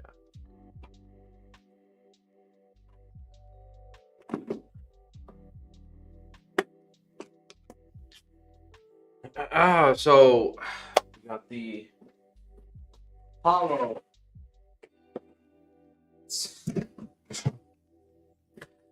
So the Apollo from Deep Cool. The case is a Matrix from Deep Cool. You can see our logos on there. Our logos all over the PC itself as well, on the front and the side.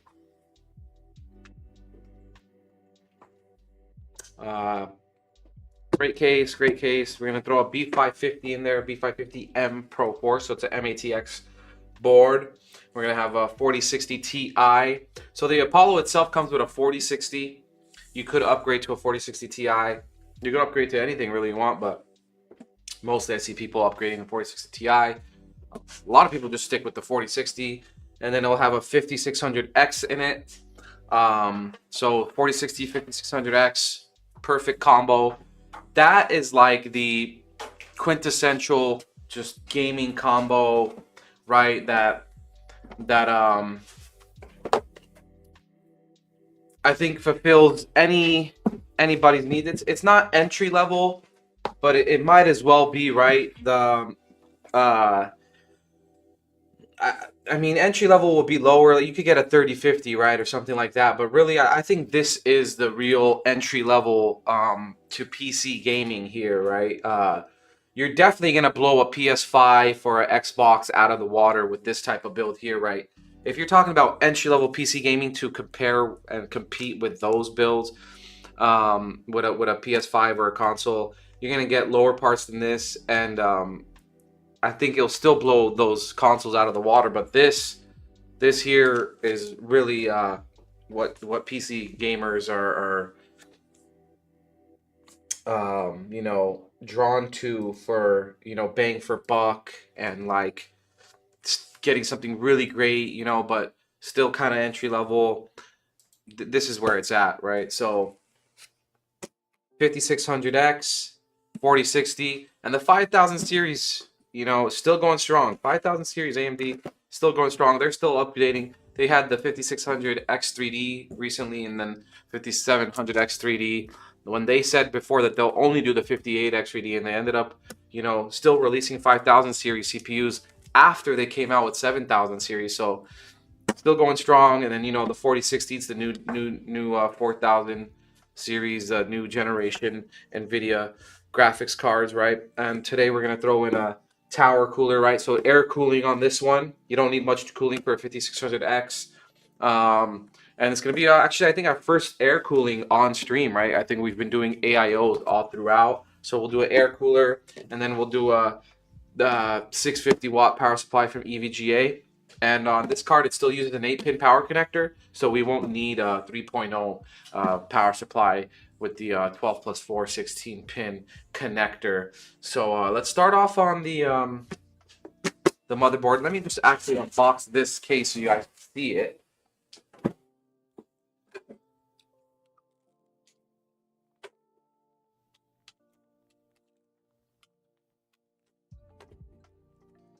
Yeah, we have been going 4+ hours, right? His Sweet Dreams. 4 hours and 25 minutes. 4 hours 25 minutes. So, I mean, we did say this was going to be a build-a-thon. It was going to take all day.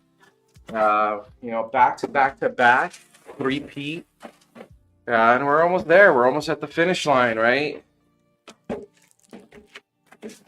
me do one more fan. Yep. Cool, or which one? Yeah. So great case, awesome case. It's a matrix case from Deep Cool. Glass panel in the front. You got some mesh on the sides so the fans can breathe. Really good airflow actually. Having a front glass panel, it still has great airflow. You get 2 fans on top, 1 in the back. So 6 fans total, 3 intake, 3 exhaust. So it's neutral on the thermal dynamics there. Today we're only going to be doing 4 fans, right? So we're going to have the 3 in the front for the good aesthetics, good intake, and 1 exhaust plus the air cooler, tower cooler on the top there. Awesome build, right? This is like the standard PC gaming setup here, right? So this is the standard desktop. This is what we sell the most. We call it the Apollo over here at VRLA Tech. And you can see our logo on the side, our logo on the front, logo on the top. So yeah, this is going to be our build here. Looks like 5.5 to 6 hours, yep. Depending on how fast I can build this one here. Let me tell you, I think I could maybe do even one more. We'll see, you know. Maybe one day we'll do a 4 build streamathon. You never know. It could happen. They're calling me crazy. They're calling me crazy.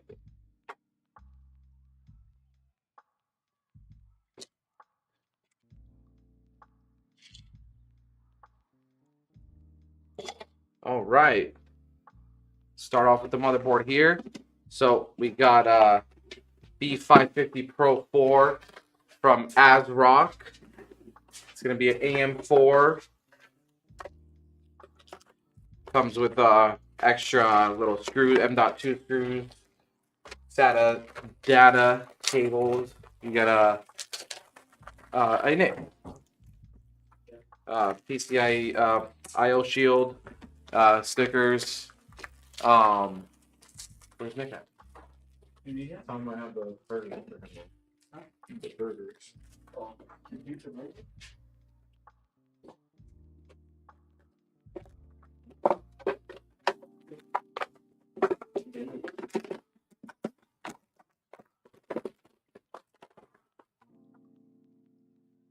So really nice motherboard. Has like a silver. So the Pro Series motherboards from ASRock, they always have like this silver look to them. They have some white on the PCB back there. It's gonna match this white case pretty well. So we got some RGB DDR4 this time. So earlier we had some DDR5 Fury Beast in the MSI build. We're going with the Kingston Fury Beast DDR4 RAM. So you can see it didn't change much. They just added some angles on the RGB for the DDR5 version. Here they're just straight, and got a 5600X here. And these again, the pins are on the CPU, not on the motherboard. So they just slot right in. There is no bracket or anything like that. Like the 1700 LGA 1700 CPU setup there. Real nice. It keeps the PC secure. I think that's why AMD went that way with their 7000 series. And you know, you get more pins, you get more contact for the motherboard and the CPU, so obviously you can make it faster. But still, 5000 series, gotta appreciate it. It's still really good, really fast. especially like a 5900X, right? Those are still really great CPUs. So we'll pop that on there. We're doing another team group here. These are just my test drives. So usually we'll put a 1 terabyte NVMe from Kingston when we do sell these on our website. So it's called the Apollo. Comes with a 5600X. It'll come with the RGB RAM as well. I think 16 gigabytes. So 8 plus 8, right? 8 times 2. Yeah. And then it'll come with a 1 terabyte NVMe, tower cooler, 4060 instead of a 4060 Ti, 600 watt instead of a 650. But really, really good build. It's our top selling build. It's an awesome build. 3 fans. Yeah, 3 fan standard, right? So today we're doing 4 fans, but 3 fan standard. That's not counting the tower cooler. Yeah, that's not counting the tower cooler fan. So essentially, it really has 4 fans in there, right? So we're gonna remove this mounting bracket that AMD has installed by default standard in their motherboards. We're gonna pop this tower cooler on from Deepcool. This is the Gamex tower cooler from Deepcool. Oh, look at that explosion of packing material. Really good tower cooler. Great price. It does the job. I've used this a lot in a lot of my testing here at VRLA Tech on all the various components, and I can say this is, you know, competes with even some of the AIOs that we had up in here. So really good tower cooler there, and just really cooling system for a CPU. Okay, just prep some of this stuff. We're gonna get the mounting kit onto the cooler. These are for Intel, so we won't be using these.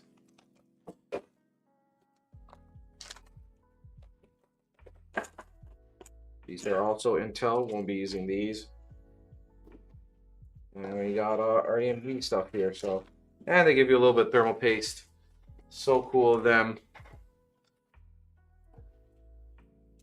So 2 little hooks here. You just take the got a band-aid on this finger. Boom. Take the fan off. Get the mounting kit on there.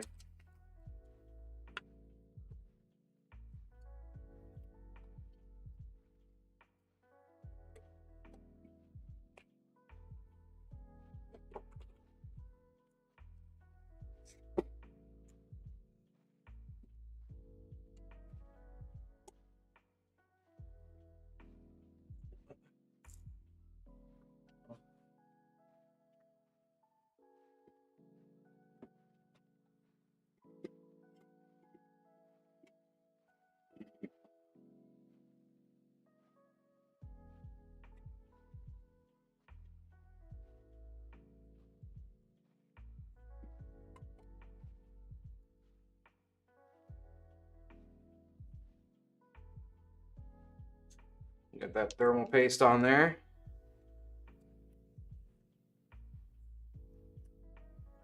Ooh, it's a lot. Spread that a bit.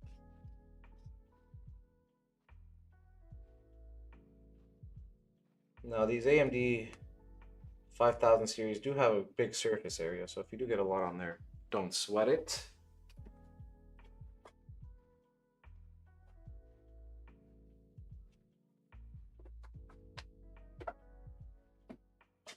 Take the warning sticker off. You don't want to have that in between your cooler and your CPU. That's gonna mess with some of the thermals there. And so they put that on so it protects the contact area here, so it doesn't get scratched up or any dust on it or anything like that. So like microscopically, there's a lot of valleys and mountains here, and you don't want to create more, right?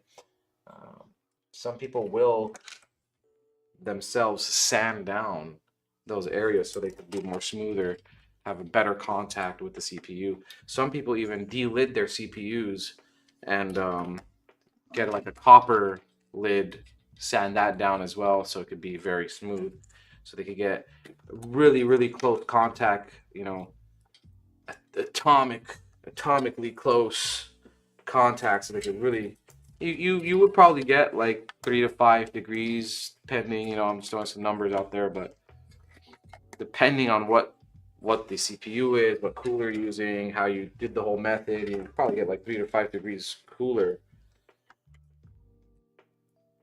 So we'll just mount that on there.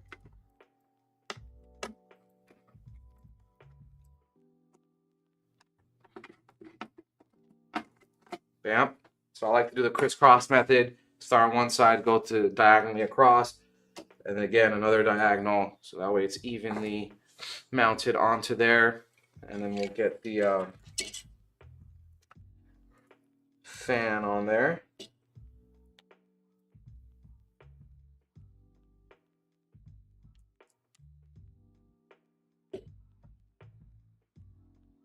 All right. Cool thing about these tower coolers is not only is it cooling your CPU, when you have it mounted like this, your RAM does get a little bit cooling from it too. Also, your VRMs, you know, it's flowing straight through. It's really good. Always gotta love air cooling. Air cooling is definitely not phased out. I don't think it will be anytime soon, especially for like workstations. They all use like Noctua tower coolers and stuff like that anyways. So let's get this case prepped a little bit. I'll pop out this PCIe bracket here. Have that cleared out for the GPU. Take off this back panel here just to be able to get to the screw area here for this GPU. Take off this block they give you there.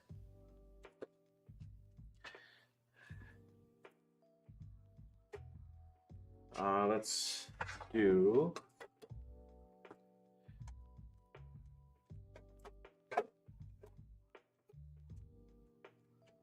the standoffs. So this is the MATX, so I'm gonna change the standoffs to MATX form factor. It comes in ATX form factor by default. As you've seen earlier, that MSI build came in MATX by default, just because I think those builds, since they're so like proprietary and they make the motherboards compatible with the case, it's the only form factor you can use with those cases, right? Because no other motherboard would work with those cases. Or, I mean, you could actually use an MATX motherboard from there, but you wouldn't use the backside of it. But that motherboard definitely doesn't work with any other case. Boom. You got an MATX form factor there. Now we'll just pop it in. Get that I/O shield. Where did I put my I/O shield? Ah, it's right in front of me. Okay, cool. Pop that in there.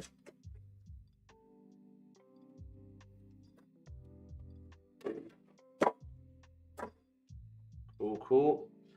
Let me get the screw bag there. Got the screws.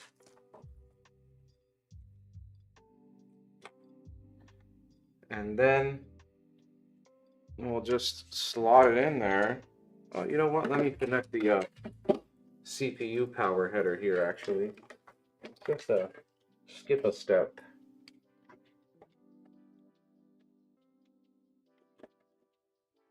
Can you push the PC a little bit forward?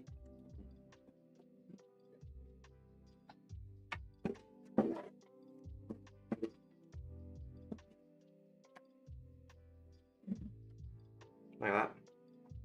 Yeah, good. So just be careful when you're doing this with a drill. You don't want to overdo it here. I'm just going to do it for the sake of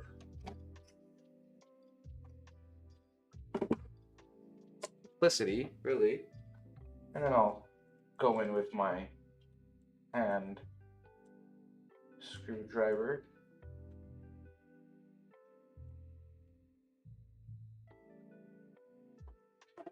No, we're not Linus. We don't got any of our own screwdrivers, but we should, right? I like this screwdriver. I got like something similar to it, where the bits hide under here. Really neat, actually. And it's a torque driver as well. Got that at home. I don't use it much, really. I like these because they're long. You can get really down deep into the motherboard.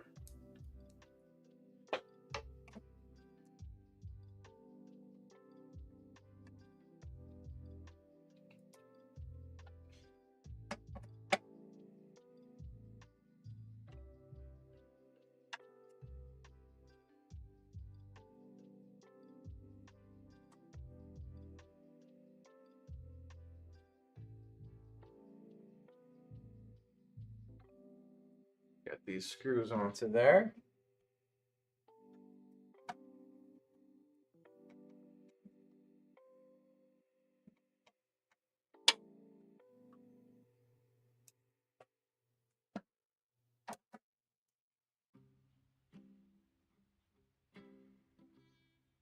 All right, pick her back up, and we'll add this fan.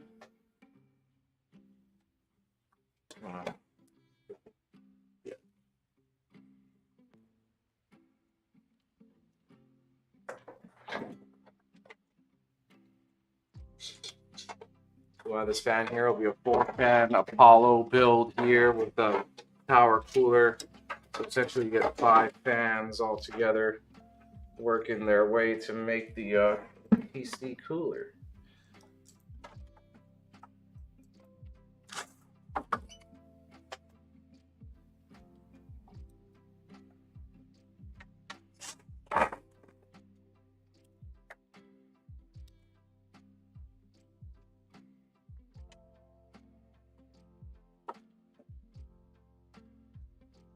It's already coming together.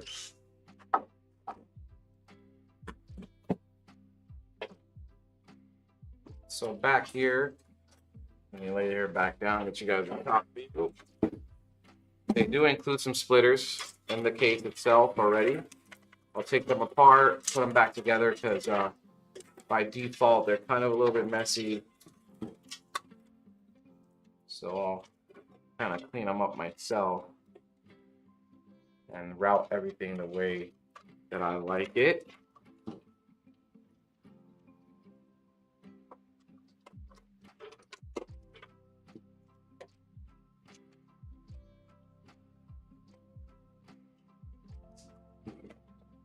Beans. Maybe cut this here.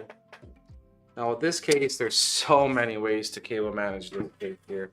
You get a lot of areas where you can zip tie your wires off to. So I've over time kind of evolved my cable management on this case here. And now I have like a default way I kind of do it every time. And I like it. I like how it turns out. Really good cable management. And I'm just taking off this SATA power cable here. So we won't be using this controller. This controller has a button here, just like that MSI case, where you could kind of control the RGB. We won't be using that controller. We'll have the RGB set up through the motherboard. So we won't be needing that. I just save the cables, give them to the customer. Maybe they want to use this controller in the future. And then this is the button wire, kind of just wrap it around there and plug it back into the controller itself. It can't be used for anything. It's just kind of there. If anybody wants to use it in the future, they can when they're upgrading their PC.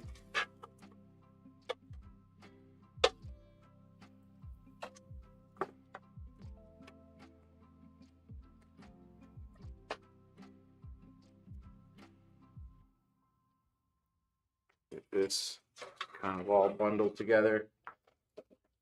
Give me some more zip in back.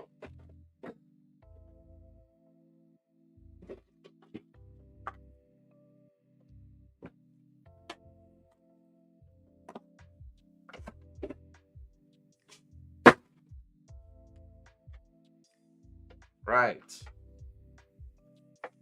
Drink the water here.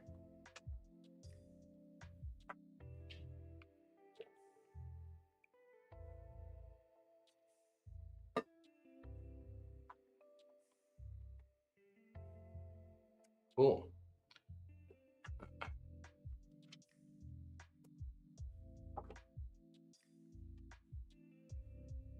Don't forget to sign up for the giveaways, y'all. We got giveaways.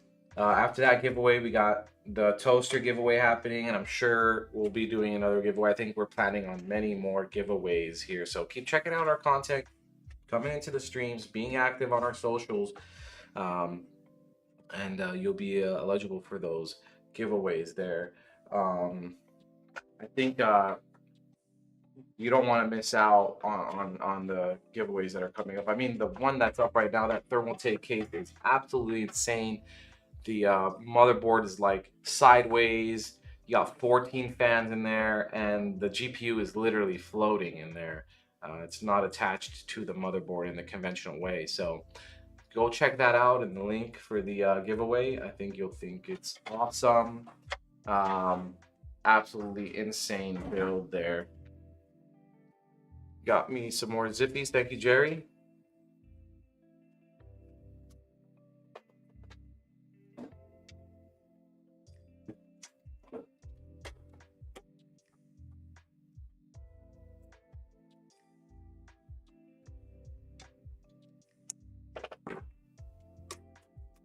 All right. Get some of this front IO plugged in here. Flip it.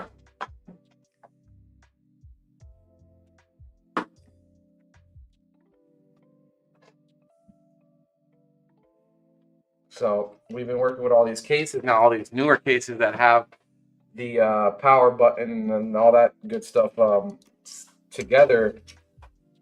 Well, these are still separated, but no biggie. So The old second extra. The old ones used to be the HDD plus and minus were also separated. Yeah. These are Together. Yeah. They were like the USB 2.0 there. So you get a lot of USBs. In this case, you get two USB A's, one is still 2.0, and then USB A 3.0, audio jacks, and then that LED button that we're not going to use. HD audio. Every case has HD audio, right?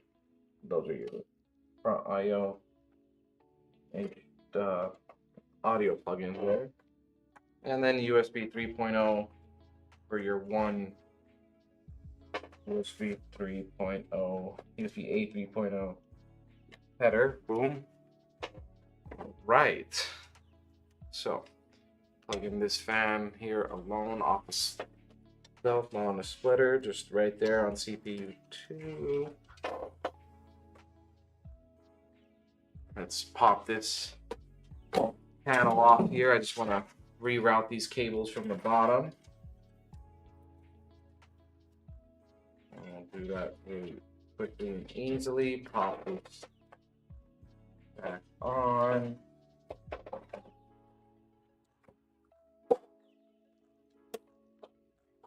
And voila. Okay, so do a little bit more cable management back here. Oh, actually, let me plug in the RGB cable. Gonna be RGB 5-volt, 3-pin 5-volt, and might as well go in with the fan power. I'm gonna be using 3 of these.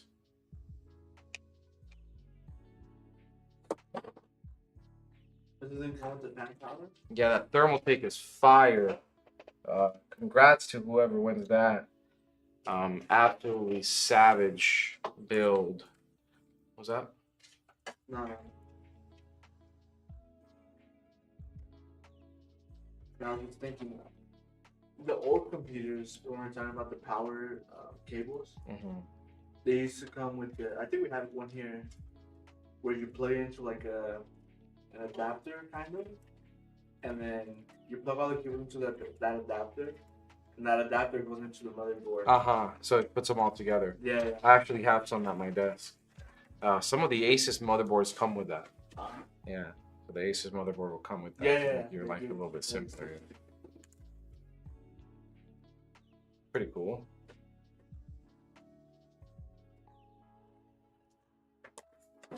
But yes, that thermal take. Oh, we're out of battery again. Let me check.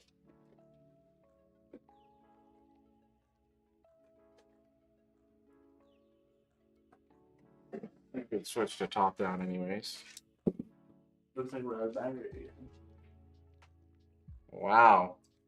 Wonder how many batteries we've gone through for this whole stream here. Absolutely insane. Absolutely insane.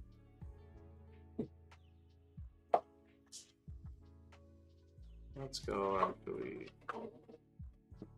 Can you get me one more, just straight to the 3-pin connector? Oh. That's just a normal one.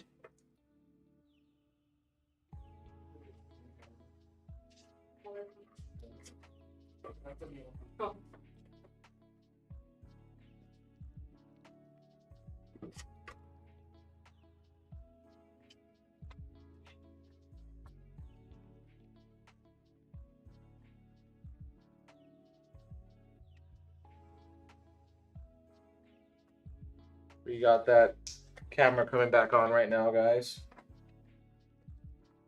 Y'all, folks, ladies and gentlemen. Which one? This one? Yeah. No, no. Thanks.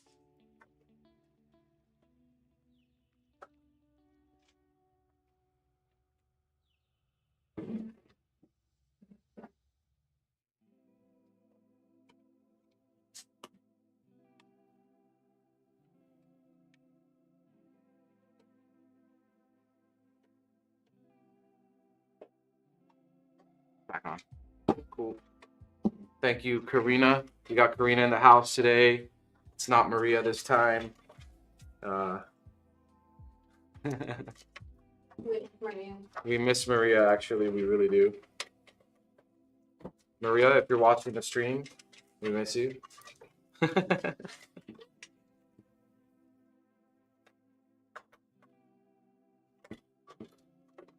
Okay, kind of just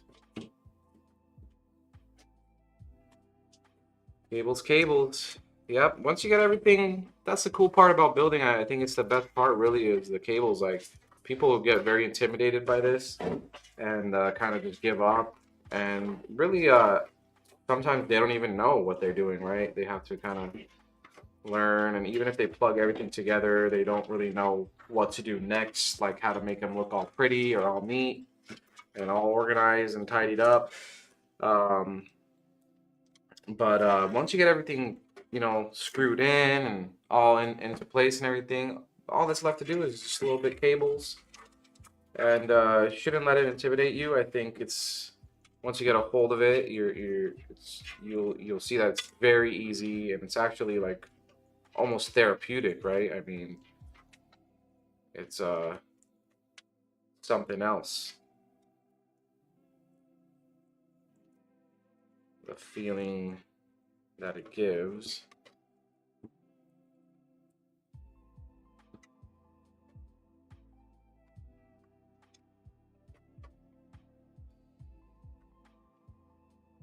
Bam. Bam. Bam. I think since you've been doing it for a long time, it's therapeutic. But for someone that's barely gonna do it, Yeah, it's scary. They get intimidated. They're like, what's Stressful, going yeah. on? It's stressful. You don't want to mess something up. You don't want to plug in something the wrong way or miss, something, and you turn it on. You're like, why isn't that lit up? and then you gotta Redo it. unzip- Yeah. Oh, yeah, I know. I know that feeling too. I've been there. Kind of just make that one channel there.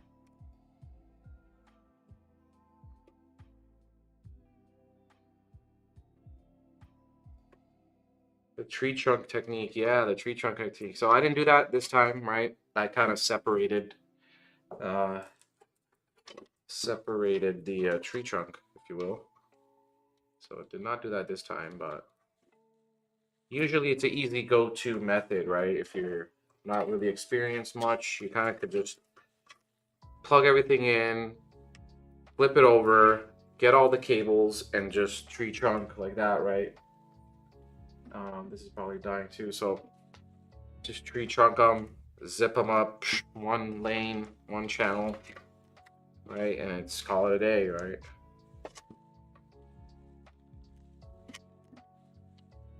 And sometimes you forget a wire like I just did, right? So you just add another zip tie and then cut the excess ones off. My thing is dying here. Tablet? Yeah, I won't be able to see chat. What did I? I don't know what it doesn't say, but it went dark. I think it's conserved battery. Okay, and then these, just to get them out of the way, you could stuff them into here, right? Kind of just out of sight, out of mind, right? Boom. Oh no. Wait till you can see. Okay, get the other camera real quick. I'm gonna slot this GPU in. So we got another Zotac card. Zotac all day today. So 4060 Ti Zotac. This is gonna look similar to the 4070 Super one we had, right? Pretty similar to that one.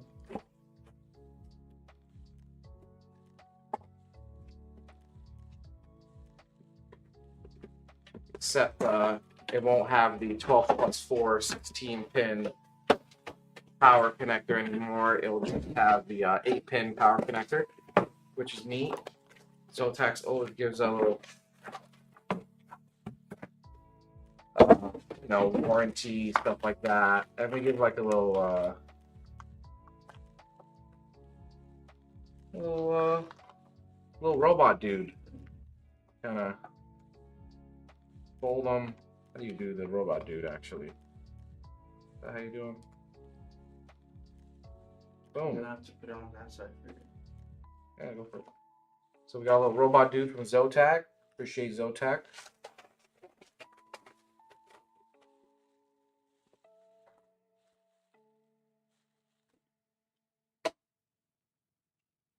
I'll save these.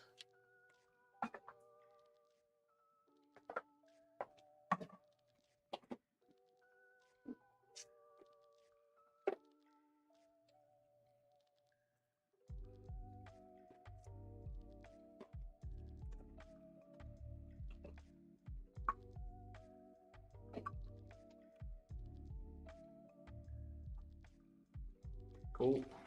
What do you want? That's fine. Okay. Yep. There's cool. All right, let's slot this Zotac card in.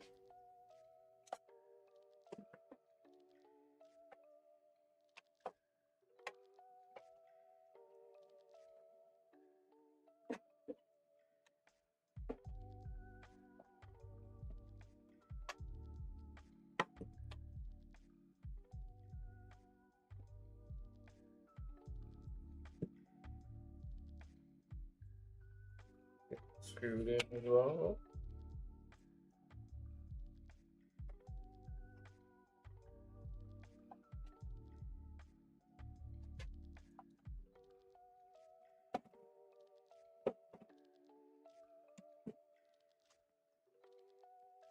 Get this back panel on.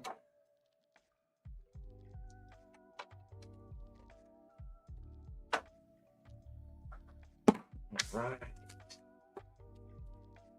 Oh, Zotac man. Oh, robot man. You're my little building buddy for the rest of the stream here. Should have made him from the first Zotac card. He could have been here all stream. Where did I put my zip? razor blade. Box.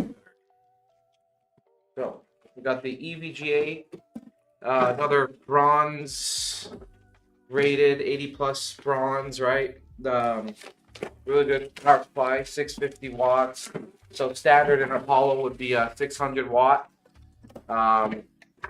We're just showing this one a little bit upgraded, right? Standard on Apollo would be 3 fans. We got 4 fans here. Other standard would be 4060. We got a 4060 Ti, and then instead of a 600, we got a 650 watt VGA. Really good power supply here. Let me just get it unboxed. Now, you see me tossing all my boxes. If you're building at home, don't toss your boxes, keep your boxes. You never know when you might need them again. With us, we handle all your warranty. So you do have warranty with all the builds that we have here. And you'll be able to just contact us and we'll handle all the warranty. So you don't need to keep your boxes with us, because we'll keep them for you, essentially. Forward a little.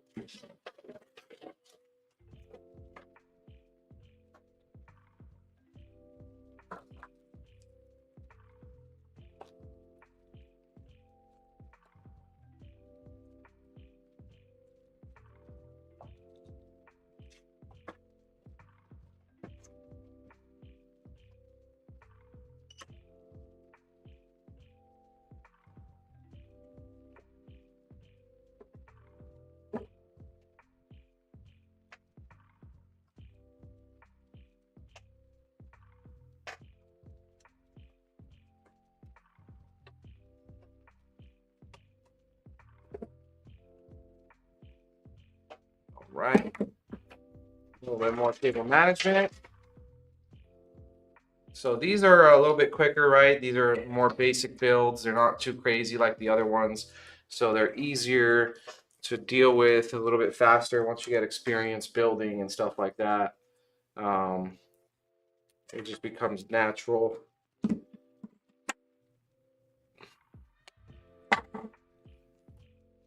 Appreciate y'all staying for literally the whole stream, right? We got Sweet Dreams, we got Zack Attack, I think Minotaur maybe out there somewhere. Haven't seen him in chat for a while. Maybe he logged off, I'm not too sure. We hit the 5-hour mark. Oh wow, we are 5 hours in. Absolutely insane. Appreciate y'all for staying active in the chat. You know, as much as I try to entertain y'all, you guys are really entertaining to me. It's always fun to build, especially with you know, somebody to talk to. All right, let's get all these plugged in. Do a little bit more cable management after that and fire her up.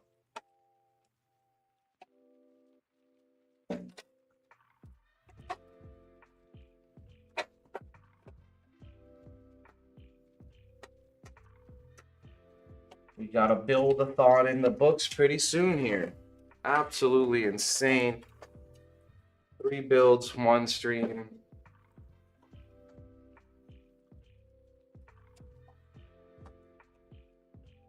No problem, Zack Attack. So I think we'll go back next week to our regular schedule, right? Regular scheduled programming. We will be Fridays only, I believe. Who knows? Keep a lookout on our socials. We'll announce when our streams are going to go live. Keep the notifications on for Twitch as well, because you will get notified for when we do create a stream for whatever date it is. But I think we are going to go back to just Fridays. We'll see how that all plays out. We might just do even more streams. We'll see about that. So just one last time to show y'all cable management here.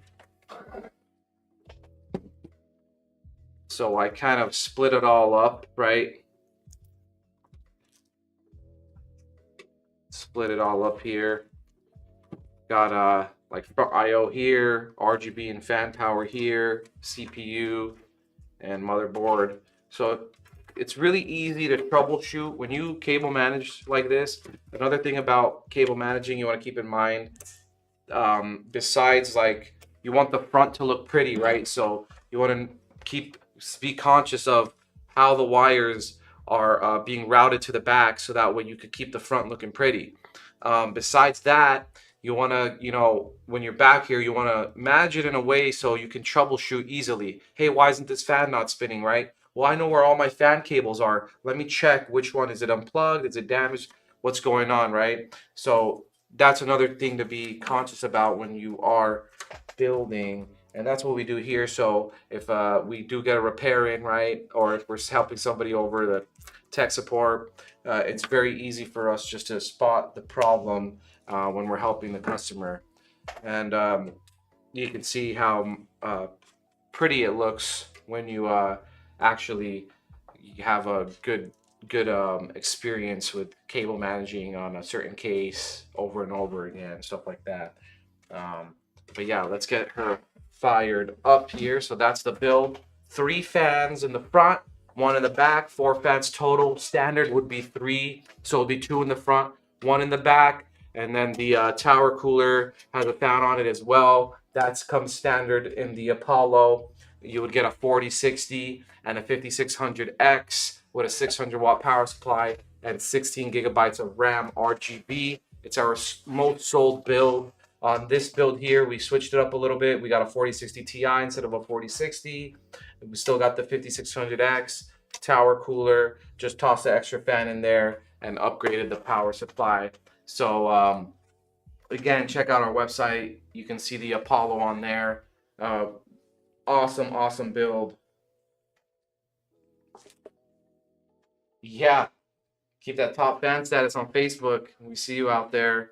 Zach Attack, Sweet Dreams. I know Minotaur's out there. A lot of y'all are in and out, but I see y'all always are in here. Zach Attack and Sweet Dreams. Absolutely insane. Appreciate you for staying in all the time, watching our streams, being active in the chat. Really do appreciate that. And let's fire her up now. Let's turn on the lights. Yeah. How many times I think I've done this build? Wow, probably, I don't even know. To be honest, maybe 300 times, maybe. I don't know if I'm exaggerating. I don't feel like I am. I think I've done this build. Probably even more, yeah. And Christmas we had a lot. Oh yeah. And like over the years, this is our most sold build. It's a really great build. I love cable managing in it. It's a really good case, right? It has that glass panel in the front, but you still get enough airflow. Awesome case. Oh, appreciate you, Sweet Dreams. We'll be back. We'll be a part of your night routine. For Fridays at least, if we're not doing it every day, and maybe if we do it more than one day, we'll at least be a part of your night routine for a couple days out of the week, but definitely not the whole week. I don't know if we're going to do that again. At least not anytime soon. We definitely will do it again sometime in the future though. But always appreciate you here, and yeah, we'll be back. We know the weekend has come, and we'll enjoy the weekend. I hope you all enjoy the weekend as well. And we will definitely be back with streams. Really appreciate your active in the chat. And look at that beauty. Really awesome build here.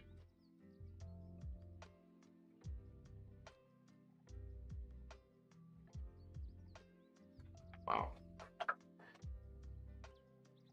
Don't forget, we got the toasters build up on sale in the website right now.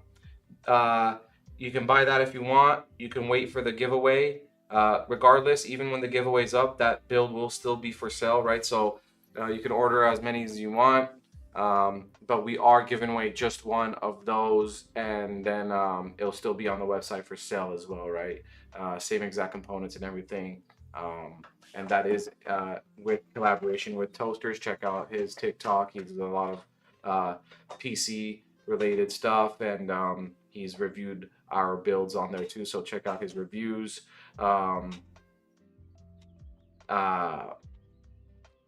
Giveaway for the thermal take giveaway, right? It ends in 5 days. Ends in 5 days, so we're gonna pick a winner pretty soon. Pretty soon, we might have one more or two more streams until those 5 days are up. So check out those streams too, and keep entering. Be active on our socials.